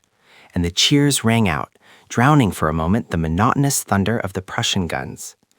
Pipes and cigarettes were lighted, and Trent listened an instant to the animated chatter around him, broken by ripples of laughter from the girls or the mellow chuckle of Fallowby. Then he turned to West. "There's going to be a sortie tonight," he said. "I saw the American ambulance surgeon just before I came in, and he asked me to speak to you fellows. Any aid we can give him will not come amiss." Then, dropping his voice and speaking in English, "As for me, I shall go out with the ambulance tomorrow morning. There is of course no danger, but it's just as well to keep it from Sylvia." West nodded. Thorne and Guernalec, who had heard, broke in and offered assistance, and Fallowby volunteered with a groan. "All right," said Trent rapidly, "no more now, but meet me at ambulance headquarters tomorrow morning at 8. Sylvia and Colette, who were becoming uneasy at the conversation in English, now demanded to know what they were talking about. "What does a sculptor usually talk about?" cried West with a laugh. Odile glanced reproachfully at Thorne, her fiancé. "You are not French, you know, and it is none of your business, this war," said Odile with much dignity. Thorne looked meek, but West assumed an air of outraged virtue. "It seems," he said to Fallowby, "that a fellow cannot discuss the beauties of Greek sculpture in his mother tongue without being openly suspected." Colette placed her hand over his mouth and, turning to Sylvia, murmured, "They are horridly untruthful, these men." "I believe the word for ambulance is the same in both languages," said Marie Guernalec saucily. "Sylvia, don't trust Monsieur Trent." "Jack," whispered Sylvia, "promise me—" A knock at the studio door interrupted her. "Come in," cried Fallowby, but Trent sprang up and, opening the door, looked out. Then, with a hasty excuse to the rest, he stepped into the hallway and closed the door. When he returned, he was grumbling. "What is it, Jack?" cried West. "What is it?" repeated Trent savagely. "I'll tell you what it is. I have received a dispatch from the American minister to go at once and identify and claim as a fellow countryman and a brother artist a rascally thief and a German spy." "Don't go," suggested Fallowby. "If I don't, they'll shoot him at once." "Let them," growled Thorne. "Do you fellows know who it is?" "Hartman," shouted West, inspired. Sylvia sprang up deathly white, but Odile slipped her arm around her and supported her to a chair, saying calmly, "Sylvia has fainted. It's the hot room. Bring some water." Trent brought it at once. Sylvia opened her eyes and after a moment rose and, supported by Marie Guernalec and Trent, passed into the bedroom. It was the signal for breaking up, and everybody came and shook hands with Trent, saying they hoped Sylvia would sleep it off and that it would be nothing. When Marie Guernalec took leave of him, she avoided his eyes, but he spoke to her cordially and thanked her for her aid. "Anything I can do, Jock?" inquired West, lingering, and then hurried downstairs to catch up with the rest. Trent leaned over the banisters, listening to their footsteps and chatter, and then the lower door banged and the house was silent. He lingered, staring down into the blackness, biting his lips. Then, with an impatient movement, "I am crazy," He muttered, and lighting a candle, went into the bedroom. Sylvia was lying on the bed. He bent over her, smoothing the curly hair on her forehead. "Are you better, dear Sylvia?" She did not answer, but raised her eyes to his. For an instant he met her gaze, but what he read there sent a chill to his heart, and he sat down, covering his face with his hands. At last she spoke, in a voice changed and strained, a voice which he had never heard, and he dropped his hands and listened, bolt upright in his chair. "Jack, it has come at last. I have feared it and trembled. Ah, how often have I lain awake at night with this on my heart and prayed that I might die before you should ever know of it. For I love you, Jack, and if you go away, I cannot live. I have deceived you. It happened before I knew you. But since that first day when you found me weeping in the Luxembourg and spoke to me, Jack, I have been faithful to you in every thought and deed. I loved you from the first and did not dare to tell you this, fearing that you would go away. And since then, my love has grown, and oh, I suffered, but I dared not tell you. And now you know, but you do not know the worst. For him, now, what do I care? He was cruel, oh, so cruel. She hid her face in her arms. Must I go on? Must I tell you? Can you not imagine? Oh, Jack! He did not stir. His eyes seemed dead. I was so young. I knew nothing, and he said that he loved me. Trent rose and struck the candle with his clenched fist, and the room was dark. The bells of St. Sulpice told the hour, and she started up, speaking with feverish haste. I must finish. When you told me you loved me, you asked me nothing. But then, even then, it was too late, and that other life which binds me to him must stand forever between you and me. For there is another whom he has claimed, and is good to. He must not die. They cannot shoot him, for that other's sake. Trent sat motionless, but his thoughts ran on in an interminable whirl. Sylvia, little Sylvia, who shared with him his student life, who bore with him the dreary desolation of the siege without complaint, this slender, blue-eyed girl whom he was so quietly fond of, whom he teased or caressed as the whim suited, who sometimes made him the least bit impatient with her passionate devotion to him. Could this be the same Sylvia who lay weeping there in the darkness? Then he clenched his teeth. Let him die, let him die.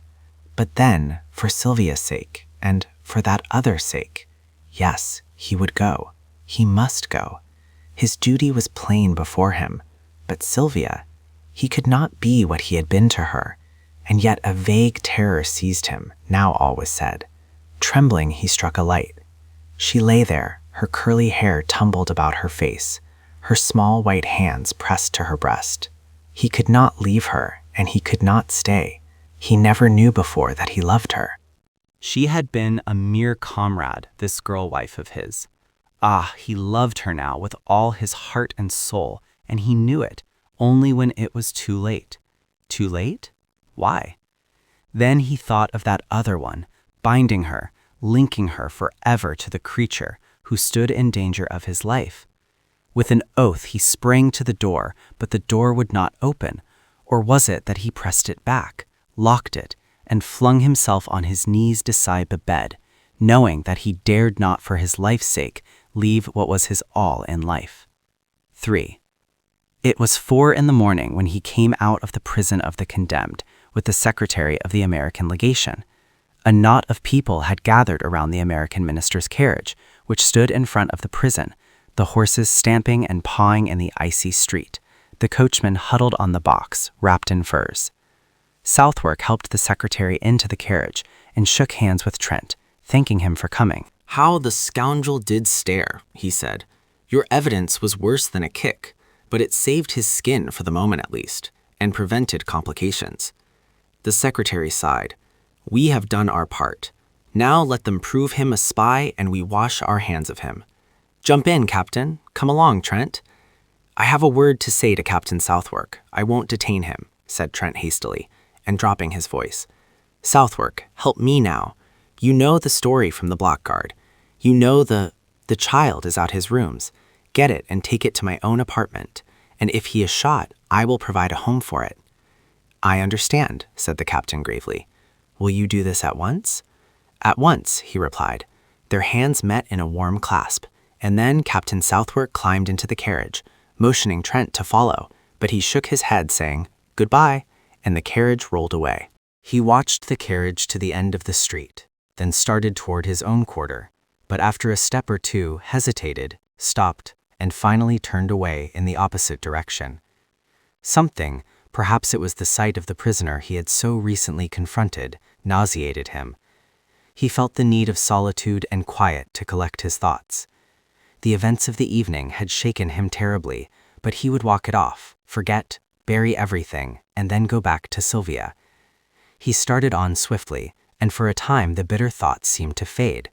But when he paused at last, breathless, under the Arc de Triomphe, the bitterness and the wretchedness of the whole thing, yes, of his whole misspent life, came back with a pang. Then the face of the prisoner, stamped with the horrible grimace of fear, grew in the shadows before his eyes.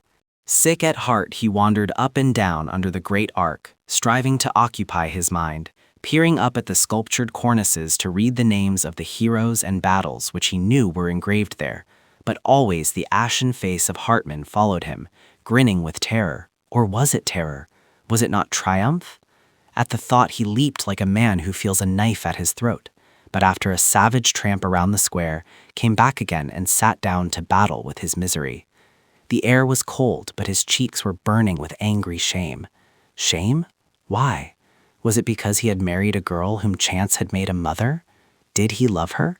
Was this miserable bohemian existence, then, his end and aim in life? He turned his eyes upon the secrets of his heart and read an evil story, the story of the past, and he covered his face for shame. While keeping time to the dull pain throbbing in his head, his heart beat out the story for the future. Shame and disgrace. Roused at last from a lethargy which had begun to numb the bitterness of his thoughts, he raised his head and looked about. A sudden fog had settled in the streets. The arches of the Arc were choked with it. He would go home. A great horror of being alone seized him. But he was not alone. The fog was peopled with phantoms. All around him in the mist they moved, drifting through the arches in lengthening lines, and vanished, while from the fog others rose up, swept past and were engulfed. He was not alone, for even at his side they crowded, touched him, swarmed before him, beside him, behind him, pressed him back, seized and bore him with them through the mist. Down a dim avenue, through lanes and alleys white with fog, they moved, and if they spoke, their voices were dull as the vapor which shrouded them. At last, in front, a bank of masonry and earth, cut by a massive iron-barred gate, towered up in the fog. Slowly and more slowly they glided, shoulder to shoulder and thigh to thigh. Then all movement ceased. A sudden breeze stirred the fog. It wavered and eddied. Objects became more distinct. A pallor crept above the horizon, touching the edges of the watery clouds, and drew dull sparks from 1,000 bayonets. Bayonets, they were everywhere, cleaving the fog or flowing beneath it in rivers of steel. High on the wall of masonry and earth a great gun loomed, and around it figures moved in silhouettes. Below, a broad torrent of bayonets swept through the iron-barred gateway, out into the shadowy plain. It became lighter. Faces grew more distinct among the marching masses, and he recognized one. "You, Philippe." The figure turned its head. Trent cried, "Is there room for me?" But the other only waved his arm in a vague adieu and was gone with the rest. Presently, the cavalry began to pass, squadron on squadron, crowding out into the darkness. Then many cannon, then an ambulance, then again the endless lines of bayonets.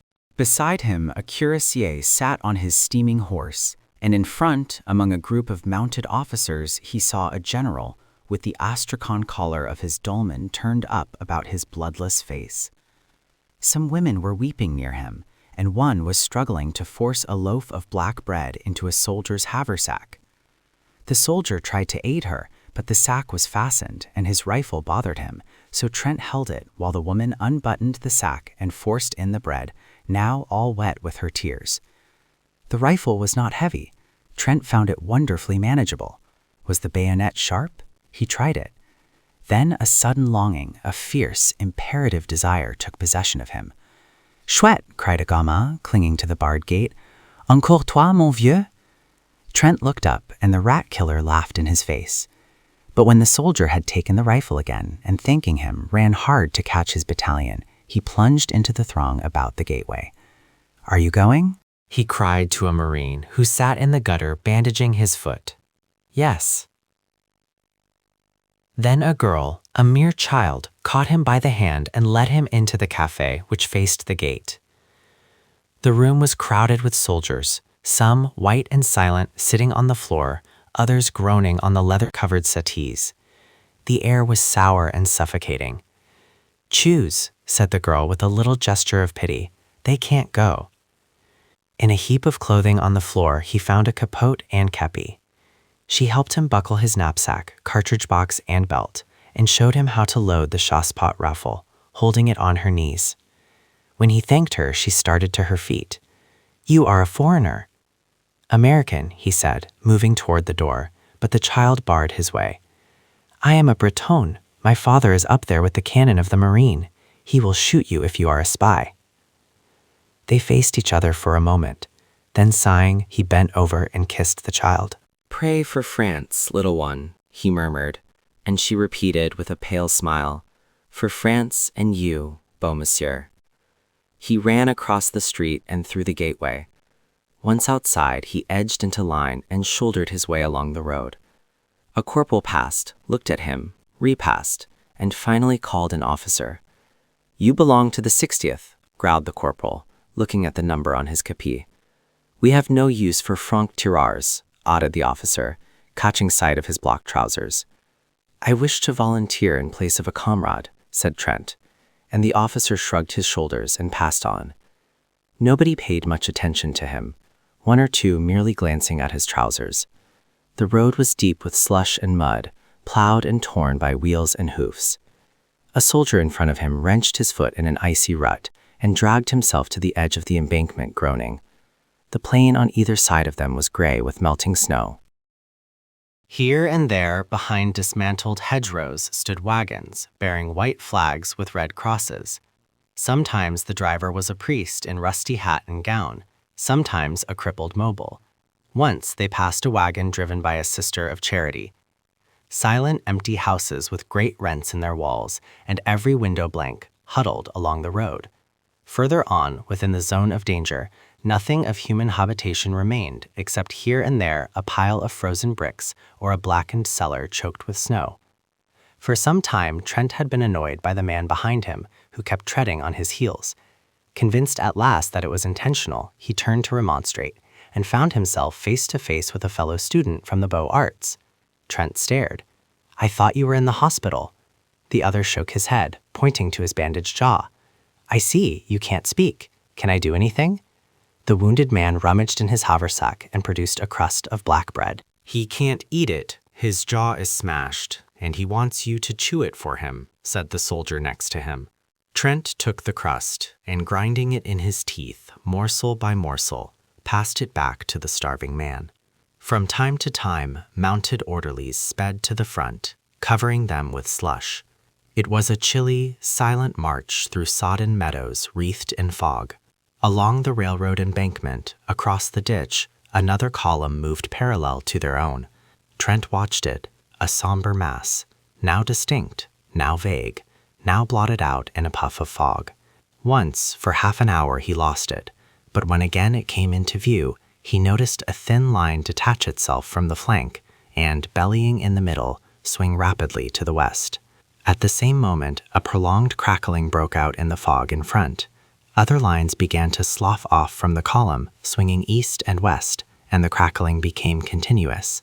A battery tossed at full gallop, and he drew back with his comrades to give it way.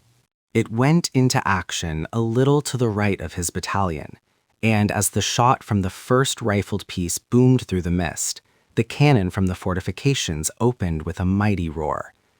An officer galloped by shouting something which Trent did not catch, but he saw the ranks in front suddenly part company with his own and disappear in the twilight.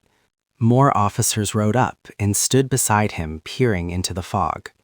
Away in front, the crackling had become one prolonged crash. It was dreary waiting. Trent chewed some bread for the man behind, who tried to swallow it, and after a while shook his head, motioning Trent to eat the rest himself. A corporal offered him a little brandy, and he drank it. But when he turned around to return the flask, the corporal was lying on the ground. Alarmed, he looked at the soldier next to him, who shrugged his shoulders and opened his mouth to speak. But something struck him, and he rolled over and over into the ditch below. At that moment, the horse of one of the officers gave a bound and backed into the battalion, lashing out with his heels. One man was ridden down. Another was kicked in the chest and hurled through the ranks. The officers sank his spurs into the horse and forced him to the front again, where he stood trembling. The cannonade seemed to draw nearer. A staff officer, riding slowly up and down the battalion, suddenly collapsed in his saddle and clung to his horse's mane. One of his boots dangled, crimsoned and dripping, from the stirrup. Then out of the mist in front, men came running. The roads, the fields, the ditches were full of them, and many of them fell. For an instant he imagined he saw horsemen riding about like ghosts in the vapors beyond, and a man behind him cursed horribly, declaring he too had seen them, and that they were Uhlans. But the battalion stood inactive, and the mist fell again over the meadows. The colonel sat heavily upon his horse, his bullet-shaped head buried in the astrakhan collar of his dolman, his fat legs sticking straight out in the stirrups. The buglers clustered about him with bugles poised, and behind him a staff officer in a pale blue jacket smoked a cigarette and chatted with the captain of hussars. From the road in front came the sound of furious galloping, and an orderly reined up beside the colonel, who motioned him to the rear without turning his head. Then, on the left, a confused murmur arose, which ended in a shout. A hussar passed like the wind, followed by another, and then squadron after squadron whirled by them into the sheeted mists. At that instant the colonel reared in his saddle, the bugles clanged, and the whole battalion scrambled down the embankment, over the ditch, and started across the soggy meadow. Almost at once Trent lost his cap. Something snatched it from his head. He thought it was a tree branch. A good many of his comrades rolled over in the slush and ice, and he imagined that they had slipped. One pitched right across his path, and he stopped to help him up, but the man screamed when he touched him, and an officer shouted, "Forward, forward," so he ran on again. It was a long jog through the mist, and he was often obliged to shift his rifle. When at last they lay panting behind the railroad embankment, he looked about him. He had felt the need of action, of a desperate physical struggle, of killing and crushing. He had been seized with a desire to fling himself among masses and tear right and left. He longed to fire, to use the thin, sharp bayonet on his chassepot. He had not expected this. He wished to become exhausted, to struggle and cut until incapable of lifting his arm. Then he had intended to go home. He heard a man say that half the battalion had gone down in the charge, and he saw another examining a corpse under the embankment. The body, still warm, was clothed in a strange uniform, but even when he noticed the spiked helmet lying a few inches further away, he did not realize what had happened. The colonel sat on his horse a few feet to the left, his eyes sparkling under the crimson kepi. Trent heard him reply to an officer, "I can hold it, but another charge and I won't have enough men left to sound a bugle." "Were the Prussians here?" Trent asked of a soldier who sat wiping the blood trickling from his hair. "Yes, the hussars cleaned them out. We caught their crossfire." "We are supporting a battery on the embankment," said another. Then the battalion crawled over the embankment and moved along the lines of twisted rails. Trent rolled up his trousers and tucked them into his woolen socks, but they halted again, and some of the men sat down on the dismantled railroad track. Trent looked for his wounded comrade from the Beaux Arts. He was standing in his place, very pale. The cannonade had become terrific. For a moment, the mist lifted.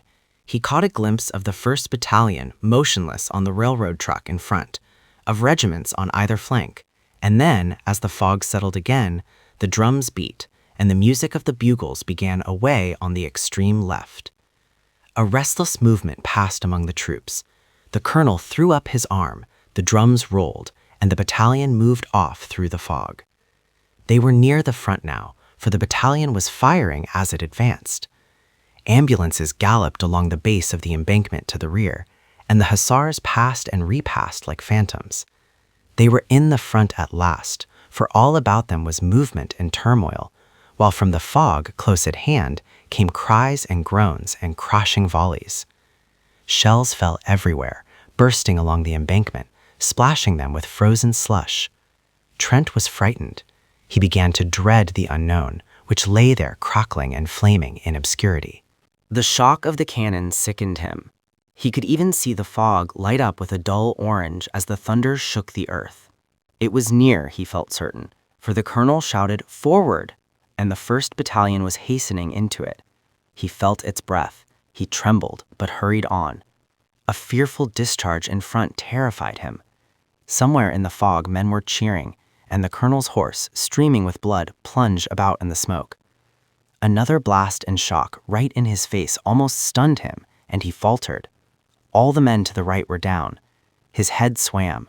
The fog and smoke stupefied him. He put out his hand for a support and caught something. It was the wheel of a gun carriage, and a man sprang from behind it, aiming a blow at his head with a rammer, but stumbled back shrieking with a bayonet through his neck, and Trent knew that he had killed. Mechanically, he stooped to pick up his rifle, but the bayonet was still in the man, who lay beating with red hands against the sod. It sickened him, and he leaned on the cannon. Men were fighting all around him now, and the air was foul with smoke and sweat. Somebody seized him from behind, and another in front, but others in turn seized them or struck them solid blows. The click, click, click of bayonets infuriated him, and he grasped the rammer and struck out blindly until it was shivered to pieces. A man threw his arm around his neck and bore him to the ground, but he throttled him and raised himself on his knees.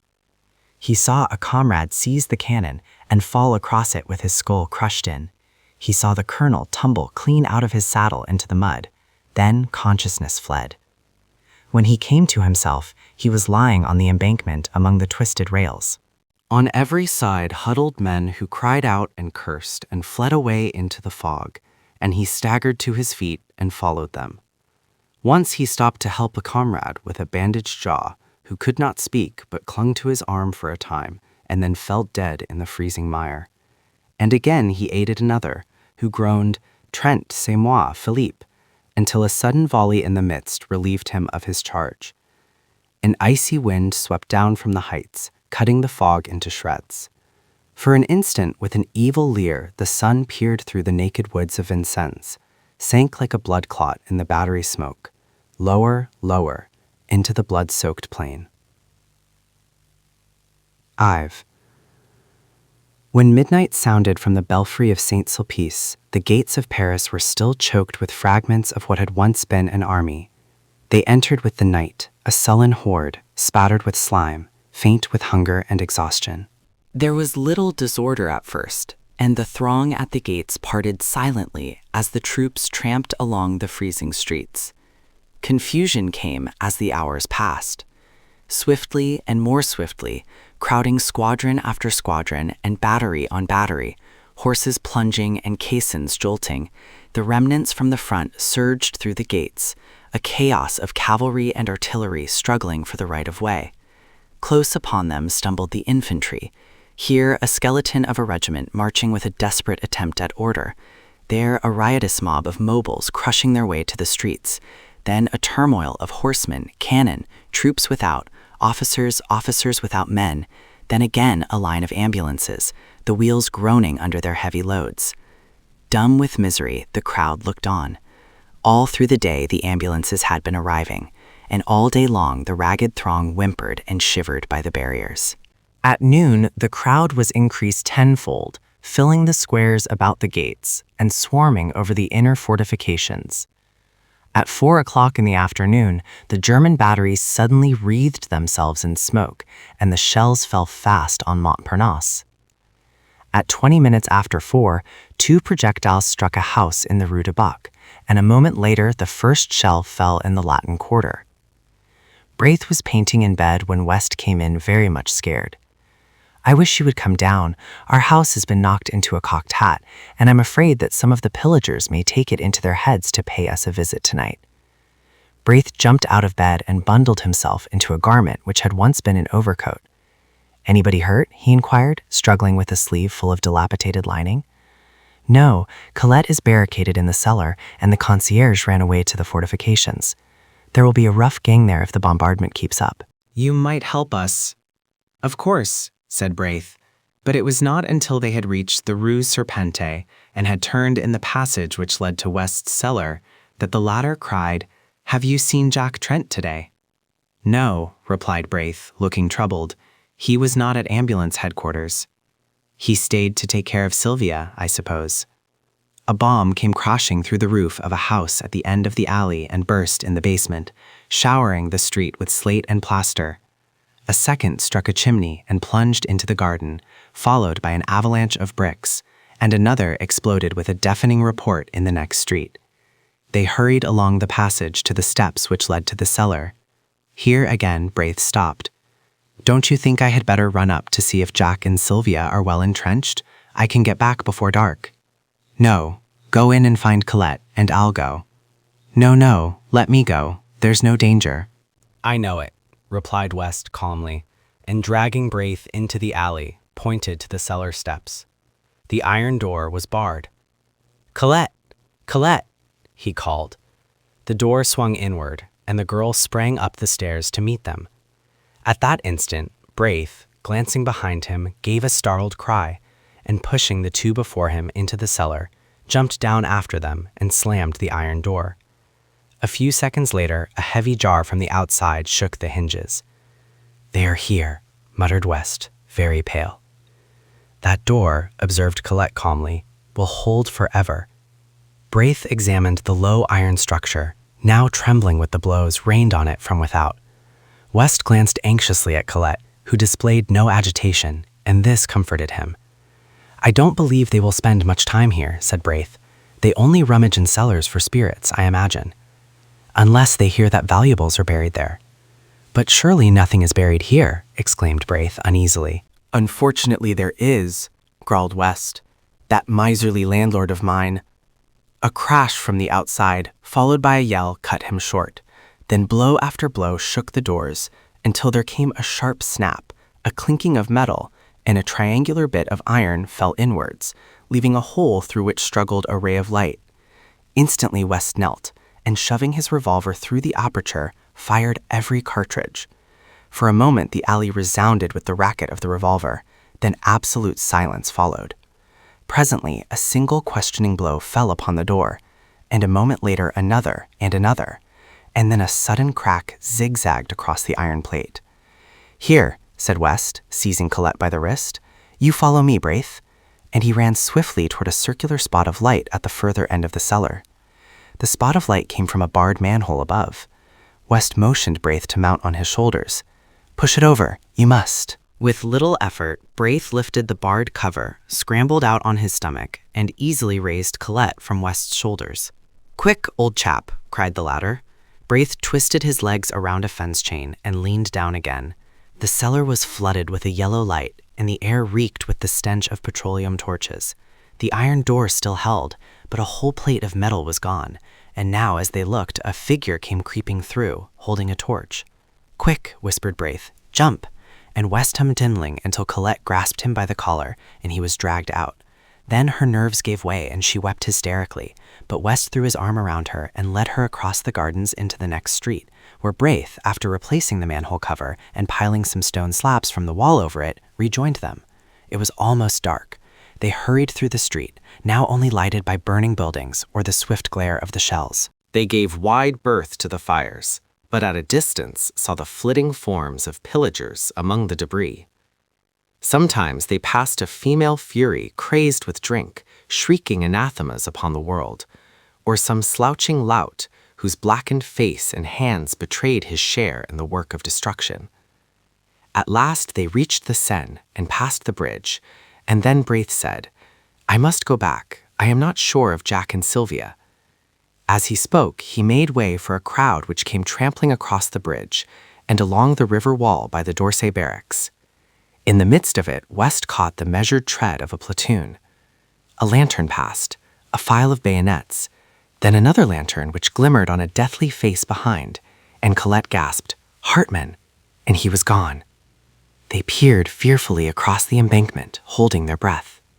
There was a shuffle of feet on the quay, and the gate of the barracks slammed. A lantern shone for a moment at the postern. The crowd pressed to the grill. Then came the clang of the volley from the stone parade.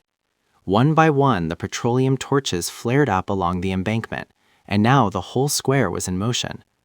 Down from the Champs-Élysées and across the Place de la Concorde straggled the fragments of the battle, a company here and a mob there. They poured in from every street, followed by women and children, and a great murmur, borne on the icy wind, swept through the Arc de Triomphe and down the dark avenue. Perdus, perdus. A ragged end of a battalion was pressing past, the specter of annihilation. West groaned. Then a figure sprang from the shadowy ranks and called West's name, and when he saw it was Trent, he cried out. Trent seized him, white with terror. Sylvia? West stared speechless, but Colette moaned, "Oh, Sylvia, Sylvia, and they are shelling the quarter." "Trent!" shouted Braith, but he was gone, and they could not overtake him. The bombardment ceased as Trent crossed the Boulevard Saint-Germain, but the entrance to the Rue de Seine was blocked by a heap of smoking bricks. Everywhere, the shells had torn great holes in the pavement. The café was a wreck of splinters and glass. The bookstore tottered, ripped from roof to basement, and the little bakery, long since closed, bulged outward above a mass of slate and tin. He climbed over the steaming bricks and hurried into the Rue de Tournon. On the corner, a fire blazed, lighting up his own street, and on the bank wall, beneath a shattered gas lamp, a child was writing with a bit of cinder. Here fell the first shell. The letters stared him in the face. The rat killer finished and stepped back to view his work, but catching sight of Trent's bayonet, screamed and fled, and as Trent staggered across the shattered street, from holes and crannies in the ruins, fierce women fled from their work of pillage, cursing him. At first, he could not find his house, for the tears blinded him, but he felt along the wall and reached the door. A lantern burned in the concierge's lodge, and the old man lay dead beside it.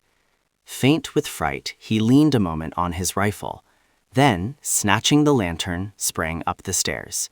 He tried to call, but his tongue hardly moved. On the second floor, he saw plaster on the stairway, and on the third, the floor was torn, and the concierge lay in a pool of blood across the landing. The next floor was his, theirs. The door hung from its hinges. The walls gaped. He crept in and sank down by the bed, and there 2 arms were flung around his neck, and a tear-stained face sought his own. "Sylvia! Oh, Jack, Jack, Jack!" From the tumbled pillow beside them, a child wailed. "They brought it. It is mine," she sobbed. "Ours," he whispered, with his arms around them both. Then from the stairs below came Braith's anxious voice. "Trent, is all well?" Chapter 9. The Street of Our Lady of the Fields. Et tous les jours passés dans la tristesse nous sont comptés comme des jours heureux.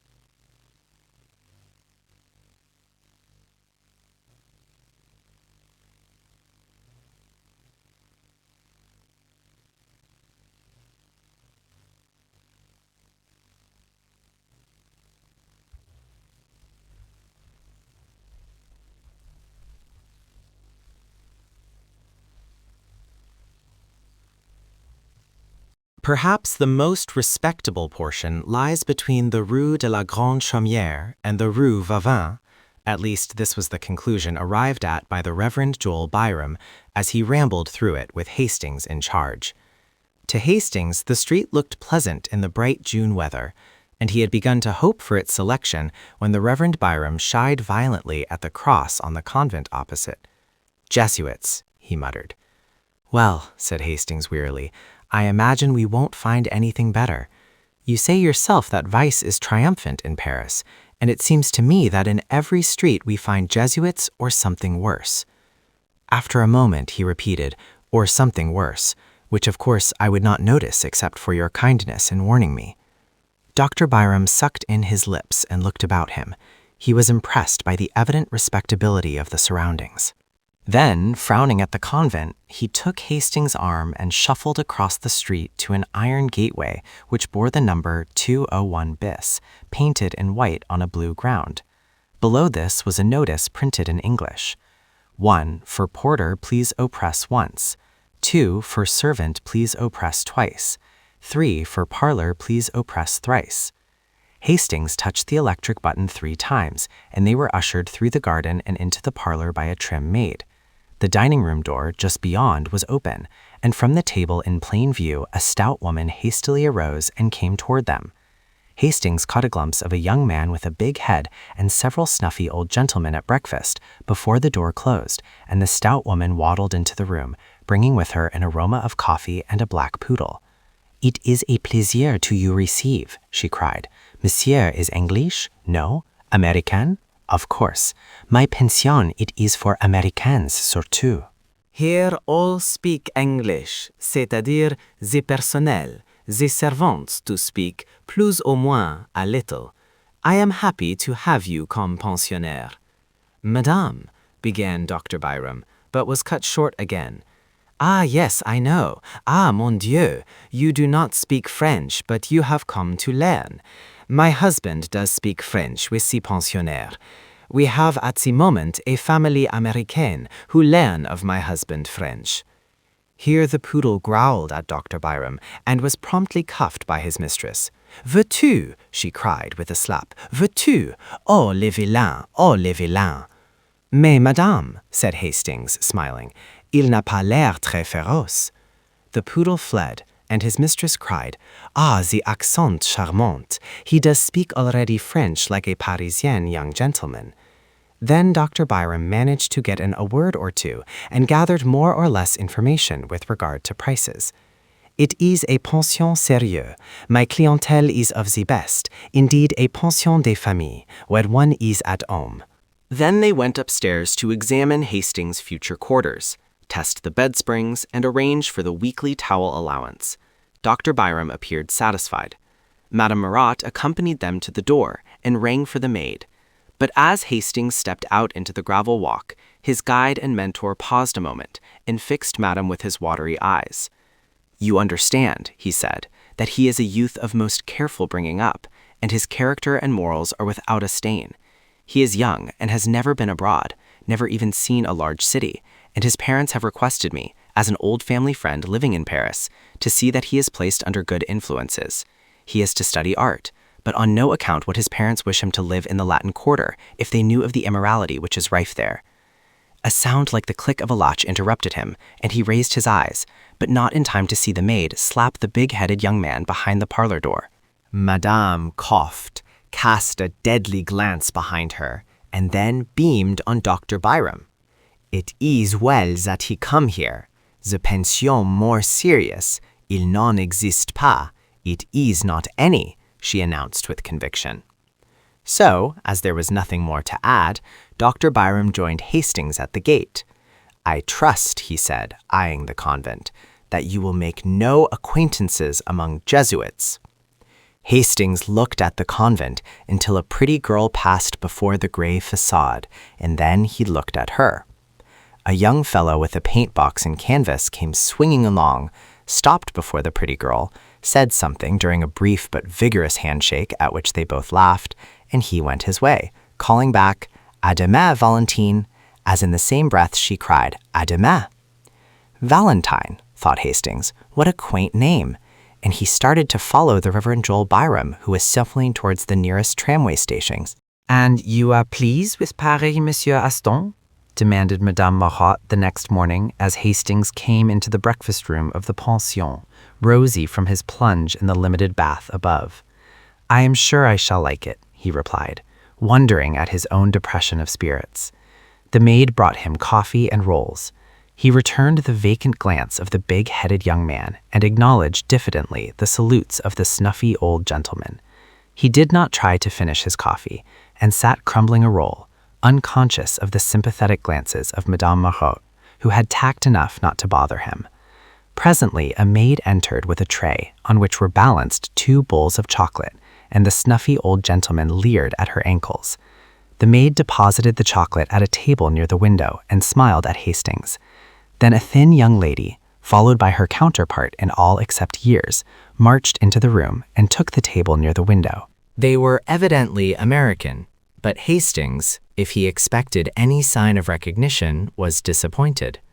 To be ignored by compatriots intensified his depression. He fumbled with his knife and looked at his plate. The thin young lady was talkative enough. She was quite aware of Hastings' presence, ready to be flattered if he looked at her. But on the other hand, she felt her superiority, for she had been 3 weeks in Paris, and he, it was easy to see, had not yet unpacked his steamer trunk. Her conversation was complacent. She argued with her mother upon the relative merits of the Louvre and the Bon Marché, but her mother's part of the discussion was mostly confined to the observation, "Why, Susie?"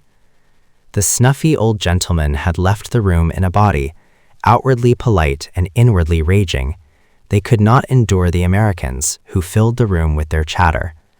The big-headed young man looked after them with a knowing cough, murmuring, "Gay old birds." "They look like bad old men, Mr. Bladen," said the girl. To this, Mr. Bladen smiled and said, "They've had their day," in a tone which implied that he was now having his. "And that's why they all have baggy eyes," cried the girl. "I think it's a shame for young gentlemen." "Why, Susie," said the mother, and the conversation lagged. After a while, Mr. Bladen threw down the Petit Journal, which he daily studied at the expense of the house, and turning to Hastings, started to make himself agreeable. He began by saying, "I see you are American." To this brilliant and original opening, Hastings, deadly homesick, replied gratefully, and the conversation was judiciously nourished by observations from Miss Susie Byng, distinctly addressed to Mr. Bladen. In the course of events, Miss Susie, forgetting to address herself exclusively to Mr. Bladen and Hastings replying to her general question, the entente cordiale was established, and Susie and her mother extended a protectorate over what was clearly neutral territory. "Mr. Hastings, you must not desert the pension every evening as Mr. Bladen does. Paris is an awful place for young gentlemen, and Mr. Bladen is a horrid cynic." Mr. Bladen looked gratified. Hastings answered, "I shall be at the studio all day, and I imagine I shall be glad enough to come back at night." Mr. Bladen, who, at a salary of $15 a week, acted as agent for the Pewley Manufacturing Company of Troy, NY, smiled a skeptical smile and withdrew to keep an appointment with a customer on the Boulevard Magenta. Hastings walked into the garden with Mrs. Byng and Susie, and, at their invitation, sat down in the shade before the iron gate. The chestnut trees still bore their fragrant spikes of pink and white, and the bees hummed among the roses, trellised on the white-walled house. A faint freshness was in the air. The watering carts moved up and down the street, and a clear stream bubbled over the spotless gutters of the Rue de la Grande Chaumière. The sparrows were merry along the curbstones, taking bath after bath in the water and ruffling their feathers with delight. In a walled garden across the street, a pair of blackbirds whistled among the almond trees. Hastings swallowed the lump in his throat, for the song of the birds and the ripple of water in a Paris gutter brought back to him the sunny meadows of Millbrook. "That's a blackbird," observed Miss Byng. "See him there on the bush with pink blossoms. He's all black except his bill, and that looks as if it had been dipped in an omelette, as some Frenchman says." "Why, Susie," said Mrs. Byng. "That garden belongs to a studio inhabited by 2 Americans," continued the girl serenely, and I often see them pass. They seem to need a great many models, mostly young and feminine. Why Susie? Perhaps they prefer painting that kind, but I don't see why they should invite 5, with 3 more young gentlemen, and all get into 2 cabs and drive away singing. This street, she continued, is dull. There is nothing to see except the garden and a glimpse of the Boulevard Montparnasse through the Rue de la Grande Chaumière. No one ever passes except a policeman. There is a convent on the corner. I thought it was a Jesuit college, began Hastings, but was at once overwhelmed with a Baedeker description of the place, ending with, on one side stand the palatial hotels of Jean-Paul Laurens and Guillaume Bouguereau, and opposite, in the little Passage Stanislas, Carolus Duran paints the masterpieces which charm the world. The blackbird burst into a ripple of golden throaty notes, and from some distant green spot in the city, an unknown wild bird answered with a frenzy of liquid trills, until the sparrows paused in their ablutions to look up with restless chirps. Then a butterfly came and sat on a cluster of heliotrope and waved his crimson-banded wings in the hot sunshine. Hastings knew him for a friend, and before his eyes there came a vision of tall mulleins and scented milkweed alive with painted wings, a vision of a white house and woodbine-covered piazza, a glimpse of a man reading and a woman leaning over the pansy bed, and his heart was full. He was startled a moment later by Miss Byng. "I believe you are homesick." Hastings blushed. Miss Byng looked at him with a sympathetic sigh and continued, "Whenever I felt homesick at first, I used to go with Mama and walk in the Luxembourg Gardens. I don't know why it is, but those old-fashioned gardens seem to bring me nearer home than anything in this artificial city." "But they are full of marble statues," said Mrs. Byng mildly. "I don't see the resemblance myself." "Where is the Luxembourg?" inquired Hastings after a silence. "Come with me to the gate," said Miss Byng. He rose and followed her, and she pointed out the Rue Vavin at the foot of the street. "You pass by the convent to the right," she smiled, and Hastings went. The Luxembourg was a blaze of flowers. He walked slowly through the long avenues of trees, past mossy marbles and old-time columns, and threading the grove by the bronze lion, came upon the tree-crowned terrace above the fountain. Below lay the basin, shining in the sunlight. Flowering almonds encircled the terrace, and, in a greater spiral, groves of chestnuts wound in and out and down among the moist thickets by the western palace wing. At one end of the avenue of trees, the observatory rose, its white domes piled up like an eastern mosque. At the other end stood the heavy palace, with every window pane ablaze in the fierce sun of June. Around the fountain, children and white-capped nurses armed with bamboo poles were pushing toy boats, whose sails hung limp in the sunshine. A dark policeman, wearing red epaulettes and a dress sword, watched them for a while and then went away to remonstrate with a young man who had unchained his dog. The dog was pleasantly occupied in rubbing grass and dirt into his back, while his legs waved into the air. The policeman pointed at the dog. He was speechless with indignation. "Well, Captain," smiled the young fellow. "Well, Monsieur Student," growled the policeman, "what do you come and complain to me for?" "If you don't chain him, I'll take him," shouted the policeman. "What's that to me, mon capitaine?" "What, isn't that bulldog yours?" "If it was, don't you suppose I'd chain him?" The officer glared for a moment in silence, then deciding that as he was a student he was wicked, grabbed at the dog, who promptly dodged. Around and around the flower beds they raced, and when the officer came too near for comfort, the bulldog cut across a flower bed, which perhaps was not playing fair. The young man was amused, and the dog also seemed to enjoy the exercise. The policeman noticed this and decided to strike at the fountainhead of the evil. He stormed up to the student and said, "As the owner of this public nuisance, I arrest you." "But," objected the other, "I disclaim the dog." That was a poser. It was useless to attempt to catch the dog until 3 gardeners lent a hand, but then the dog simply ran away and disappeared in the Rue de Medici. The policeman shambled off to find consolation among the white-capped nurses, and the student, looking at his watch, stood up yawning. Then catching sight of Hastings, he smiled and bowed. Hastings walked over to the marble, laughing. "Why, Clifford," he said, "I didn't recognize you." "It's my mustache," sighed the other. I sacrificed it to humor a whim of a friend. What do you think of my dog? Then he is yours? Cried Hastings. Of course. It's a pleasant change for him, this playing tag with policemen, but he is known now and I'll have to stop it. He's gone home. He always does when the gardeners take a hand. It's a pity, he's fond of rolling on lawns. Then they chatted for a moment of Hastings' prospects, and Clifford politely offered to stand his sponsor at the studio. You see, old Tabby, I mean Dr. Byram, told me about you before I met you, explained Clifford, and Elliot and I will be glad to do anything we can. Then looking at his watch again, he muttered, I have just 10 minutes to catch the Versailles train. Au revoir, and started to go. But catching sight of a girl advancing by the fountain, took off his hat with a confused smile. Why are you not at Versailles? She said, with an almost imperceptible acknowledgement of Hastings' presence. I'm going, murmured Clifford. For a moment, they faced each other, and then Clifford, very red, stammered, With your permission, I have the honor of presenting to you my friend, Monsieur Hastings. Hastings bowed low. She smiled very sweetly, but there was something of malice in the quiet inclination of her small Parisian head. I could have wished, she said, that Monsieur Clifford might spare me more time when he brings with him so charming an American. Must I go, Valentine? Began Clifford. Certainly, she replied. Clifford took his leave with very bad grace, wincing when she added, and give my dearest love to Cecile. As he disappeared in the Rue d'Alsace, the girl turned as if to go, but then suddenly remembering Hastings, looked at him and shook her head. Monsieur Clifford is so perfectly harebrained, she smiled. It is embarrassing sometimes. You have heard, of course, all about his success at the salon. He looked puzzled, and she noticed it.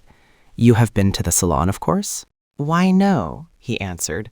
I only arrived in Paris 3 days ago. She seemed to pay little heed to his explanation, but continued. Nobody imagined he had the energy to do anything good, but on varnishing day, the salon was astonished by the entrance of Monsieur Clifford, who strolled about as bland as you please, with an orchid in his buttonhole and a beautiful picture on the line. She smiled to herself at the reminiscence and looked at the fountain. Monsieur Bouguereau told me that Monsieur Julien was so astonished that he only shook hands with Monsieur Clifford in a dazed manner, and actually forgot to pat him on the back. Fancy, she continued with much merriment, fancy Papa Julien forgetting to pat one on the back. Hastings, wondering at her acquaintance with the great Bouguereau, looked at her with respect.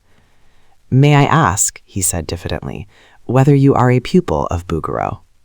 I? She said in some surprise. Then she looked at him curiously. Was he permitting himself the liberty of joking on such short acquaintance? His pleasant, serious face questioned hers. Tiens, she thought, what a droll man. You surely study art, he said. She leaned back on the crooked stick of her parasol and looked at him. Why do you think so? Because you speak as if you did. You are making fun of me, she said, and it is not good taste. She stopped, confused, as he colored to the roots of her hair. How long have you been in Paris? She said at length. 3 days, he replied gravely.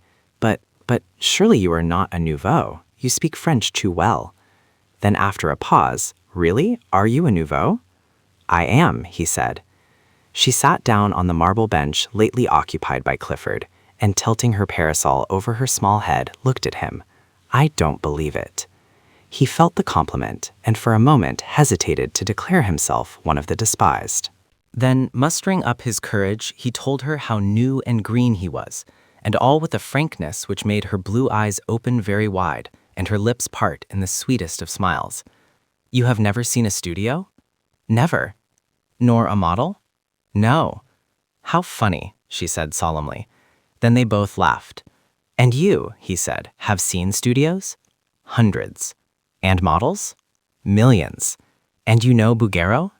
Yes, and Henner, and Constant, and Laurens, and Puvis de Chavannes, and Dognian, and Courtois, and all the rest of them. And yet you say you are not an artist. Pardon, she said gravely. Did I say I was not? Won't you tell me? He hesitated. At first she looked at him, shaking her head and smiling. Then of a sudden her eyes fell, and she began tracing figures with her parasol in the gravel at her feet. Hastings had taken a place on the seat, and now, with his elbows on his knees, sat watching the spray drifting above the fountain jet. A small boy, dressed as a sailor, stood poking his yacht and crying, "I won't go home! I won't go home!" His nurse raised her hands to heaven. Just like a little American boy, thought Hastings, and a pang of homesickness shot through him. Presently, the nurse captured the boat, and the small boy stood at bay. "Monsieur René, when you decide to come here, you may have your boat." The boy backed away, scowling. "Give me my boat, I say," he cried, "and don't call me René, for my name's Randall, and you know it." "Hello," said Hastings. "Randall? That's English." "I am American," announced the boy in perfectly good English, turning to look at Hastings. "And she's such a fool she calls me René because Mama calls me Ranny." Here he dodged the exasperated nurse and took up his station behind Hastings, who laughed, and catching him around the waist, lifted him into his lap. "One of my countrymen," he said to the girl beside him. He smiled while he spoke, but there was a queer feeling in his throat. "Don't you see the stars and stripes on my yacht?" demanded Randall. Sure enough, the American colors hung limply under the nurse's arm. "Oh," cried the girl, "he is charming," and impulsively stooped to kiss him, but the infant Randall wriggled out of Hastings' arms, and his nurse pounced upon him with an angry glance at the girl. She reddened and then bit her lips as the nurse, with eyes still fixed on her, dragged the child away and ostentatiously wiped his lips with her handkerchief. Then she stole a look at Hastings and bit her lip again. "What an ill-tempered woman," he said. "In America, most nurses are flattered when people kiss their children." For an instant, she tipped the parasol to hide her face, then closed it with a snap and looked at him defiantly. "Do you think it's strange that she objected?" "Why not?" he said in surprise. Again, she looked at him with quick, searching eyes. His eyes were clear and bright, and he smiled back, repeating, "Why not?" "You are droll," she murmured, bending her head. "Why?" But she made no answer, and sat silent, tracing curves and circles in the dust with her parasol. After a while, he said, "I am glad to see that young people have so much liberty here. I understood that the French were not at all like us. You know, in America, or at least where I live in Millbrook, girls have every liberty, go out alone and receive their friends alone, and I was afraid I should miss it here. But I see how it is now, and I'm glad I was mistaken." She raised her eyes to his and kept them there. He continued pleasantly, "Since I have sought here, I have seen a lot of pretty girls walking alone on the terrace there, and then you are alone too. Tell me, for I do not know French customs, do you have the liberty of going to the theater without a chaperone?" For a long time she studied his face, and then with a trembling smile said, "Why do you ask me?" "Because you must know, of course," he said gaily. "Yes," she replied indifferently, "I know." He waited for an answer, but getting none, decided that perhaps she had misunderstood him. "I hope you don't think I mean to presume on our short acquaintance," he began. "In fact, it is very odd, but I don't know your name. When Mr. Clifford presented me, he only mentioned mine. Is that the custom in France?" "It is the custom in the Latin Quarter," she said with a queer light in her eyes. Then suddenly she began talking almost feverishly. "You must know, Monsieur Hastings, that we are all un peu sans gêne here in the Latin Quarter. We are very bohemian, and etiquette and ceremony are out of place. It was for that Monsieur Clifford presented you to me with small ceremony, and left us together with less, only for that, and I am his friend, and I have many friends in the Latin Quarter, and we all know each other very well, and I am not studying art, but what?" he said, bewildered. "I shall not tell you. It is a secret," she said with an uncertain smile. On both cheeks a pink spot was burning, and her eyes were very bright. Then, in a moment, her face fell. "Do you know Monsieur Clifford very intimately?" "Not very." After a while she turned to him, grave and a little pale. "My name is Valentine Tissot. Might I ask a service of you on such very short acquaintance?" "Oh," he cried, "I should be honored." "It is only this," she said gently. "It is not much. Promise me not to speak to Mr. Clifford about me. Promise me that you will speak to no one about me." "I promise," he said, greatly puzzled. She laughed nervously. I wish to remain a mystery. It is a caprice. But, he began, I had hoped that you might give Monsieur Clifford permission to present me at your house. My house? She repeated. I mean, where you live, in fact, to present me to your family. The change in the girl's face shocked him. I beg your pardon, he cried. I have hurt you. And as quick as a flash, she understood him, because she was a woman. My parents are dead, she said. Presently, he began again, very gently.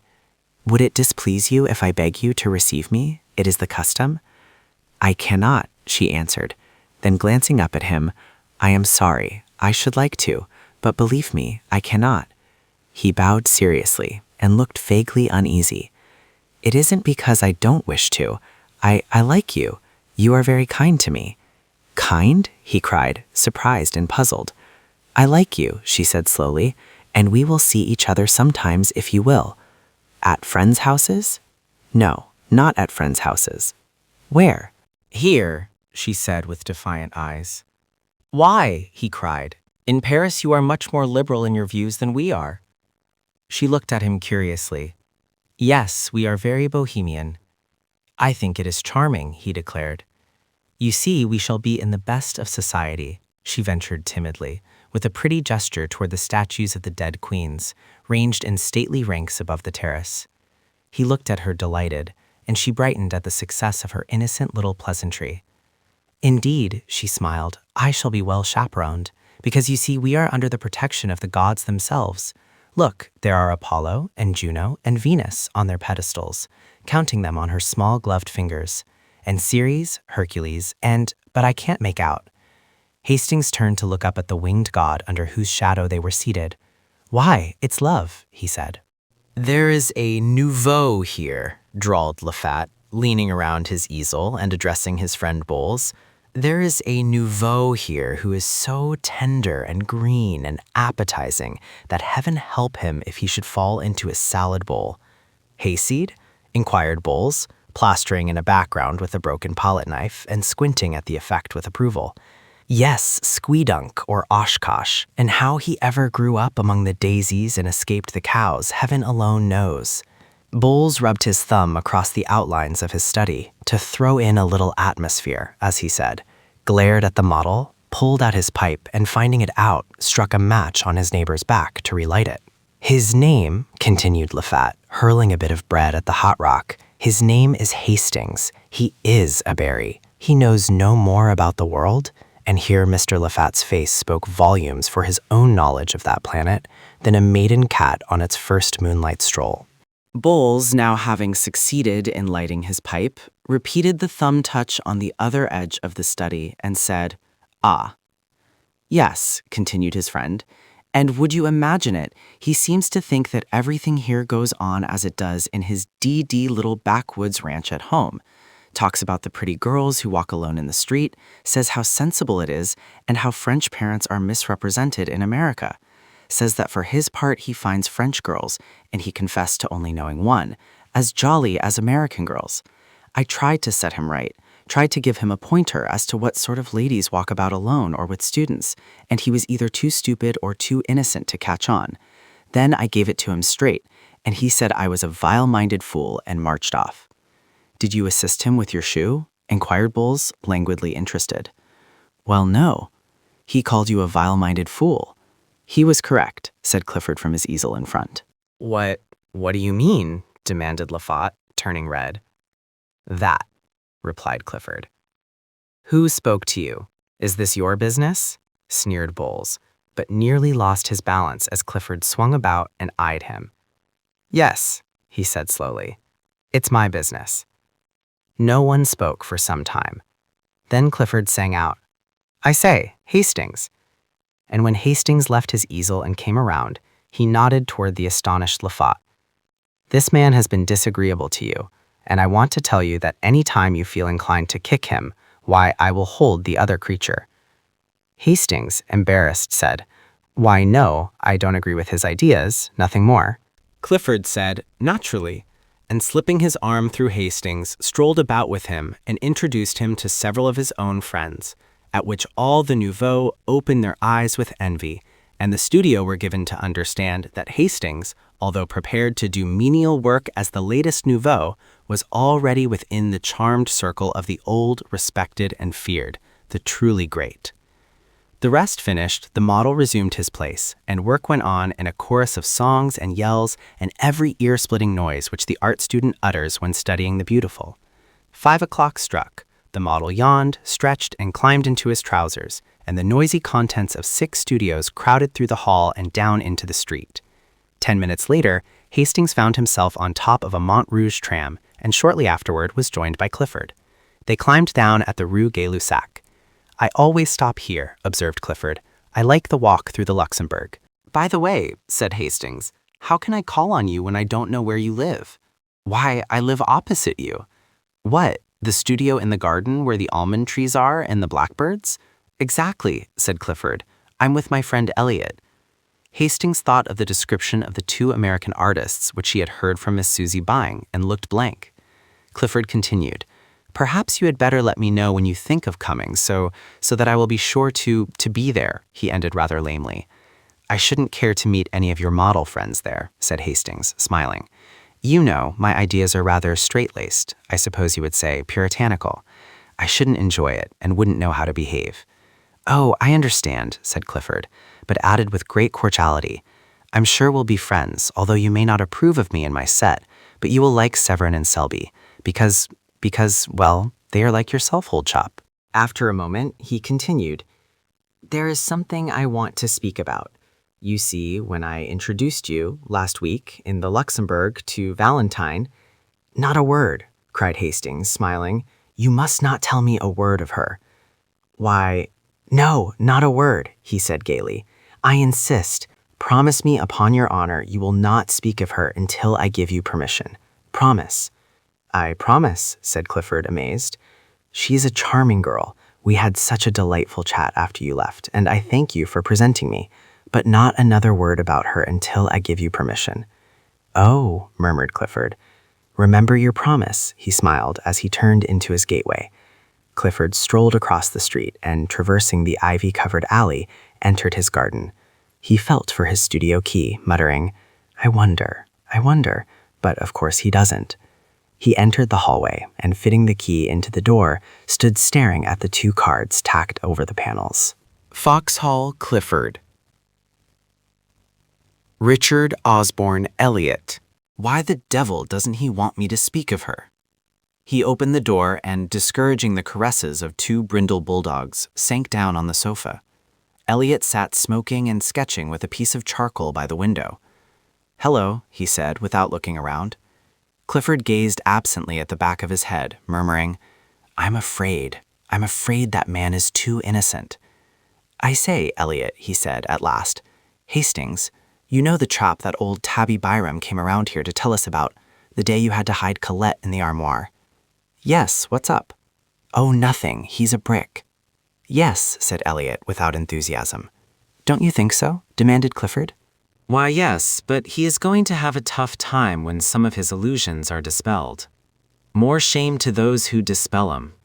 Yes, wait until he comes to pay his call on us, unexpectedly, of course. Clifford looked virtuous and lighted a cigar. "I was just going to say," he observed, "that I have asked him not to come without letting us know, so I can postpone any orgy you may have intended." "Ah," cried Elliot indignantly, "I suppose you put it to him in that way." "Not exactly," grinned Clifford. Then more seriously, "I don't want anything to occur here to bother him. He's a brick, and it's a pity we can't be more like him." "I am," observed Elliot complacently, "only living with you—" "Listen," cried the other. "I have managed to put my foot in it in great style. Do you know what I've done? Well, the first time I met him in the street, or rather it was in the Luxembourg, I introduced him to Valentine." "Did he object?" "Believe me," said Clifford solemnly, "this rustic Hastings has no more idea that Valentine is Valentine than he has that he himself is a beautiful example of moral decency in a quarter where morals are as rare as elephants. I heard enough in a conversation between that blackguard Lawfoot and the little immoral eruption Bowles to open my eyes. I tell you, Hastings is a trump. He's a healthy, clean-minded young fellow, bred in a small country village, brought up with the idea that saloons are way stations to hell. And as for women, well, demanded Elliot. Well, said Clifford, his idea of the dangerous woman is probably a painted Jezebel. Probably, replied the other. He's a trump, said Clifford, and if he swears the world is as good and pure as his own heart, I'll swear he's right. Elliot rubbed his charcoal on his file to get a point and turned to his sketch, saying, he will never hear any pessimism from Richard Osborne E. He's a lesson to me, said Clifford. Then he unfolded a small perfumed note, written on rose-colored paper, which had been lying on the table before him. He read it, smiled, whistled a bar or two from Miss Heliot, and sat down to answer it on his best cream-laid notepaper. When it was written and sealed, he picked up his stick and marched up and down the studio 2 or 3 times, whistling. Going out? Inquired the other without turning. Yes, he said, but lingered a moment over Elliot's shoulder, watching him pick out the lights in his sketch with a bit of bread. Tomorrow is Sunday, he observed after a moment's silence. Well, inquired Elliot, have you seen Colette? No, I will tonight.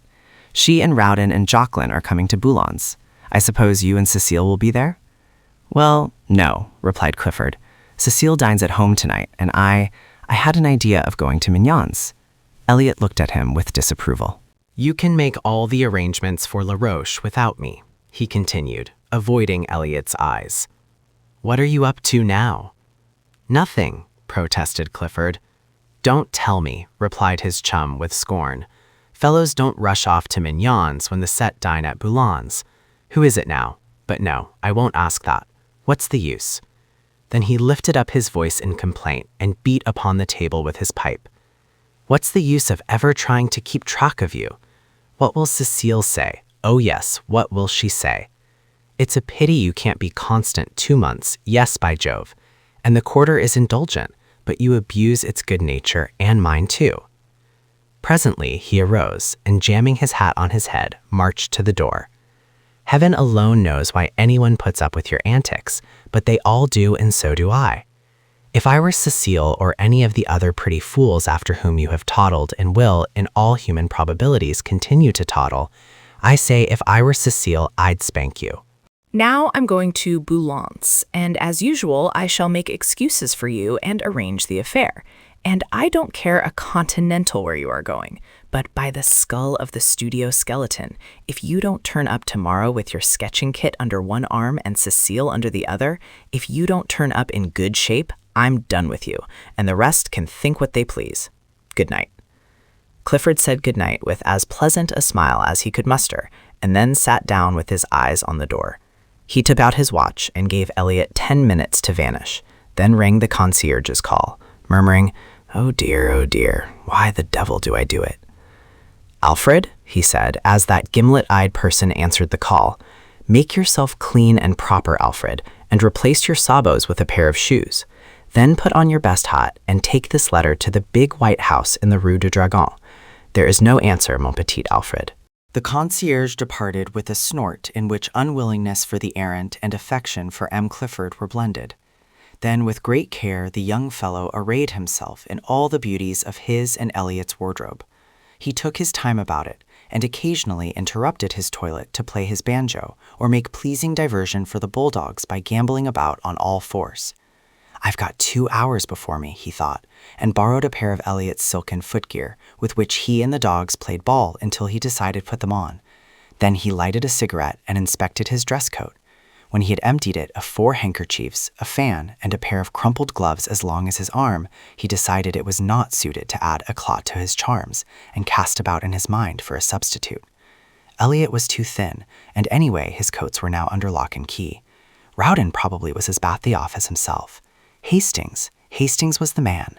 But when he threw on a smoking jacket and sauntered over to Hastings' house, he was informed that he had been gone over an hour. Now where in the name of all that's reasonable could he have gone? Muttered Clifford, looking down the street. The maid didn't know, so he bestowed upon her a fascinating smile and lounged back to the studio. Hastings was not far away. The Luxembourg is within 5 minutes' walk of the Rue Notre-Dame des Champs, and there he sat under the shadow of a winged god, and there he had sat for an hour, poking holes in the dust and watching the steps which lead from the northern terrace to the fountain. The sun hung, a purple globe, above the misty hills of Mudan. Long streamers of clouds touched with rose swept low on the western sky, and the dome of the distant Invalides burned like an opal through the haze. Behind the palace, the smoke from a high chimney mounted straight into the air, purple until it crossed the sun, where it changed to a bar of smoldering fire. High above the darkening foliage of the chestnuts, the twin towers of St. Sulpice rose, an ever-deepening silhouette. A sleepy blackbird was caroling in some near thicket, and pigeons passed and repassed with the whisper of soft winds in their wings. The light on the palace windows had died away, and the dome of the Pantheon swam aglow above the northern terrace, a fiery Valhalla in the sky, while below, in grim array, along the terrace ranged, the marble ranks of queens looked out into the west. From the end of the long walk by the northern facade of the palace came the noise of omnibuses and the cries of the street. Hastings looked at the palace clock, 6, and as his own watch agreed with it, he fell to poking holes in the gravel again. A constant stream of people passed between the Odeon and the fountain. Priests in black, with silver-buckled shoes, line soldiers, slouchy and rakish, neat girls without hats bearing milliners' boxes, students with black portfolios and high hats, students with berets and big canes, nervous, quick-stepping officers, symphonies in turquoise and silver, ponderous, jangling cavalrymen all over dust, pastry cooks' boys skipping along with utter disregard for the safety of the basket balanced on the impish head, and then the lean outcast, the shambling Paris tramp, slouching with shoulders bent and little eye furtively scanning the ground for smokers' refuse.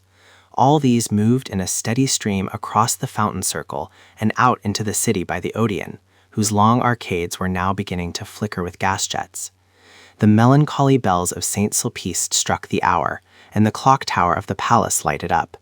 Then hurried steps sounded across the gravel, and Hastings raised his head. "How late you are," he said, but his voice was hoarse, and only his flushed face told how long had seemed the waiting. She said, "I was kept. Indeed, I was so much annoyed, and I may only stay a moment." She sat down beside him, casting a furtive glance over her shoulder at the god upon his pedestal. What a nuisance, that intruding Cupid still there? "Wings and arrows, too," said Hastings, unheeding her motion to be seated. "Wings," she murmured. "Oh yes, to fly away with when he's tired of his play." Of course it was a man who conceived the idea of wings, otherwise Cupid would have been insupportable. "Do you think so?" "Ma foi, it's what men think." "And women?" "Oh," she said, with a toss of her small head, "I really forget what we were speaking of." "We were speaking of love," said Hastings. "I was not," said the girl. Then looking up at the marble god, "I don't care for this one at all. I don't believe he knows how to shoot his arrows. No, indeed. He is a coward. He creeps up like an assassin in the twilight. I don't approve of cowardice," she announced, and turned her back on the statue. "I think," said Hastings quietly, "that he does shoot fairly, yes, and even gives one warning." "Is it your experience, Monsieur Hastings?" He looked straight into her eyes and said, "He is warning me." "Heed the warning, then," she cried with a nervous laugh. As she spoke, she stripped off her gloves and then carefully proceeded to draw them on again. When this was accomplished, she glanced at the palace clock, saying, "Oh dear, how late it is," furled her umbrella, then unfurled it, and finally looked at him.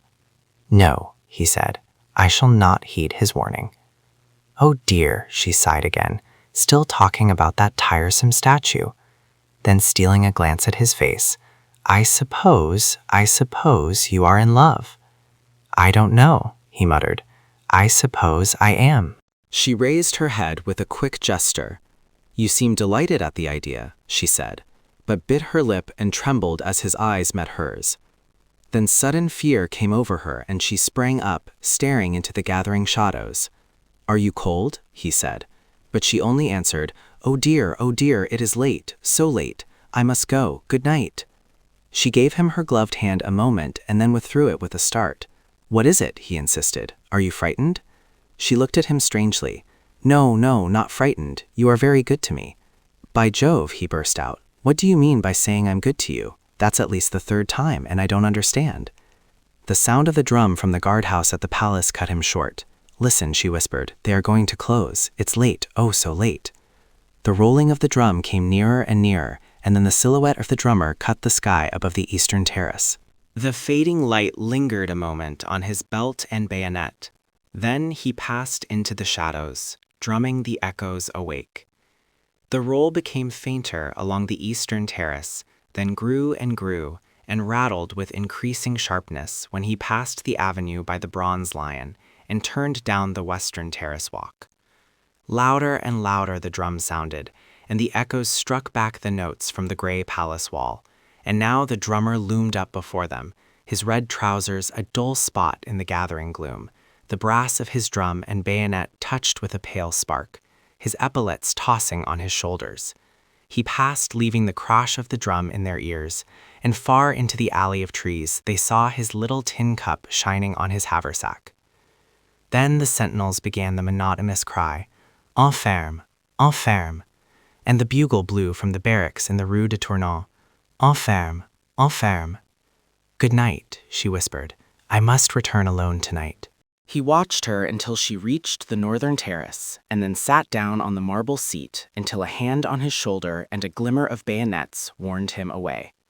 She passed on through the grove, and turning into the Rue de Medici, traversed it to the boulevard. At the corner, she bought a bunch of violets and walked on along the boulevard to the Rue des Écoles. A cab was drawn up before Boulogn's, and a pretty girl, aided by Elliot, jumped out. Valentine, cried the girl, come with us. I can't, she said, stopping a moment. I have a rendezvous at Mignon's. Not Victor, cried the girl, laughing, but she passed with a little shiver, nodding good night. Then turning into the Boulevard Saint-Germain, she walked a tittle faster to escape a gay party sitting before the Café Cluny, who called to her to join them. At the door of the restaurant Mignon stood a coal-black Negro in buttons. He took off his peaked cap as she mounted the carpeted stairs. Send Eugene to me, she said at the office, and passing through the hallway to the right of the dining room, stopped before a row of paneled doors. A waiter passed, and she repeated her demand for Eugene, who presently appeared, noiselessly skipping, and bowed, murmuring, Madame. Who is here? No one in the cabinets, Madame. In the half, Madame Madelon and Monsieur Gay, Monsieur de Clamart, Monsieur Clisson, Madame Marie, and their set. Then he looked around and, bowing again, murmured, Monsieur awaits Madame since half an hour, and he knocked at one of the paneled doors bearing the number 6. Clifford opened the door, and the girl entered. The garçon bowed her in, and whispering, Will Monsieur have the goodness to ring? Vanished. He helped her off with her jacket and took her hat and umbrella. When she was seated at the little table with Clifford opposite, she smiled and leaned forward on both elbows, looking him in the face. What are you doing here? She demanded. Waiting, he replied, in accents of adoration. For an instant, she turned and examined herself in the glass. The wide blue eyes, the curling hair, the straight nose and short curled lip flashed in the mirror an instant only, and then its depths reflected her pretty neck and back. Thus do I turn my back on vanity, she said. And then, leaning forward again, what are you doing here? Waiting for you, repeated Clifford, slightly troubled. And Cecile. Now don't, Valentine. Do you know, she said calmly, I dislike your conduct? He was a little disconcerted and rang for Eugene to cover his confusion. The soup was bisque and the wine Pommery, and the courses followed each other with the usual regularity until Eugene brought coffee, and there was nothing left on the table but a small silver lamp. Valentine, said Clifford, after having obtained permission to smoke, is it the vaudeville or the Eldorado, or both, or the Nouveau Cirque, or— It is here, said Valentine. Well, he said, greatly flattered, I'm afraid I couldn't amuse you. Oh, yes, you are, funnier than the Eldorado. Now see here, don't guy me, Valentine. You always do, and you know what they say, a good love kills— What? Love and all that. She laughed until her eyes were moist with tears. Tiens, she cried, he is dead then. Clifford eyed her with growing alarm. Do you know why I came? She said. No, he replied uneasily, I don't. How long have you made love to me? Well, he admitted, somewhat startled, I should say for about a year. It is a year, I think. Are you not tired? He did not answer. Don't you know that I like you too well to ever fall in love with you? She said. Don't you know that we are too good comrades, too old friends for that? And were we not, do you think that I do not know your history, Monsieur Clifford? Don't be so sarcastic, he urged. Don't be unkind, Valentine. I'm not. I'm kind. Then again, very quietly, I am in your power, but I know I am in the power of a friend. I have come to acknowledge it to you here, and it is because of that I am here to beg of you a favor. Clifford opened his eyes, but said nothing. I am in great distress of mind. It is Monsieur Hastings. Well, said Clifford in some astonishment. I want to ask you, she continued in a low voice, I want to ask you to, in case you should speak of me before him, not to say, I shall not speak of you to him, he said quietly. Can you prevent others? That is not fair, she murmured. You know how he considers me, as he considers every woman. You know how different he is from you and the rest. I have never seen a man, such a man as Mr. Hastings. He let his cigarette go out unnoticed. I am almost afraid of him, afraid he should know what we all are in the quarter. Oh, I do not wish him to know. I do not wish him to turn from me, to cease from speaking to me as he does. You and the rest cannot know what it has been to me. I could not believe him. I could not believe he was so good and noble. I do not wish him to know so soon. He will find out. Sooner or later he will find out for himself, and then he will turn away from me. Why? She cried passionately.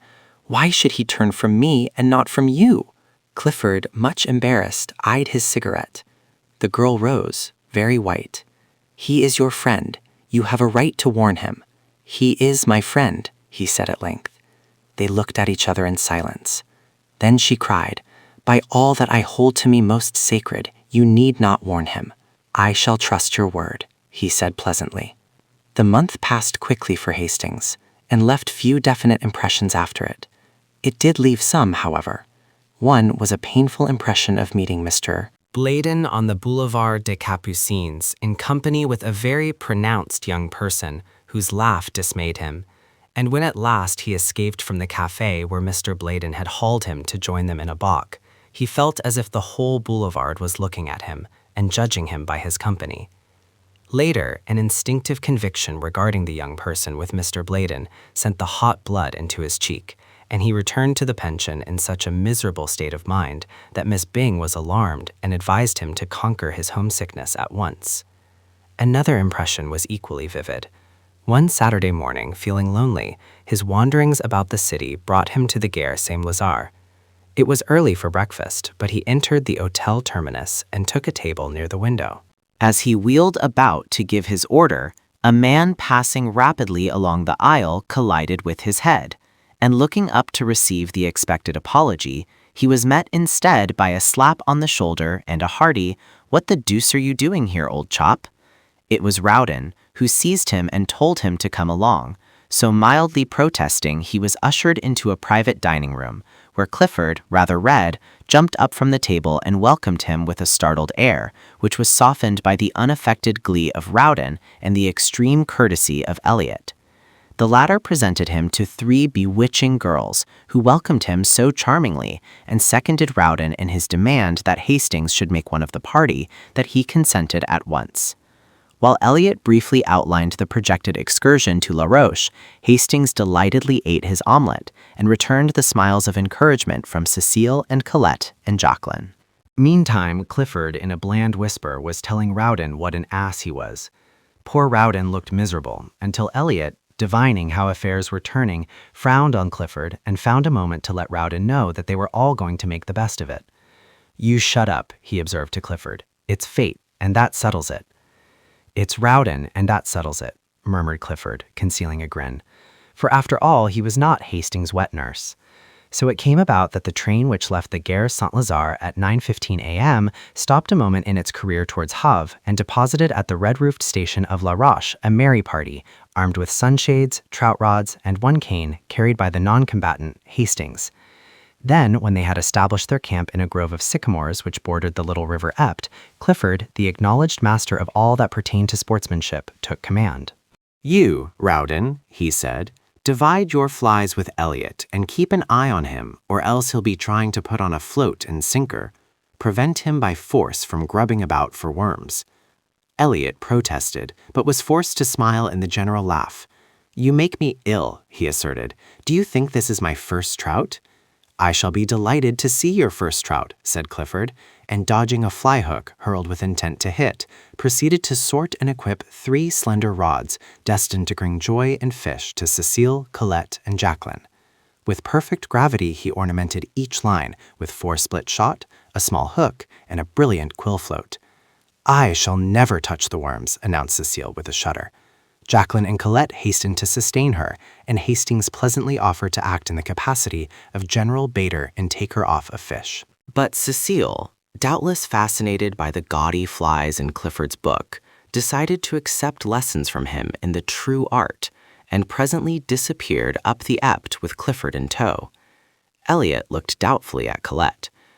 "I prefer gudgeons," said that damsel with decision, "and you and Monsieur Rowden may go away when you please. May they not, Jacqueline?" "Certainly," responded Jacqueline. Elliot, undecided, examined his rod and reel. "You've got your reel on wrong side up," observed Rowden. Elliot wavered and stole a glance at Colette. I have almost decided not to flip the flies about just now," he began. "There's the pole that Cecile left." "Don't call it a pole," corrected Rowden. "Rod, then," continued Elliot, and started off in the wake of the 2 girls, but was promptly collared by Rowden. "No, you don't. Fancy a man fishing with a float and sinker when he has a fly rod in his hand. You come along." Where the placid little Epte flows down between its thickets to the Seine, a grassy bank shadows the haunt of the gudgeon, and on this bank sat Colette and Jacqueline and chattered and laughed and watched the swerving of the scarlet quills, while Hastings, his hat over his eyes, his head on a bank of moss, listened to their soft voices and gallantly unhooked the small and indignant gudgeon when a flash of a rod and a half-suppressed scream announced a catch. The sunlight filtered through the leafy thickets, awaking to song the forest birds. Magpies in spotless black and white flirted past, alighting nearby with a hop and bound and twitch of the tail. Blue and white jays with rosy breasts shrieked through the trees, and a low-sailing hawk wheeled among the fields of ripening wheat, putting to flight flocks of twittering hedge-birds. Across the Seine, a gull dropped on the water like a plume. The air was pure and still. Scarcely a leaf moved. Sounds from a distant farm came faintly, the shrill cock crow and dull baying. Now and then, a steam tug with big raking smoke pipe bearing the name Gep 27 plowed up the river, dragging its interminable train of barges, or a sailboat dropped down with the current towards sleepy Rouen. A faint, fresh odor of earth and water hung in the air, and through the sunlight, orange-tipped butterflies danced above the marsh grass. Soft, velvety butterflies flapped through the mossy woods. Hastings was thinking of Valentine. It was 2 o'clock when Elliot strolled back, and frankly admitting that he had eluded Rowden, sat down beside Colette and prepared to doze with satisfaction. "Where are your trout?" said Colette severely. "They still live," murmured Elliot, and went fast asleep. Rowden returned shortly after, and casting a scornful glance at the slumbering one, displayed 3 crimson-flecked trout. "And that," smiled Hastings lazily, "that is the holy end to which the faithful plod, the slaughter of these small fish with a bit of silk and feather." Rowden disdained to answer him.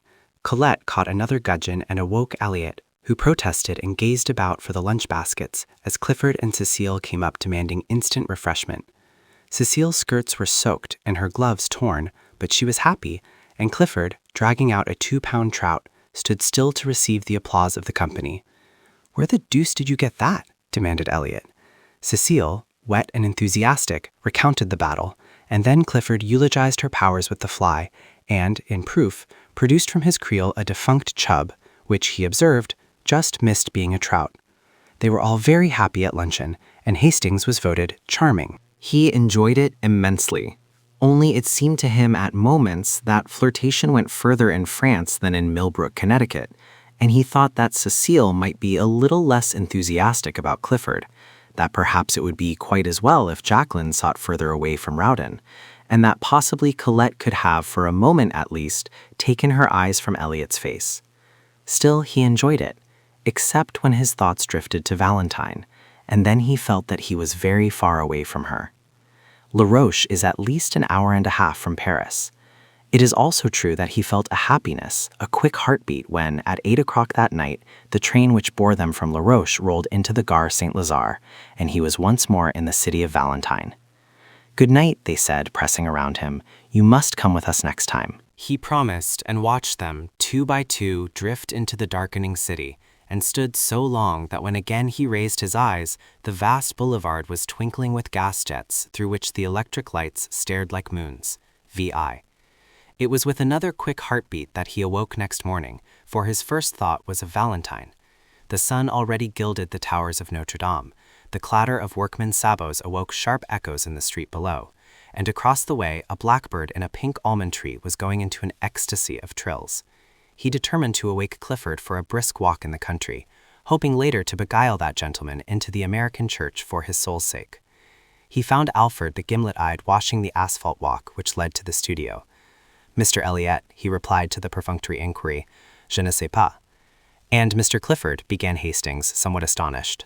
"Monsieur Clifford," said the concierge with fine irony, "will be pleased to see you, as he retired early.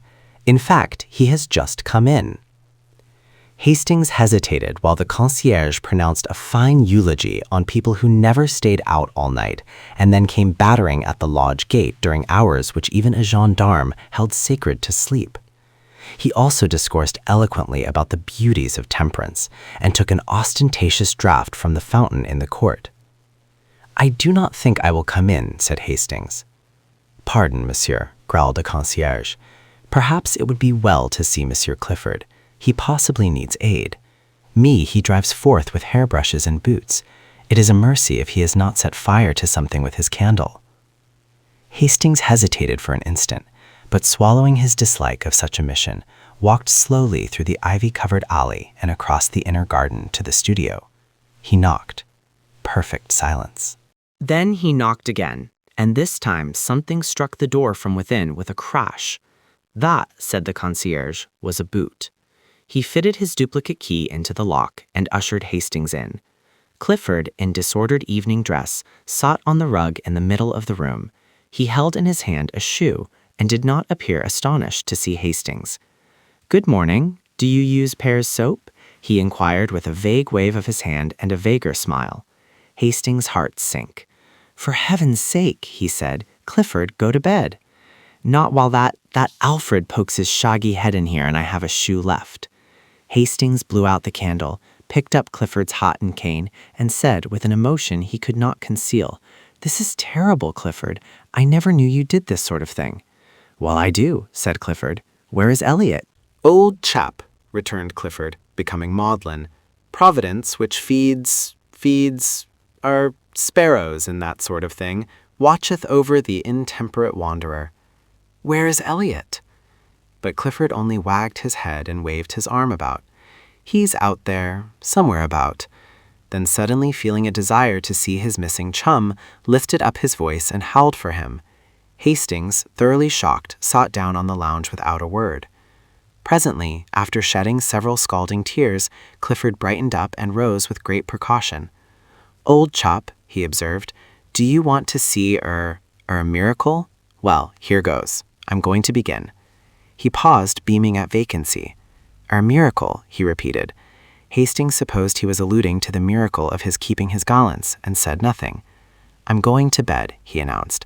"Poor old Clifford's going to bed, and that's a miracle." And he did with a nice calculation of distance and equilibrium, which would have wrung enthusiastic yells of applause from Elliot had he been there to assist en connoisseur. But he was not. He had not yet reached the studio. He was on his way, however, and smiled with magnificent condescension on Hastings, who, half an hour later, found him reclining upon a bench in the Luxembourg.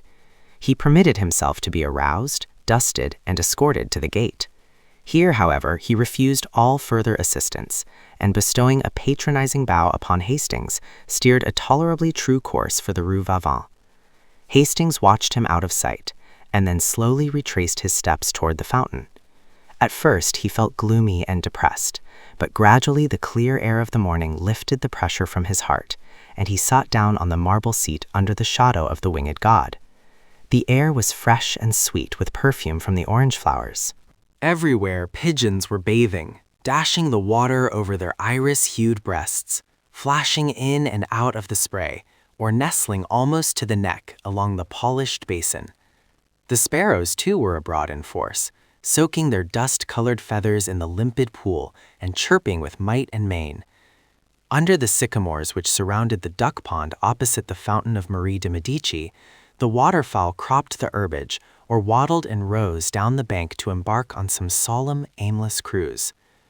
Butterflies, somewhat lame from a chilly night's repose under the lilac leaves, crawled over and over the white phlox, or took a rheumatic flight towards some sun-warmed shrub. The bees were already busy among the heliotrope, and one or two gray flies with brick-colored eyes sat in a spot of sunlight beside the marble seat, or chased each other about, only to return again to the spot of sunshine and rub their forelegs, exulting. The sentries paced briskly before the painted boxes, pausing at times to look toward the guardhouse for their relief. They came at last, with a shuffle of feet and click of bayonets. The word was passed, the relief fell out, and away they went, crunch, crunch, across the gravel. A mellow chime floated from the clock tower of the palace. The deep bell of St. Sulpice echoed the stroke. Hastings sat dreaming in the shadow of the god, and while he mused, somebody came and sat down beside him. At first, he did not raise his head. It was only when she spoke that he sprang up. "You, at this hour?" "I was restless. I could not sleep." Then, in a low, hoppy voice, "And you, at this hour?" I slept, but the sun awoke me." "I could not sleep," she said, and her eyes seemed, for a moment, touched with an indefinable shadow. Then, smiling, "I am so glad. I seem to know you are coming. Don't laugh. I believe in dreams." "Did you really dream of my being here?" "I think I was awake when I dreamed it," she admitted. Then for a time they were mute, acknowledging by silence the happiness of being together. And after all their silence was eloquent, for faint smiles and glances born of their thoughts crossed and recrossed, until lips moved and words were formed, which seemed almost superfluous. What they said was not very profound. Perhaps the most valuable jewel that fell from Hastings' lips bore direct reference to breakfast. "I have not yet had my chocolate," she confessed, "but what a material man you are." "Valentine," he said impulsively, I do wish that you would, just for this once, give me the whole day, just for this once." "Oh dear," she smiled, "not only material but selfish." "Not selfish, hungry," he said, looking at her. "A cannibal, too. Oh dear." "Will you, Valentine?" "But my chocolate." "Take it with me." "But déjeuner." "Together, at St. Cloud." "But I can't." "Together, all day long, will you, Valentine?" She was silent. "Only for this once." Again that indefinable shadow fell across her eyes, and when it was gone, she sighed. "Yes, together, only for this once." "All day?" he said, doubting his happiness. "All day," she smiled, "and oh, I am so hungry." He laughed, enchanted. What a material young lady it is. On the boulevard Saint Michel, there is a cremerie painted white and blue outside, and neat and clean as a whistle inside. The auburn-haired young woman, who speaks French like a native and rejoices in the name of Murphy, smiled at them as they entered, and tossing a fresh napkin over the zinc tete-a-tete table, whisked before them 2 cups of chocolate and a basket full of crisp, fresh croissants. The primrose-colored pats of butter, each stamped with a shamrock in relief, seemed saturated with the fragrance of Normandy pastures. "How delicious," they said in the same breath, and then laughed at the coincidence. "With but a single thought," he began. How absurd, she cried with cheeks all rosy. I'm thinking I'd like a croissant. So am I, he replied, triumphant. That proves it. Then they had a quarrel, she accusing him of behavior unworthy of a child in arms, and he denying it and bringing countercharges, until Mademoiselle Murphy laughed in sympathy and the last croissant was eaten under a flag of truce. Then they rose, and she took his arm with a bright nod to Mademoiselle Murphy, who cried them a merry "Bonjour, madame, bonjour, monsieur," and watched them hail a passing cab and drive away. Dieu, qu'il est beau, she sighed, adding after a moment, do they be married? I do know. Ma foi, ils ont bien l'air. The cab swung around the Rue de Medici, turned into the Rue de Vaugirard, followed it to where it crosses the Rue de Rennes, and taking that noisy thoroughfare, drew up before the Gare Montparnasse. They were just in time for a train and scampered up the stairway and out to the cars as the last note from the starting gong rang through the arched station. The guard slammed the door of their compartment. A whistle sounded, answered by a screech from the locomotive, and the long train glided from the station, faster, faster, and sped out into the morning sunshine. The summer wind blew in their faces from the open window and sent the soft hair dancing on the girl's forehead. We have the compartment to ourselves, said Hastings. She leaned against the cushioned window seat, her eyes bright and wide open, her lips parted. The wind lifted her hat and fluttered the ribbons under her chin. With a quick movement, she untied them and, drawing a long hat pin from her hat, laid it down on the seat beside her. The train was flying. The color surged in her cheeks, and, with each quick-drawn breath, her breath rose and fell under the cluster of lilies at her throat. Trees, houses, ponds danced past, cut by a mist of telegraph poles. Faster, faster, she cried. His eyes never left her, but hers, wide open and blue as the summer sky, seemed fixed on something far ahead, something which came no nearer, but fled before them as they fled.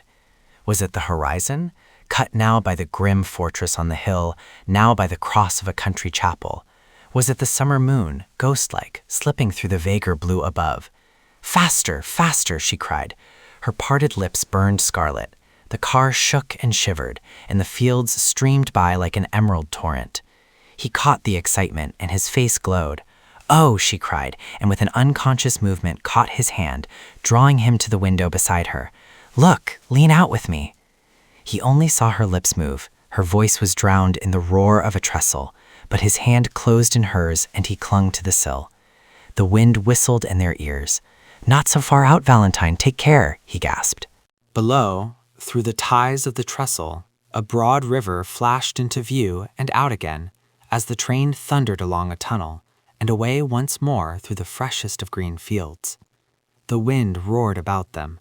The girl was leaning far out from the window, and he caught her by the waist, crying, not too far, but she only murmured, faster, faster, away out of the city, out of the land, faster, faster, away out of the world. What are you saying all to yourself? He said, but his voice was broken, and the wind whirled it back into his throat. She heard him, and turning from the window, looked down at his arm about her. Then she raised her eyes to his. The car shook and the windows rattled. They were dashing through a forest now, and a sun swept the dewy branches with running flashes of fire. He looked into her troubled eyes. He drew her to him and kissed the half-parted lips, and she cried out, a bitter, hopeless cry. Not that, not that. But he held her close and strong, whispering words of honest love and passion. And when she sobbed, not that, I have promised. You must know I am not worthy. In the purity of his own heart, her words were to him meaningless then, meaningless forever after. Presently her voice ceased, and her head rested on his breast. He leaned against the window, his ears swept by the furious wind, his heart in a joyous tumult. The forest was past, and the sun slipped from behind the trees, flooding the earth again with brightness. She raised her eyes and looked out into the world from the window. Then she began to speak, but her voice was faint, and he bent his head close to hers and listened. I cannot turn from you. I am too weak. You were long ago my master, master of my heart and soul. I have broken my word to one who trusted me, but I have told you all. What matters the rest? He smiled at her innocence, and she worshipped his. She spoke again. Take me or cast me away. What matters it? Now with a word you can kill me, and it might be easier to die than to look upon happiness as great as mine. He took her in his arms. Hush, what are you saying? Look out at the sunlight, the meadows and the streams. We shall be very happy in so bright a world. She turned to the sunlight. From the window, the world below seemed very fair to her. Trembling with happiness, she sighed. Is this the world? Then I have never known it. Nor have I. God forgive me, he murmured. Perhaps it was our gentle Lady of the Fields who forgave them both. Chapter 10. Rue Barrée. For let philosopher and doctor preach of what they will and what they will not. Each is but one link in an eternal chain that none can slip, nor break, nor overreach. Crimson nor yellow roses nor the savor of the mounting sea are worth the perfume I adore that clings to thee. The languid-headed lilies tire, the changeless waters weary me. I ache with passionate desire of thine and thee. There are but these things in the world, thy mouth of fire, thy breasts, thy hands, thy hair upcurled, and my desire. I. One morning at Julian's, a student said to Selby, "That is Foxhall Clifford," pointing with his brushes at a young man who sat before an easel, doing nothing. Selby, shy and nervous, walked over and began, "My name is Selby. I have just arrived in Paris and bring a letter of introduction." His voice was lost in the crash of a falling easel, the owner of which promptly assaulted his neighbor, and for a time the noise of battle rolled through the studios of M. Boulanger and Lefebvre, presently subsiding into a scuffle on the stairs outside. Selby, apprehensive as to his own reception in the studio, looked at Clifford, who sat serenely watching the fight. "It's a little noisy here," said Clifford, "but you will like the fellows when you know them." His unaffected manner delighted Selby. Then, with a simplicity that won his heart, he presented him to half a dozen students of as many nationalities. Some were cordial, all were polite. Even the majestic creature who held the position of Monsieur unbent enough to say, "My friend, when a man speaks French as well as you do, and is also a friend of Monsieur Clifford, he will have no trouble in this studio. You expect, of course, to fill the stove until the next new man comes?" "Of course." "And you don't mind chaff?" "No," replied Selby, who hated it. Clifford, much amused, put on his hat, saying, "You must expect lots of it at first." Selby placed his own hat on his head and followed him to the door. As they passed the model stand, there was a furious cry of "Chapeau! Chapeau!" and a student sprang from his easel, menacing Selby, who reddened but looked at Clifford. "Take off your hat for them," said the latter, laughing. A little embarrassed, he turned and saluted the studio. "Et moi?" cried the model. "You are charming," replied Selby, astonished at his own audacity. But the studio rose as one man, shouting, "He has done well, he's all right," while the model, laughing, kissed her hand to him and cried, "À demain, beau jeune homme." All that week, Selby worked at the studio unmolested. The French students christened him l'enfant prodigue, which was freely translated the prodigious infant, the kid, Kid Selby, and Kidby. But the disease soon ran its course from Kidby to kidney, and then naturally to Tidbits, where it was arrested by Clifford's authority and ultimately relapsed to Kid. Wednesday came, and with it Monsieur Boulanger. For 3 hours the students writhed under his biting sarcasms, among the others Clifford, who was informed that he knew even less about a work of art than he did about the art of work. Selby was more fortunate. The professor examined his drawing in silence, looked at him sharply, and passed on with a non-committal gesture. He presently departed arm in arm with Bouguereau, to the relief of Clifford, who was then at liberty to jam his hat on his head and depart. The next day he did not appear, and Selby, who had counted on seeing him at the studio, a thing which he learned later it was vanity to count on, wandered back to the Latin Quarter alone. Paris was still strange and new to him. He was vaguely troubled by its splendor. No tender memories stirred his American bosom at the Place du Châtelet, nor even by Notre Dame. The Palais de Justice with its clock and turrets and stalking sentinels in blue and vermilion, the Place Saint-Michel with its jumble of omnibuses and ugly water-spitting griffins, the hill of the Boulevard Saint-Michel, the tooting trams, the policemen dawdling 2 by 2, and the table-lined terraces of the Café Vachette were nothing to him as yet. Nor did he even know, when he stepped from the stones of the Place Saint-Michel to the asphalt of the boulevard, that he had crossed the frontier and entered the student zone, the famous Latin Quarter. A cabman hailed him as bourgeois and urged the superiority of driving over walking. A gamin, with an appearance of great concern, requested the latest telegraphic news from London, and then, standing on his head, invited Selby to feats of strength. A pretty girl gave him a glance from a pair of violet eyes. He did not see her, but she, catching her own reflection in a window, wondered at the color burning in her cheeks. Turning to resume her course, she met Foxhall Clifford and hurried on. Clifford, open-mouthed, followed her with his eyes. Then he looked after Selby, who had turned into the Boulevard Saint-Germain toward the Rue de Seine. Then he examined himself in the shop window. The result seemed to be unsatisfactory. "I'm not a beauty," he mused, "but neither am I a hobgoblin. What does she mean by blushing at Selby? I never before saw her look at a fellow in my life. Neither has anyone in the quarter." Anyway, I can swear she never looks at me, and goodness knows I have done all that respectful adoration can do. He sighed, and murmuring a prophecy concerning the salvation of his immortal soul, swung into that graceful lounge which at all times characterized Clifford.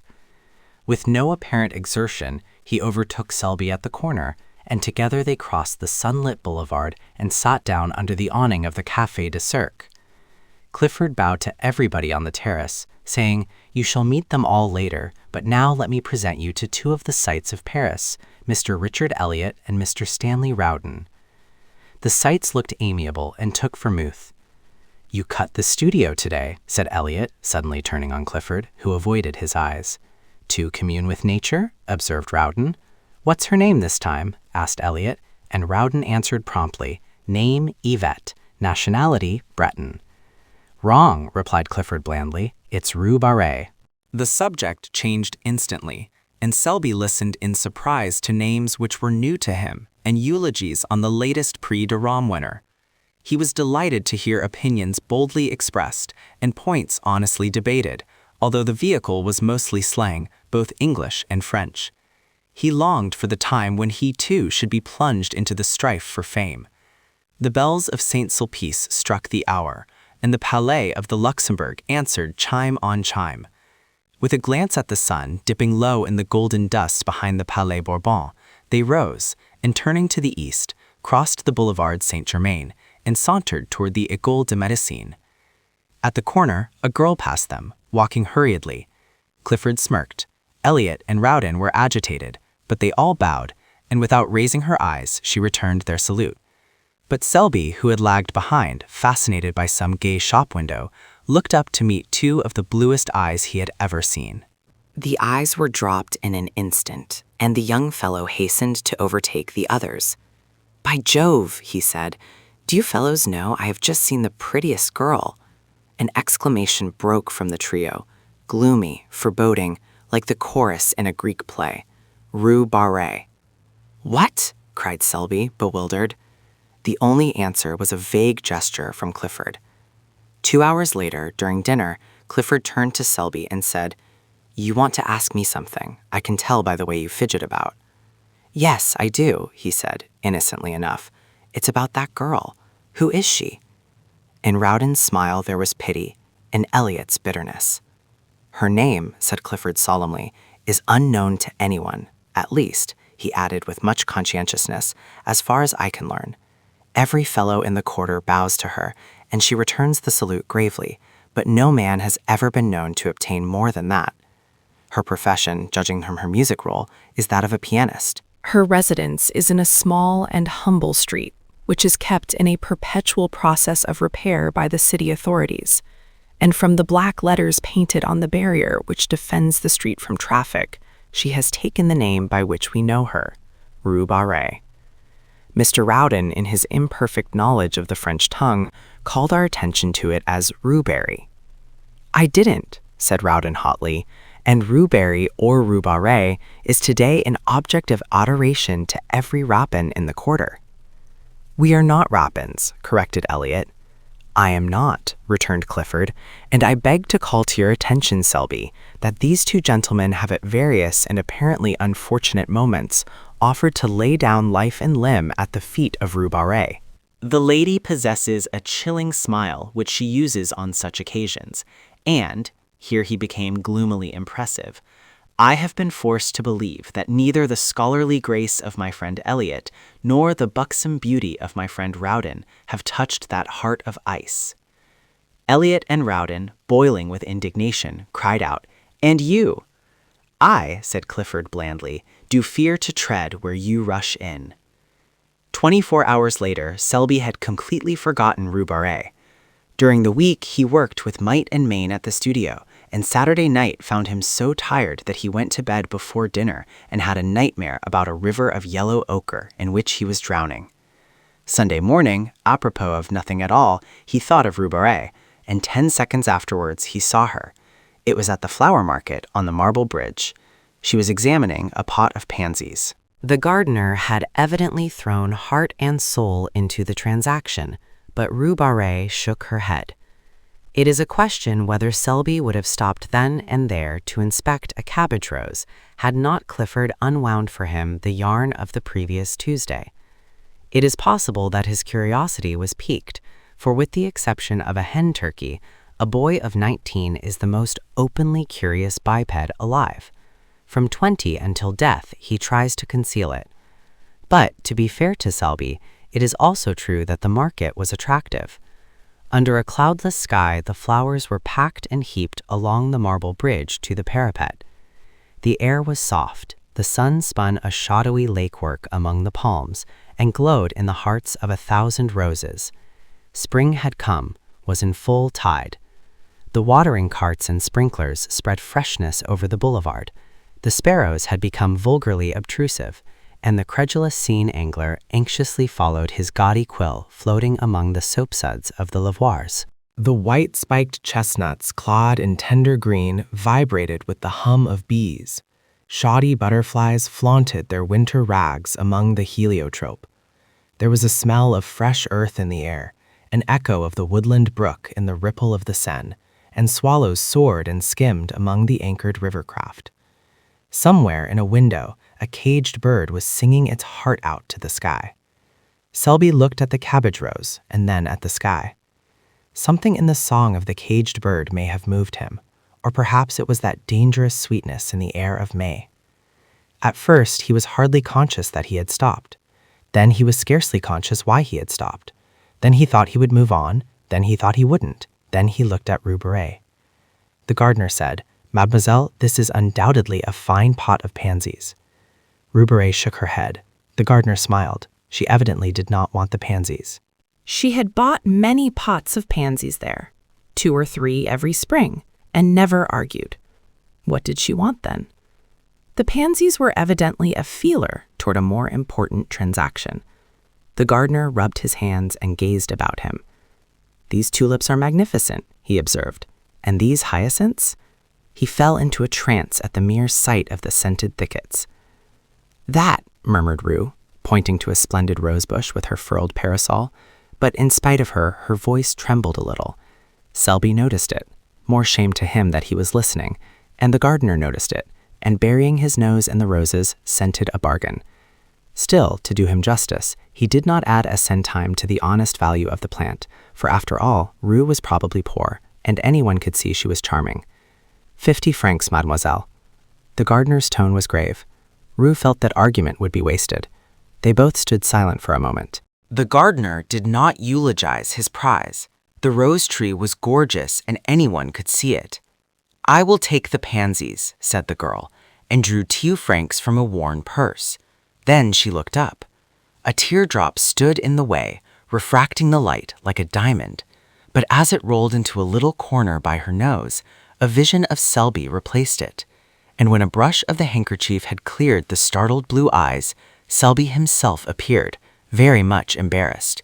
He instantly looked up into the sky, apparently devoured with a thirst for astronomical research, and as he continued his investigations for fully 5 minutes, the gardener looked up too, and so did a policeman.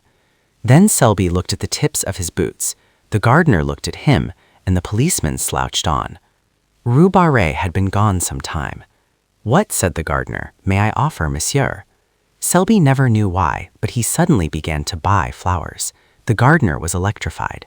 Never before had he sold so many flowers, never at such satisfying prices, and never with such absolute unanimity of opinion with a customer.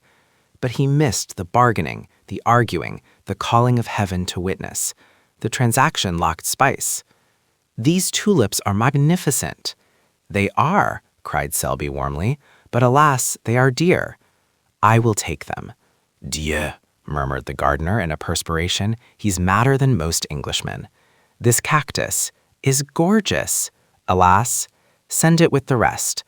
The gardener braced himself against the river wall.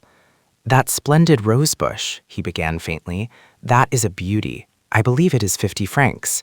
He stopped, very red. The gardener relished his confusion. Then a sudden cool self-possession took the place of his momentary confusion, and he held the gardener with his eye and bullied him. "I'll take that bush. Why did not the young lady buy it?" "Mademoiselle is not wealthy."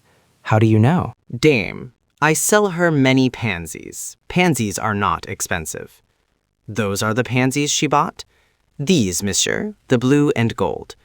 "Then you intend to send them to her?" "At midday, after the market." "Take this rose bush with them, and," here he glared at the gardener, "don't you dare say from whom they came." The gardener's eyes were like saucers, but Selby, calm and victorious, said, "Send the others to the Hôtel du Sénat, 7 Rue de Tournon. I will leave directions with the concierge." Then he buttoned his glove with much dignity and stalked off, but when well around the corner and hidden from the gardener's view, the conviction that he was an idiot came home to him in a furious blush.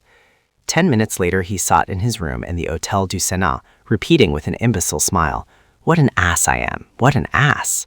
An hour later found him in the same chair, in the same position, his hat and gloves still on, his stick in his hand, but he was silent, apparently lost in contemplation of his boot toes, and his smile was less imbecile and even a bit retrospective. About 5 o'clock that afternoon, the little sad-eyed woman who fills the position of concierge at the Hôtel du Sénat held up her hands in amazement to see a wagon-load of flower-bearing shrubs draw up before the doorway. She called Joseph, the intemperate garçon, who, while calculating the value of the flowers in Petits Verres, gloomily disclaimed any knowledge as to their destination. "Voyons," said the little concierge, "cherchons la femme." "You?" he suggested. The little woman stood a moment pensive and then sighed. Joseph caressed his nose, a nose which for gaudiness could vie with any floral display. Then the gardener came in, hat in hand, and a few minutes later Selby stood in the middle of his room, his coat off, his shirt sleeves rolled up. The chamber originally contained, besides the furniture, about 2 square feet of walking room, and now this was occupied by a cactus. The bed groaned under crates of pansies, lilies, and heliotrope. The lounge was covered with hyacinths and tulips, and the washstand supported a species of young tree warranted to bear flowers at some time or other.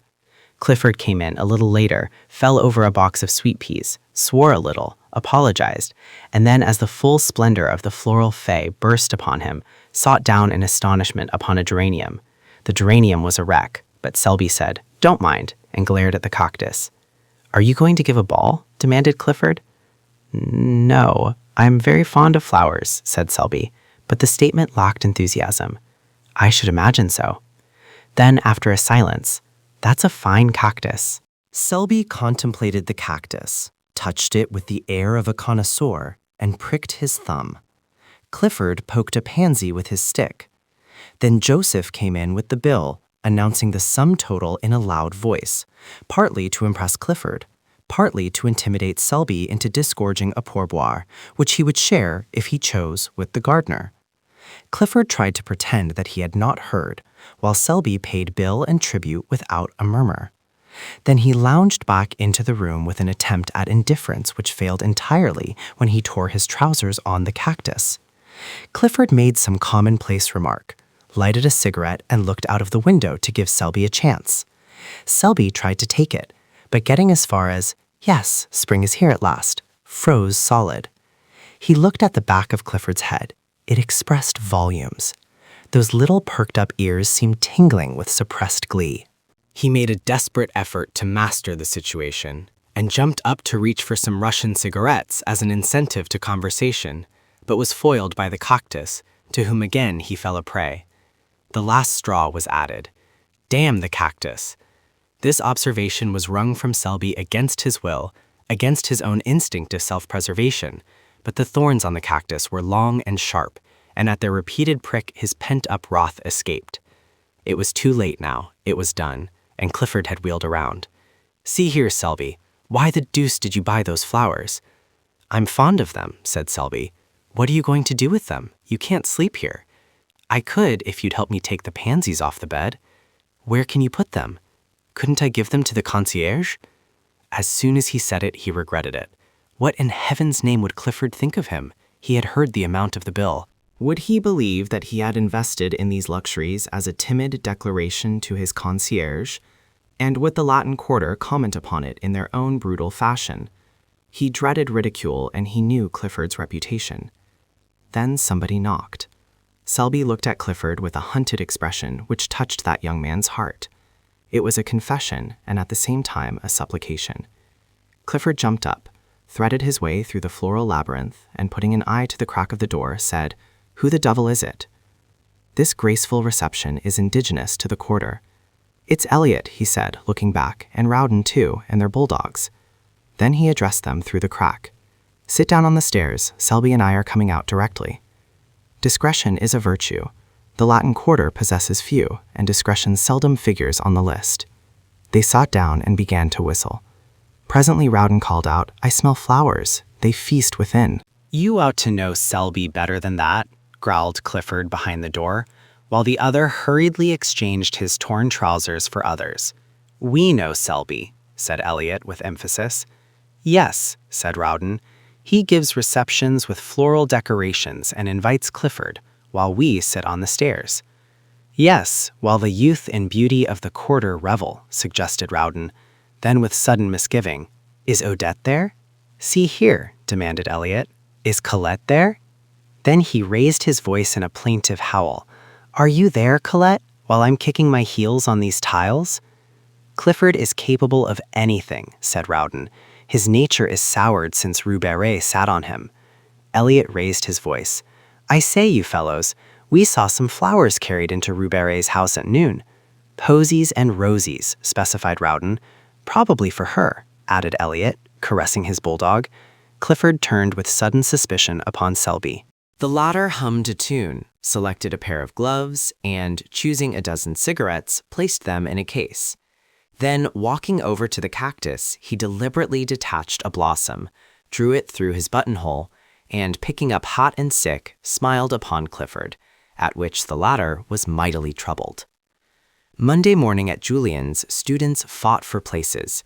Students with prior claims drove away others who had been anxiously squatting on coveted tabourets since the door was opened in hopes of appropriating them at roll call.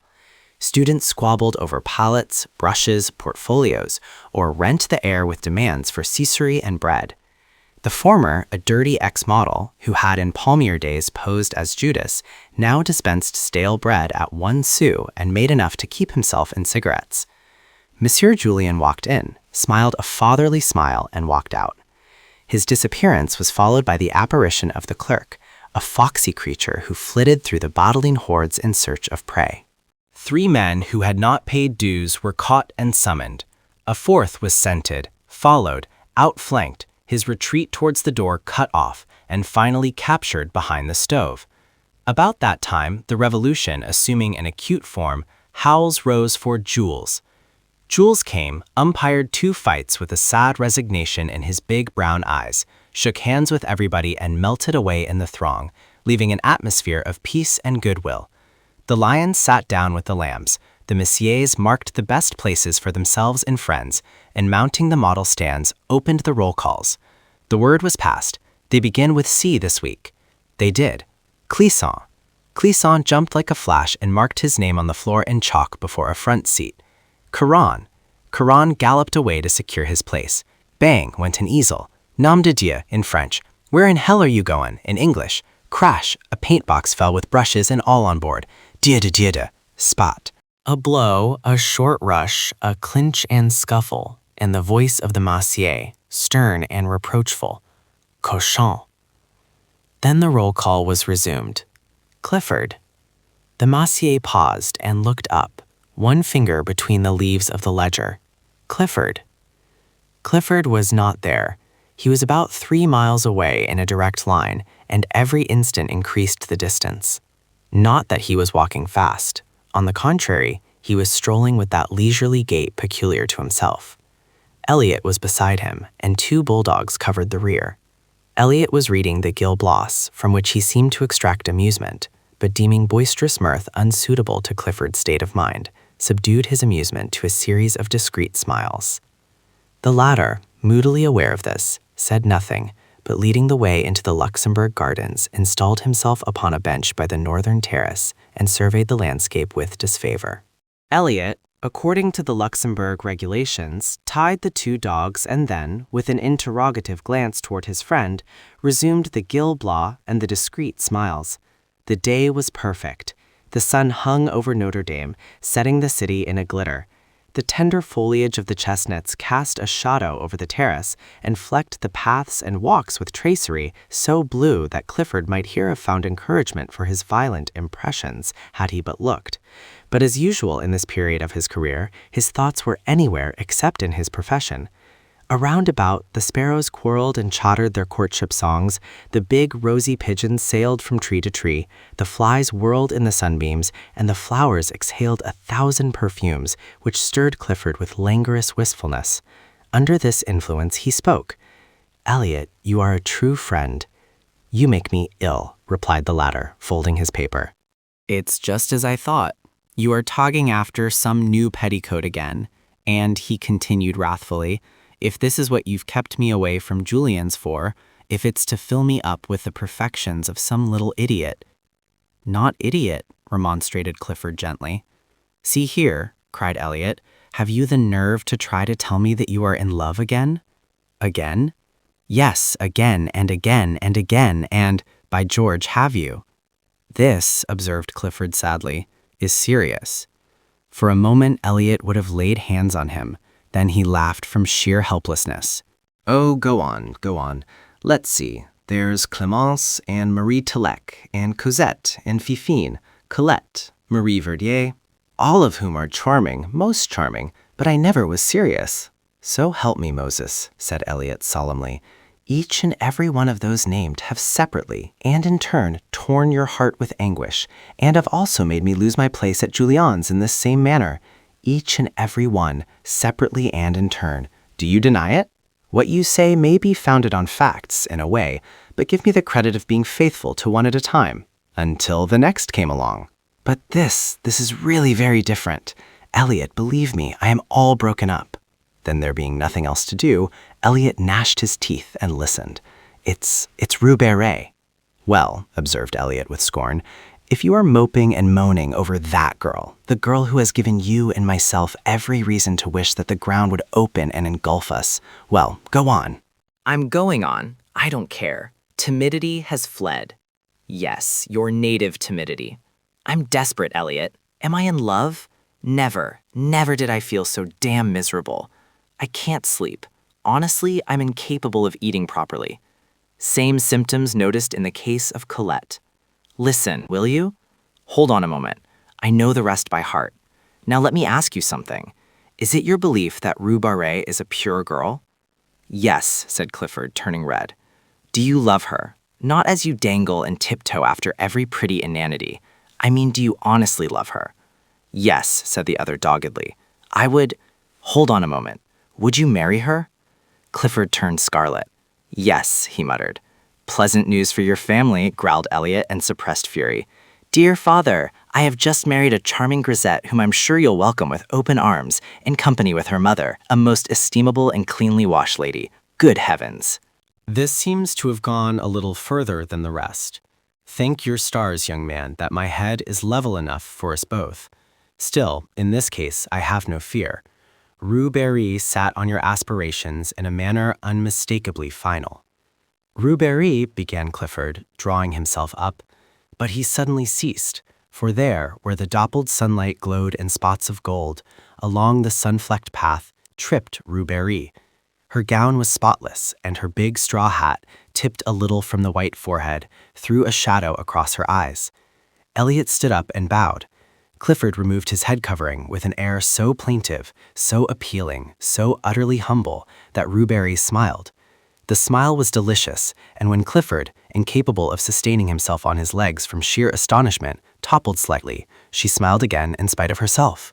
A few moments later, she took a chair on the terrace and, drawing a book from her music roll, turned the pages, found the place, and then placing it open downwards in her lap, sighed a little, smiled a little, and looked out over the city. She had entirely forgotten Foxhall Clifford. After a while, she took her book again, but instead of reading, began to adjust a rose in her corsage. The rose was big and red. It glowed like fire there over her heart, and like fire it warmed her heart, now fluttering under the silken petals. Rue Barrée sighed again. She was very happy. The sky was so blue, the air so soft and perfumed, the sunshine so caressing, and her heart sang within her, sang to the rose in her breast. This is what it sang. Out of the throng of passers-by, out of the world of yesterday, out of the millions passing, one has turned aside to me. So her heart sang under his rose on her breast. Then two big mouse-colored pigeons came whistling by and alighted on the terrace, where they bowed and strutted and bobbed and turned until Rue Barrée laughed in delight, and looking up beheld Clifford before her. His hat was in his hand, and his face was wreathed in a series of appealing smiles, which would have touched the heart of a Bengal tiger. For an instant Rue Barrée frowned. Then she looked curiously at Clifford. Then, when she saw the resemblance between his bows and the bobbing pigeons, in spite of herself, her lips parted in the most bewitching laugh. Was this Rue Barrée? So changed that she did not know herself. But oh, that song in her heart which drowned all else, which trembled on her lips, struggling for utterance, which rippled forth in a laugh at nothing, at a strutting pigeon, and Mr. Clifford. And you think because I return the salute of the students in the quarter, that you may be received in particular as a friend? I do not know you, monsieur, but vanity is man's other name. Be content, Monsieur Vanity. I shall be punctilious, oh, most punctilious, in returning your salute. But I beg, I implore you to let me render you that homage which has so long. Oh dear, I don't care for homage. Let me only be permitted to speak to you now and then, occasionally, very occasionally. And if you, why not another? Not at all. I will be discretion itself. Discretion? Why?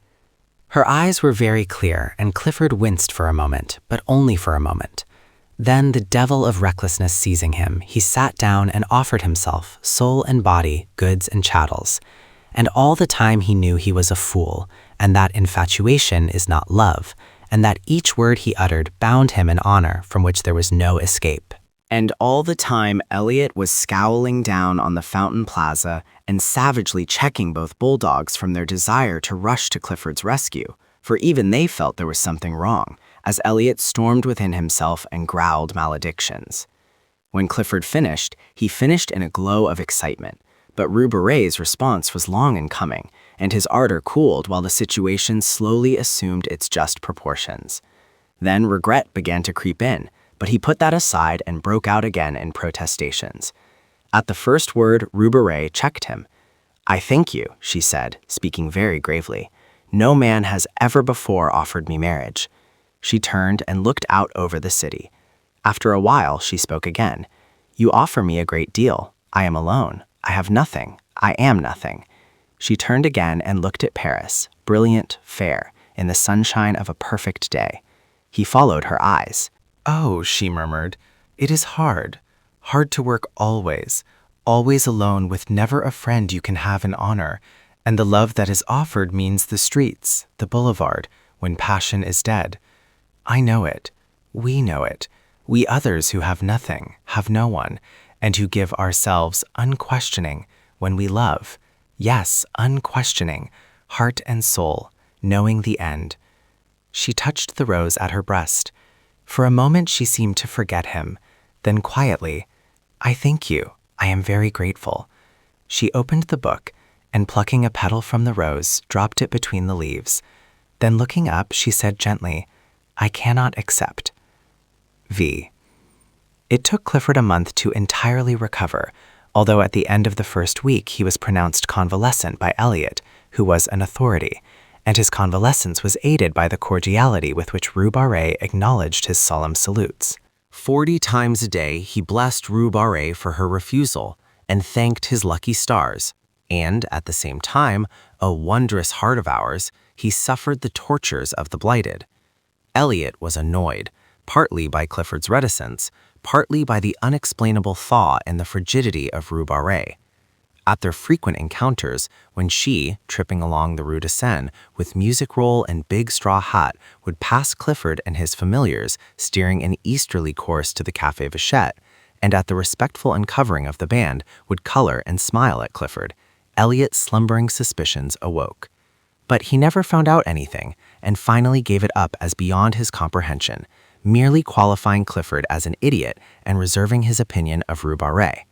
And all this time, Selby was jealous. At first, he refused to acknowledge it to himself and cut the studio for a day in the country. But the woods and fields, of course, aggravated his case, and the brooks babbled of Rue Barrée, and the mowers calling to each other across the meadow ended in a quavering Rue Barrée. That day spent in the country made him angry for a week, and he worked sulkily at Julian's, all the time tormented by a desire to know where Clifford was and what he might be doing. This culminated in an erotic stroll on Sunday, which ended at the flower market on the Pont au Change, began again, was gloomily extended to the morgue, and again ended at the Marble Bridge. It would never do, and Selby felt it, so he went to see Clifford, who was convalescing on mint juleps in his garden. They sat down together and discussed morals and human happiness, and each found the other most entertaining, only Selby failed to pump Clifford, to the other's unfeigned amusement. But the julep spread balm on the sting of jealousy and trickled hope to the blighted, and when Selby said he must go, Clifford went too.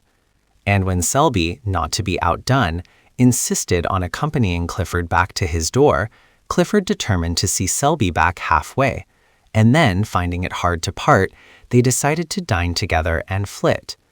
To flit, a verb applied to Clifford's nocturnal prowls, expressed perhaps as well as anything the gaiety proposed.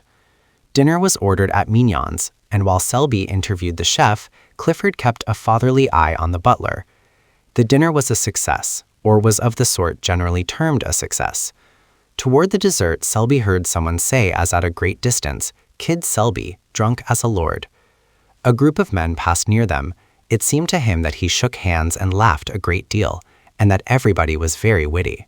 There was Clifford opposite, swearing undying confidence in his chum Selby, and there seemed to be others there, either seated beside them or continually passing with the swish of skirts on the polished floor.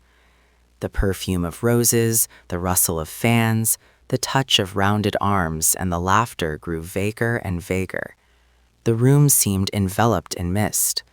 Then all in a moment, each object stood out painfully distinct. Only forms and visages were distorted and voices piercing.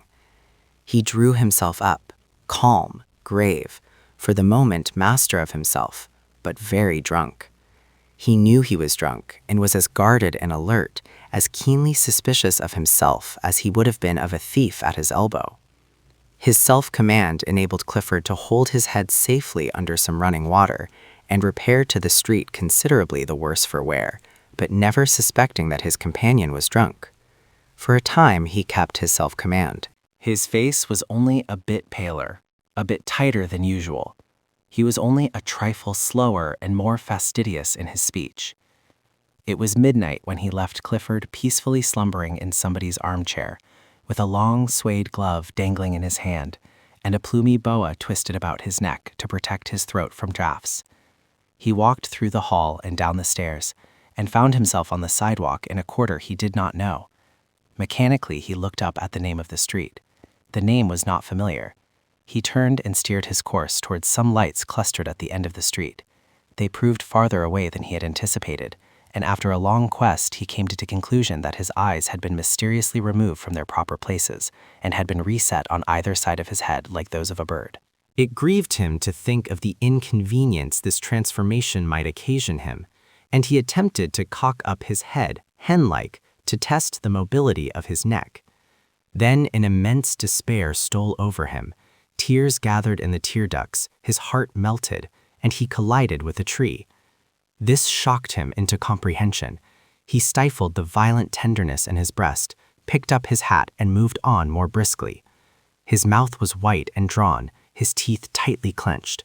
He held his course pretty well and strayed but little, and, after an apparently interminable length of time, found himself passing a line of cabs. The brilliant lamps, red, yellow, and green, annoyed him, and he felt it might be pleasant to demolish them with his cane. But mastering this impulse, he passed on. Later, an idea struck him that it would save fatigue to take a cab, and he started back with that intention. But the cab seemed already so far away, and the lanterns were so bright and confusing that he gave it up, and pulling himself together, looked around. A shadow, a mass, huge, undefined, rose to his right. He recognized the Arc de Triomphe, and gravely shook his cane at it. Its size annoyed him. He felt it was too big. Then he heard something fall clattering to the pavement, and thought probably it was his cane, but it didn't much matter. When he had mastered himself and regained control of his right leg, which betrayed symptoms of insubordination, he found himself traversing the Place de la Concorde at a pace which threatened to land him at the Madeleine. This would never do. He turned sharply to the right, and crossing the bridge, passed the Palais Bourbon at a trot and wheeled into the Boulevard Saint-Germain. He got on well enough, although the size of the War Office struck him as a personal insult, and he missed his cane, which it would have been pleasant to drag along the iron railings as he passed. It occurred to him, however, to substitute his hat, but when he found it, he forgot what he wanted it for, and replaced it upon his head with gravity. Then he was obliged to battle with a violent inclination to sit down and weep. This lasted until he came to the Rue de Rennes, but there he became absorbed in contemplating the dragon on the balcony overhanging the Cour du Dragon, and time slipped away until he remembered vaguely that he had no business there, and marched off again. It was slow work. The inclination to sit down and weep had given place to a desire for solitary and deep reflection. Here his right leg forgot its obedience, and attacking the left outflanked it and brought him up against a wooden board which seemed to bar his path. He tried to walk around it, but found the street closed. He tried to push it over, and found he couldn't. Then he noticed a red lantern standing on a pile of paving stones inside the barrier. This was pleasant. How was he to get home if the boulevard was blocked? But he was not on the boulevard. His treacherous right leg had beguiled him into a detour, for there, behind him, lay the boulevard with its endless line of lamps. And here, what was this narrow, dilapidated street, piled up with earth and mortar and heaps of stone? He looked up. Written in staring black letters on the barrier was, Chapter 11. Rue Barrée. He sat down. 2 policemen whom he knew came by and advised him to get up, but he argued the question from a standpoint of personal taste, and they passed on, laughing. For he was at that moment absorbed in a problem. It was how to see Rue Barrée. She was somewhere or other in that big house with the iron balconies, and the door was locked, but what of that? The simple idea struck him to shout until she came. This idea was replaced by another, equally lucid, to hammer on the door until she came. But finally rejecting both of these as too uncertain, he decided to climb into the balcony and, opening a window, politely inquire for Rue Barrée. There was but one lighted window in the house that he could see. It was on the second floor, and towards this he cast his eyes. Then mounting the wooden barrier and clambering over the piles of stones, he reached the sidewalk and looked up at the facade for a foothold. It seemed impossible. But a sudden fury seized him, a blind, drunken obstinacy, and the blood rushed to his head, leaping, beating in his ears like the dull thunder of an ocean. He set his teeth, and springing at a windowsill, dragged himself up and hung to the iron bars. Then reason fled.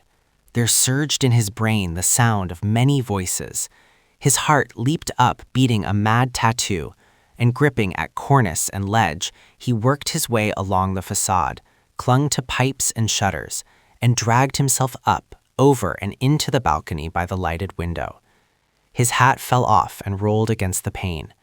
For a moment he leaned breathless against the railing. Then the window was slowly opened from within. They stared at each other for some time. Presently, the girl took 2 unsteady steps back into the room. He saw her face, all crimsoned now.